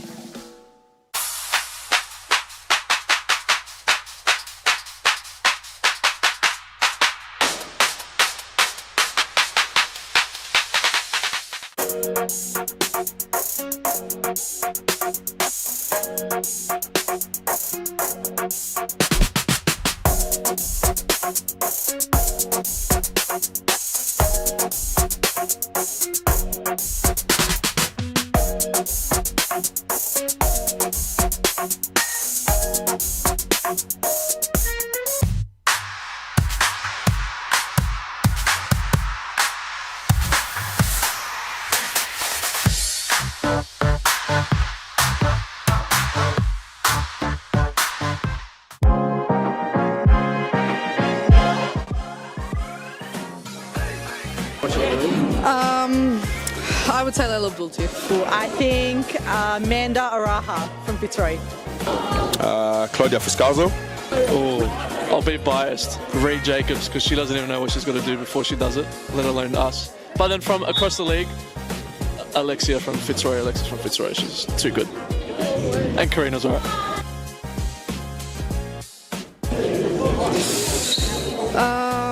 Let me actually think. Fitzroy's white kit. Which team has the best kid in the league? Biased opinion, but also Fitzroy. That's easy, it's us. I'm sorry, it's us. Not a question, Melbourne AKU.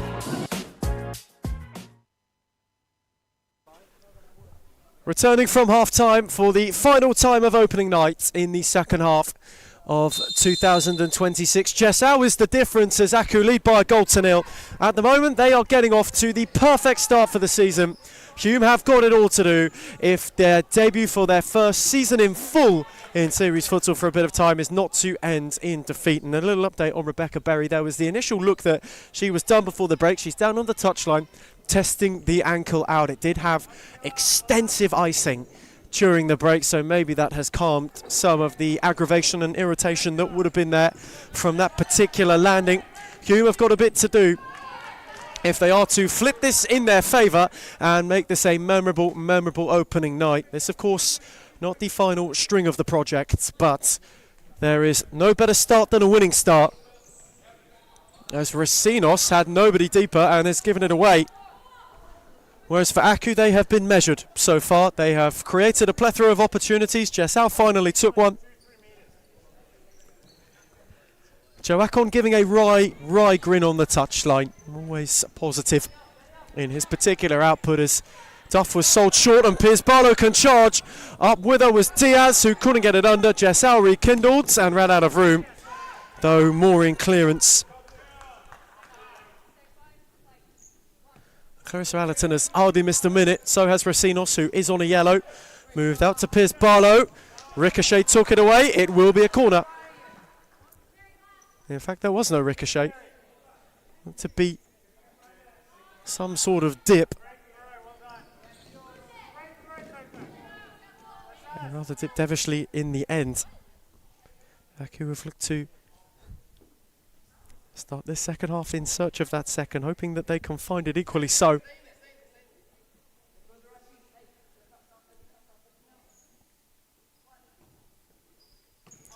Best stake.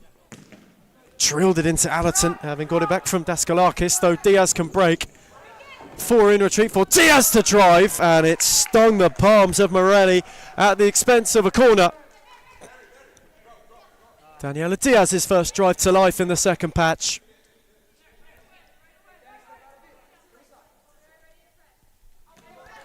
Sinos' take. Allerton met it off the post. Piers Barlow might have got a touch too. And now Alcan counter. Steered it searchingly for Daskalakis, who couldn't get on the end of it. Though Allerton had come mightily close and is not done yet. Charging is Allerton. Diaz up with her. Best challenge was a firm one, and Alcan now counter. Racines was one too many though. Racines' drive, and Morelli with a calm and comfy save. At the end of the first half, it had exploded into life. The game had become stretched in the final 5 minutes. That really led to Jessica Row's goal. Second half starting in a similar vein. The first left. Piers Barlow. Allerton. Is sizing up best. Allerton. Diaz 1-1! Wonderful goal! And Hume have got themselves level. Allerton drove and then steered it for Diaz, who could not miss. Their first opportunity of real menace in this second half, and it yields Hume a level up.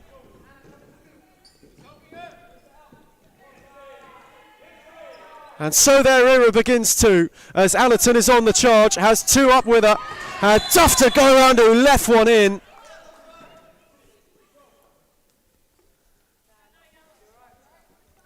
Valmergianos will make her way on. Clarissa Allerton will win a free kick. And there is just a wry grin on the face of Nicholas Parthamos, where it was looking much less full of emotion moments ago.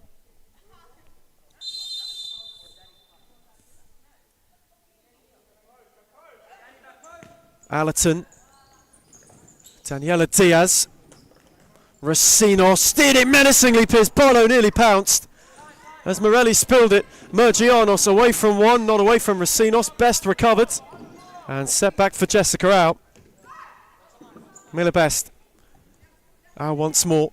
Mergianos. Away through Piers Barlow, who placed it into the path of Racines. Duff was in retreat.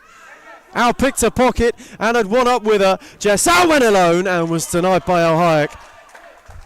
Strong palm. Melbourne Aku were lightning quick on the break. They needed a tidy denial. Right at the near post.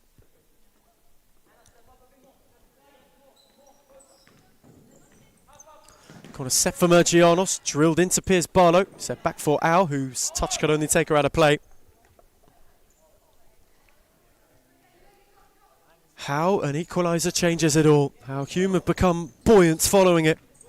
Diaz driving, somehow fashioned a shot. Morelli was up and equal to it. Mergianos, Duff. Went to evade Diaz and couldn't. And now Racines away from Mergianos. And forced a good save out of Morelli again. Shimizu introduced. And Jessal looks there immediately. Diaz telegraphed it. Mergianos looked to come across. Diaz was battling and was given a drag back, which for it, Annabelle Mergianos will find herself in the book.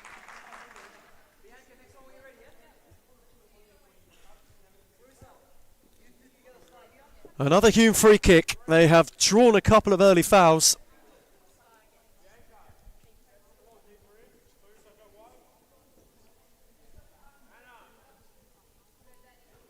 And Daniela Diaz over it. One in the wall. Diaz right direct! And thumped it through the lot! Hume have turned it round. And the most effective of avenues. It faded late. It was hard for Morelli to see. It travelled through bodies. Piers Barlow almost played the perfect block. And Hume, who trailed at the break, have flipped this round within 5 minutes. Though Duff is lurking and how high it came through. And Alexia Duff now will be checked on.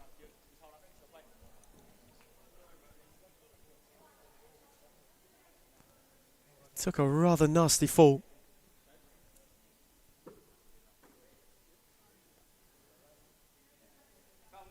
Alexia Duff, thankfully back on her feet. Kiwimu will be quick to run the change though.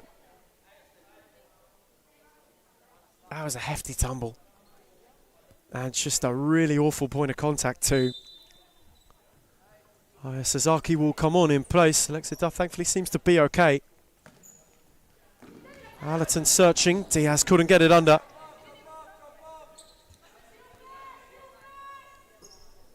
Though Hume have found a way early to flip this game on its head. Shimizu. Mergianos tried to return for Shimizu. Well read by Diaz. Allerton. Starved of options. Gave it away. Mergianos trying to ward off Clarissa Allerton, who got a challenge in eventually.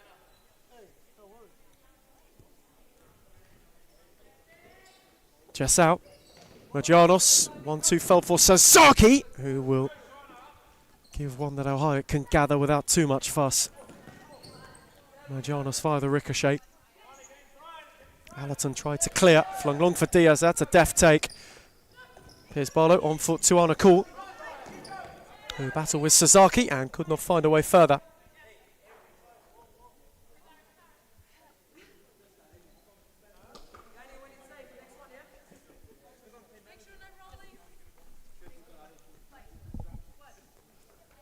Hume well and truly hunting at the start of this half.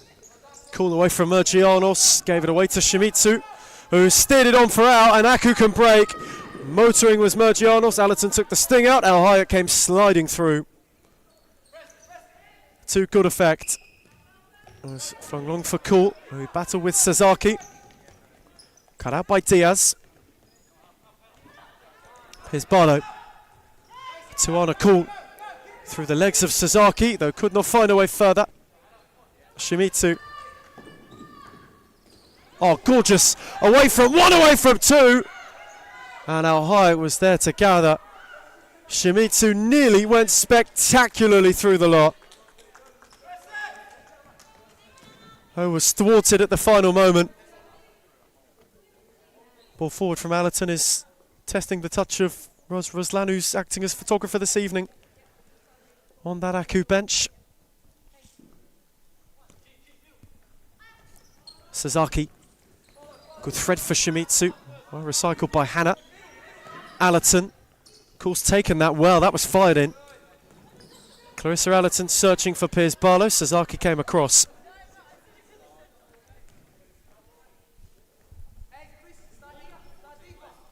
Clarissa Allerton. Tried to steer it for Tuana Cool, who made it work wonderfully. Shimizu then got a foot in.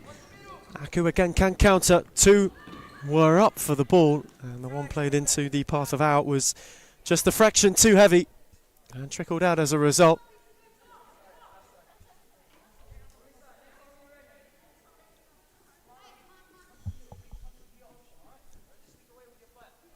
Had a few opportunities there with runners. have Melbourne Aku. They just have not been able to capitalise thus far.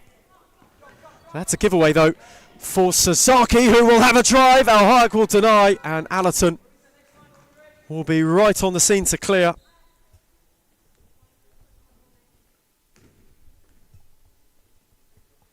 Just starting to ramp the pressure up once more. Aku created a load of opportunities in the first half.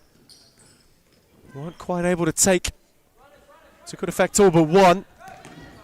And now we're on the back foot. Hannah battling Yamashita, unable to keep it alive.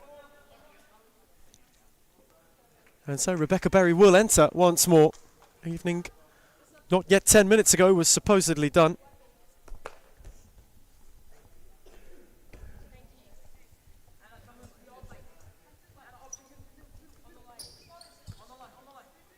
It's called nearly exhausted the 4 seconds.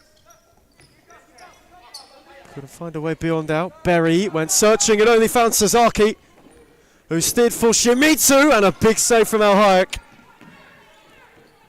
Christine Hannah on scene to mop up through the legs of Al. Could went to return it. Hannah was battling. Sasaki, lovely ball for Jess Al, who's got 2 at the back post, one of whom was Shimizu. Al will hit the post herself when she could have walked it in, and now Hannah's behind, though the touch was a little loose and invited Sasaki. What a look for Jess Al, who did so well to start the move. Shifted it for Shimizu. The return was fabulous. Oh my word. Not even one replay can explain how that happened. Aku have a corner, though they feel they should at the very least have parity.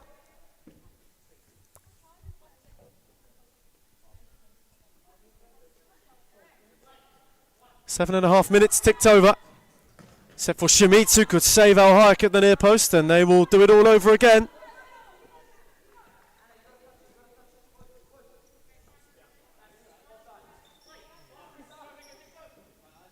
Jessal's take, Yamashita's flick fell for Piers Barlow, who again was unable to find a way further forward. Hannah was the only out ball.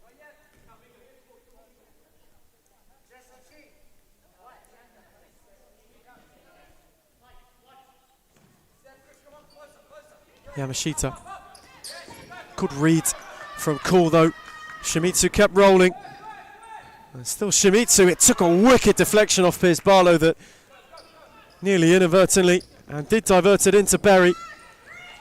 Hannah won it and set Piers Barlow on the way, who flashed it wide.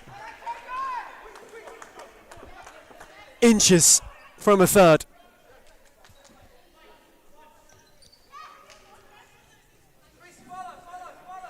Sasaki. Jessica Al. Lovely ball for Duff, who rolled it, and some way, somehow, it did not find the net again. Hannah got a touch. QEMU can't believe it. Joe Akon is similarly beside himself down on the touchline. Goodness gracious. 2 opportunities in the space of 3 minutes. And some way, somehow, both stayed out. Good foot in from Sasaki, who just stopped Berry from going further forward. Ricinos. Piers Barlow, who breezed beyond Duff. Went to set it on for Hewitt, and will run out of room before doing so.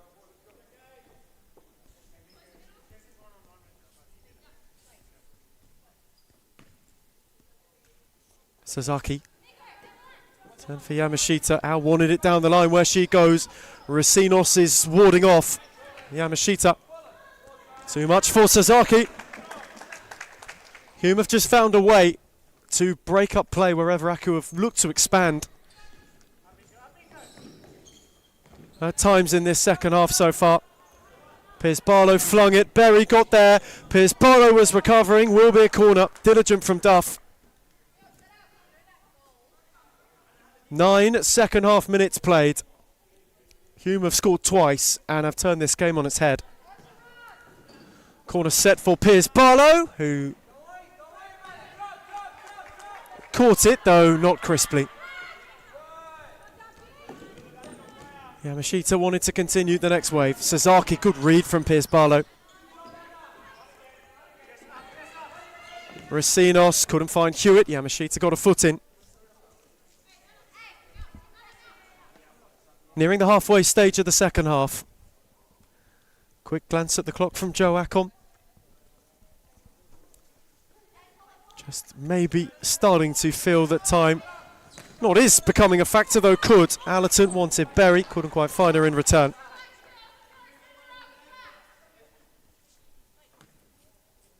Alexia Duff. Allerton wore it and was unaware. Duff continued to drive. Al couldn't thread it through. Berry got there ahead of Yamashita, and it fell fortuitously for Racinos. Duff was in retreat. Allerton was on the charge, having got it from Berry. And Morelli with a safe pair of hands to put an end to the move. Sasaki only just shifted beyond Racinos, though could go no further.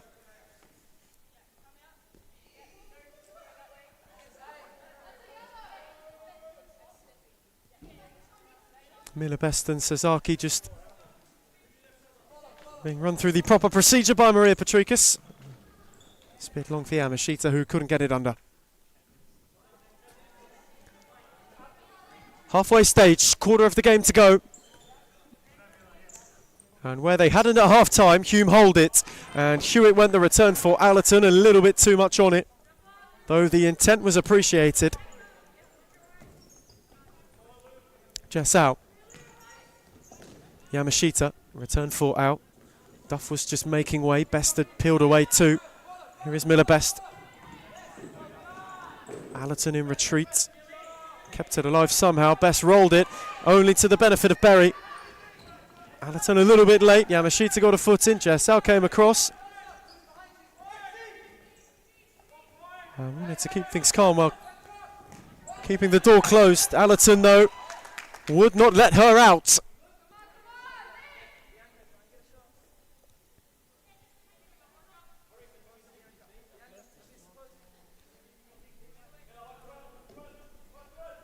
Allerton's side ball fizzed across. Best got a flick.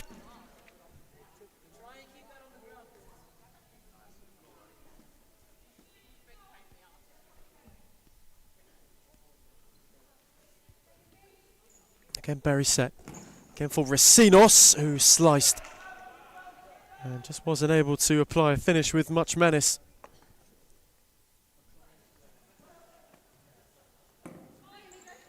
Yamashita. Duff, good read by Hewitt. Half has just fallen a little bit stop-starty the last minute or two. Hume have been good at breaking up the play wherever Aku have looked to go forward.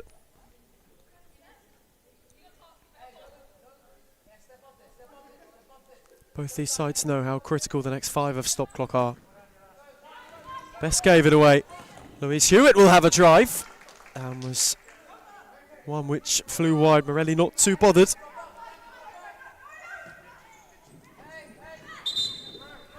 And there will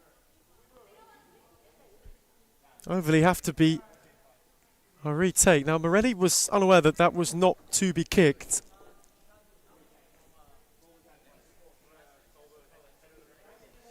And so there is a bit of discussion amongst the referees as to what is to happen here.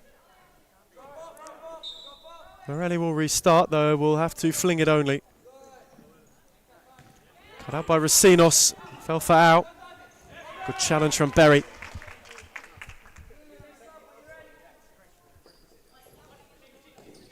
Miller Best.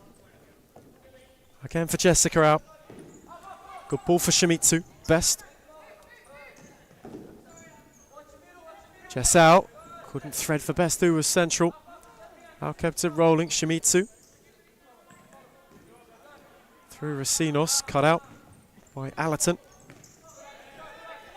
Got it back from Berry. Went searching for Racinos, who kept it alive. Somehow just slid in on Shimizu firmly and fairly. Berry kept it rolling. And Joe Ackel may want time out. He has gone all the way over and will issue. And so Kirimu's hand is forced. Having led this game at half-time, they trail it with under 10 to go. As we get a timeout, it's Hume 2, Melbourne Aku 1.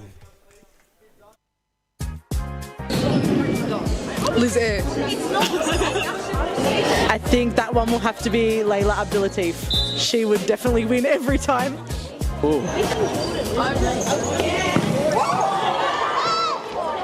Layla Abdulatif. Ball. If I was a girl, probably not Layla. The most clutch player in the competition is definitely Claudia Friscalzo. She is number one for sure. Sarah Easthope.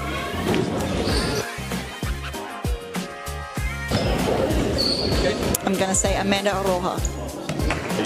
I think this player gets underrated a lot, but Rebecca Davis.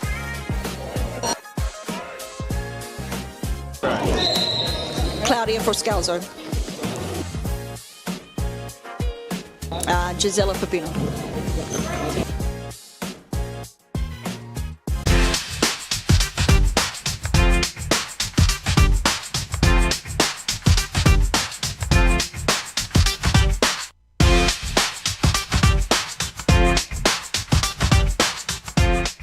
Why do people hate Hume, and why do they hate where we're going to? And Returning from timeout at a truly critical point in this game. Tick beyond the halfway stage of the second half. Hume were 1-0 down at half-time. They now lead Melbourne Aku by 2-1. Courtesy of Diaz at the double.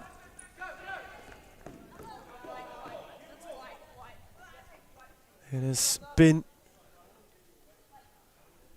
for Hume, a second half of real grit, of real guile. As Racinos. Berry gave it away. And here is Aya Sasaki. Shimizu. Oh, nearly Racinos and Allerton had a moment. Shimizu didn't allow them to clear. Steered for at the back post, who couldn't clip it above Al-Hayek. She's had a night. Lara Al-Hayek flung long for Diaz, who took it deftly. Warded off best. And set back for Racinos. That's a beauty of a ball for Berry. Set for Allerton, who was denied well by Morelli. That's a gorgeous move.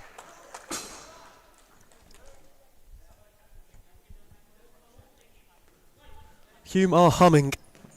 Allerton's whip, Berry's flick, set for Allerton!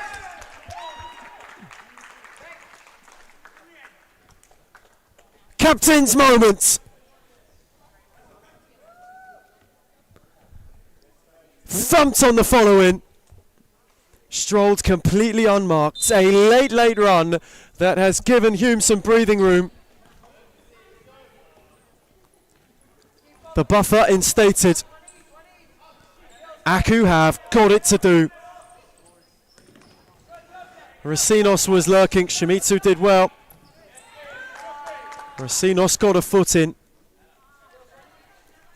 My word. Hume's second half at the moment is proving beyond fruitful. Sasaki, Shimizu, Piers Barlow did enough. And Al-Hayek was then there to gather. Allerton steered it. Diaz was lurking. Yamashita read it better. Daniela Diaz got a foot in. And could only poke it into the palms of Al-Hayek, who was waiting. Yamashita's nod will benefit Daniela Diaz, who has had a superb start to life at Hume. In ahead of Sasaki too. Piers Barlow. Drilled by Racinos. Diaz was blatantly given a free kick.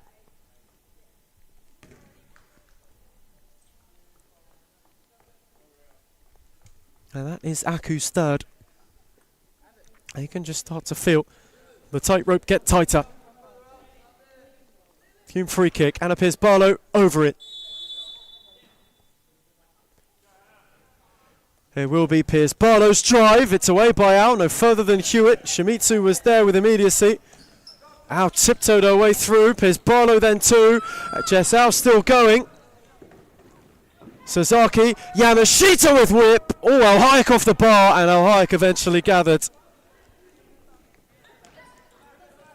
Momentarily awkward for the Hume shot stopper.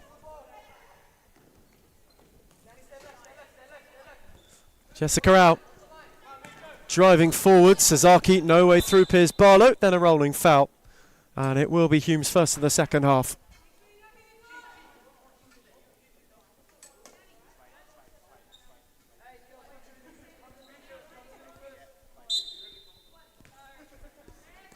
Sasaki set.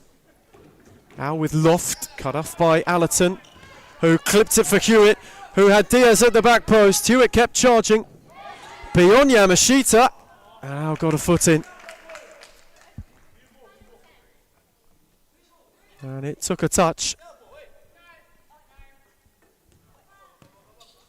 Here's Barlow.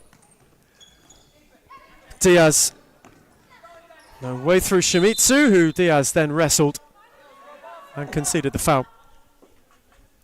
5 to the close. Aku need at least 2. For Hume at the moment, it is going precisely to plan.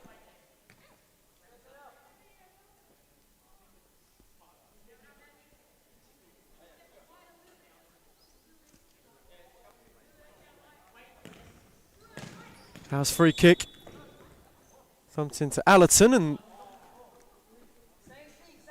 there was again not a whistle.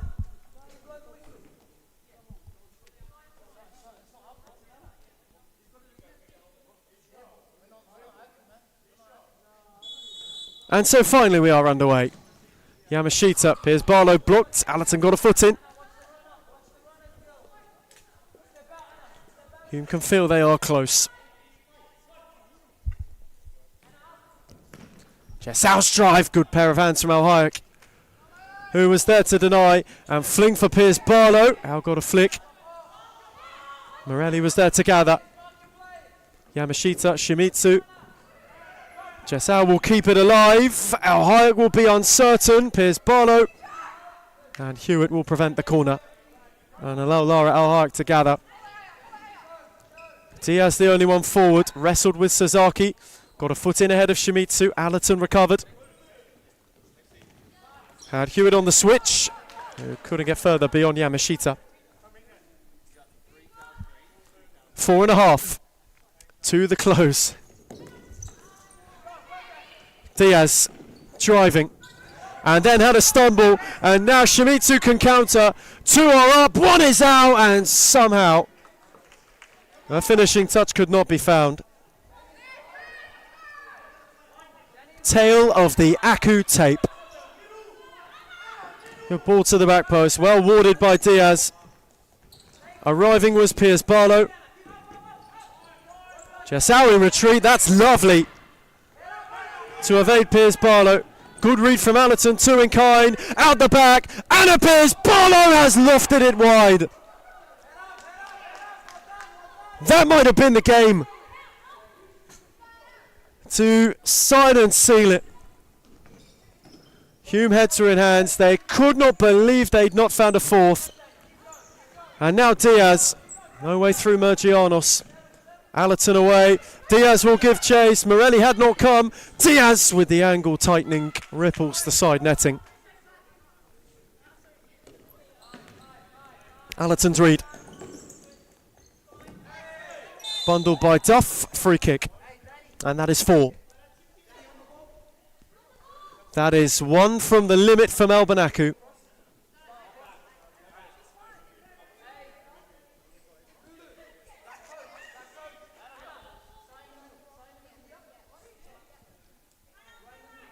Like I said, Duff just receiving a talking to from Maria Patrikis.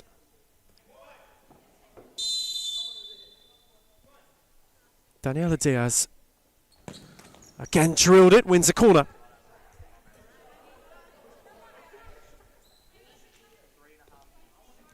How Hume will want it to stay this way, how they will want this 3.5 minutes to fly by. Getting closer and closer to a win on opening night. Hewitt's corner, read by Al. Duff couldn't flick for Mergianos. Allerton on the march. Up with her was Hewitt, who was again unable to get a shot of menace away in time.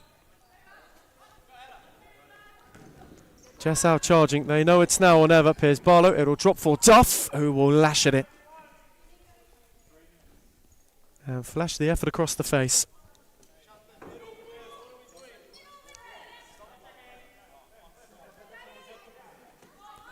Al Hayek, long. Diaz, lovely take again. Look for Christine Hanna, wins a corner. Daniela Diaz has had quite a night as the target. Hold-up play has been superb.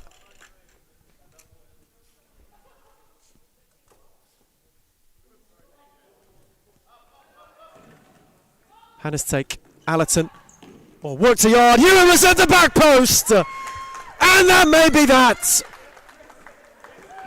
Set piece special.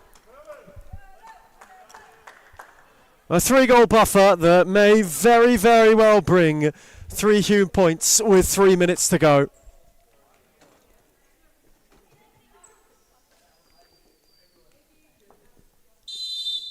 And on the bench, there is Black Army Bedlam. May not have started the way they wanted to, though it is going according to plan. And Louise Hewitt's efforts have been tireless this evening. Found herself in the right place at the right time to steer in one that may be it, and now she will make way. Tuana Cool will close it out. Aku needs something special. Duff. Jessica Au, good shift, good strike, good block from Allerton, and it fell for Diaz. Oh, it's glorious, away from Yamashita.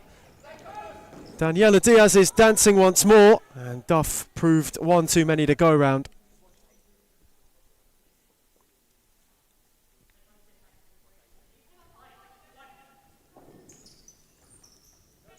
Tuana Cool. Hannah Magianos, not there ahead of Allerton. Hannah Magianos got a flick.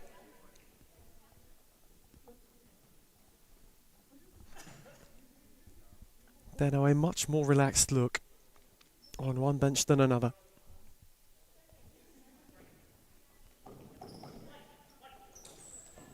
Hannah's take with height, Morelli with a good claim, and a quick release for Jess Out, who charged, and Mergianos looped it over. Just did not catch it cleanly. Aku have had their looks this evening too. A night of immense frustration in front of goal. Ao hit the post where she should have scored. Sasaki somehow also had a look. Shimizu had a look. All those get converted. This game is very, very different. Though this is lovely from Ao, and it's denied by Al Hayek, who saved to good effect.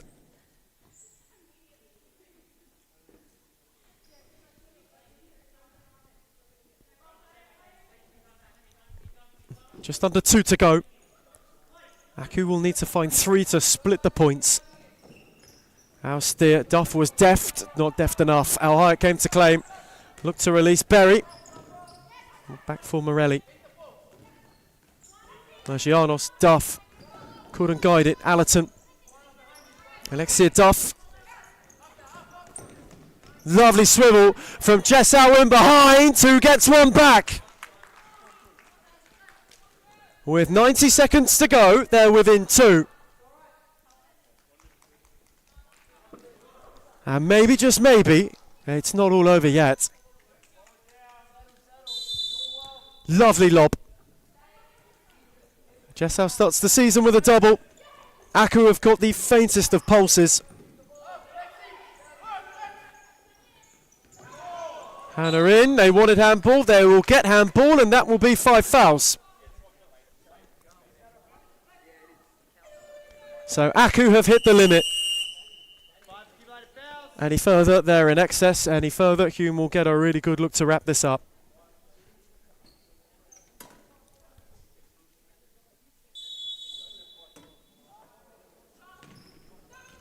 Set for Berry.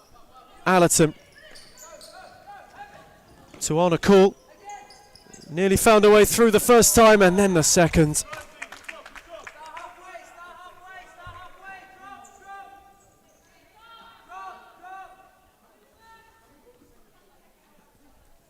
They're running out of time. Closing in on the final minute. Duff is driving. Through the legs of Berry. On for Mergianos, who's denied massively by Al Hayek. Hume hearts in mouths momentarily. Margianos' corner. Yamashita returned it. It was hit with loft. Allerton got it away, and we have ticked into the final 60 seconds. 2 in a minute. It's been done before. Jessau wanting to make her move. Berry was thwarting, likewise Allerton. Christine Hanna kept it alive. Duff, Yamashita. Again, Alexia Duff to honor call. Proved tricky to go beyond. Margianos, Jessau, away from Berry, pumped by Hayek and blocked by Call as Margianos was charging. 33 seconds to the close for Hume of what would be the perfect start to the season. Jessau lurking. Christine Hanna was composed under an immense amount of pressure. And yet more precious time ticks away.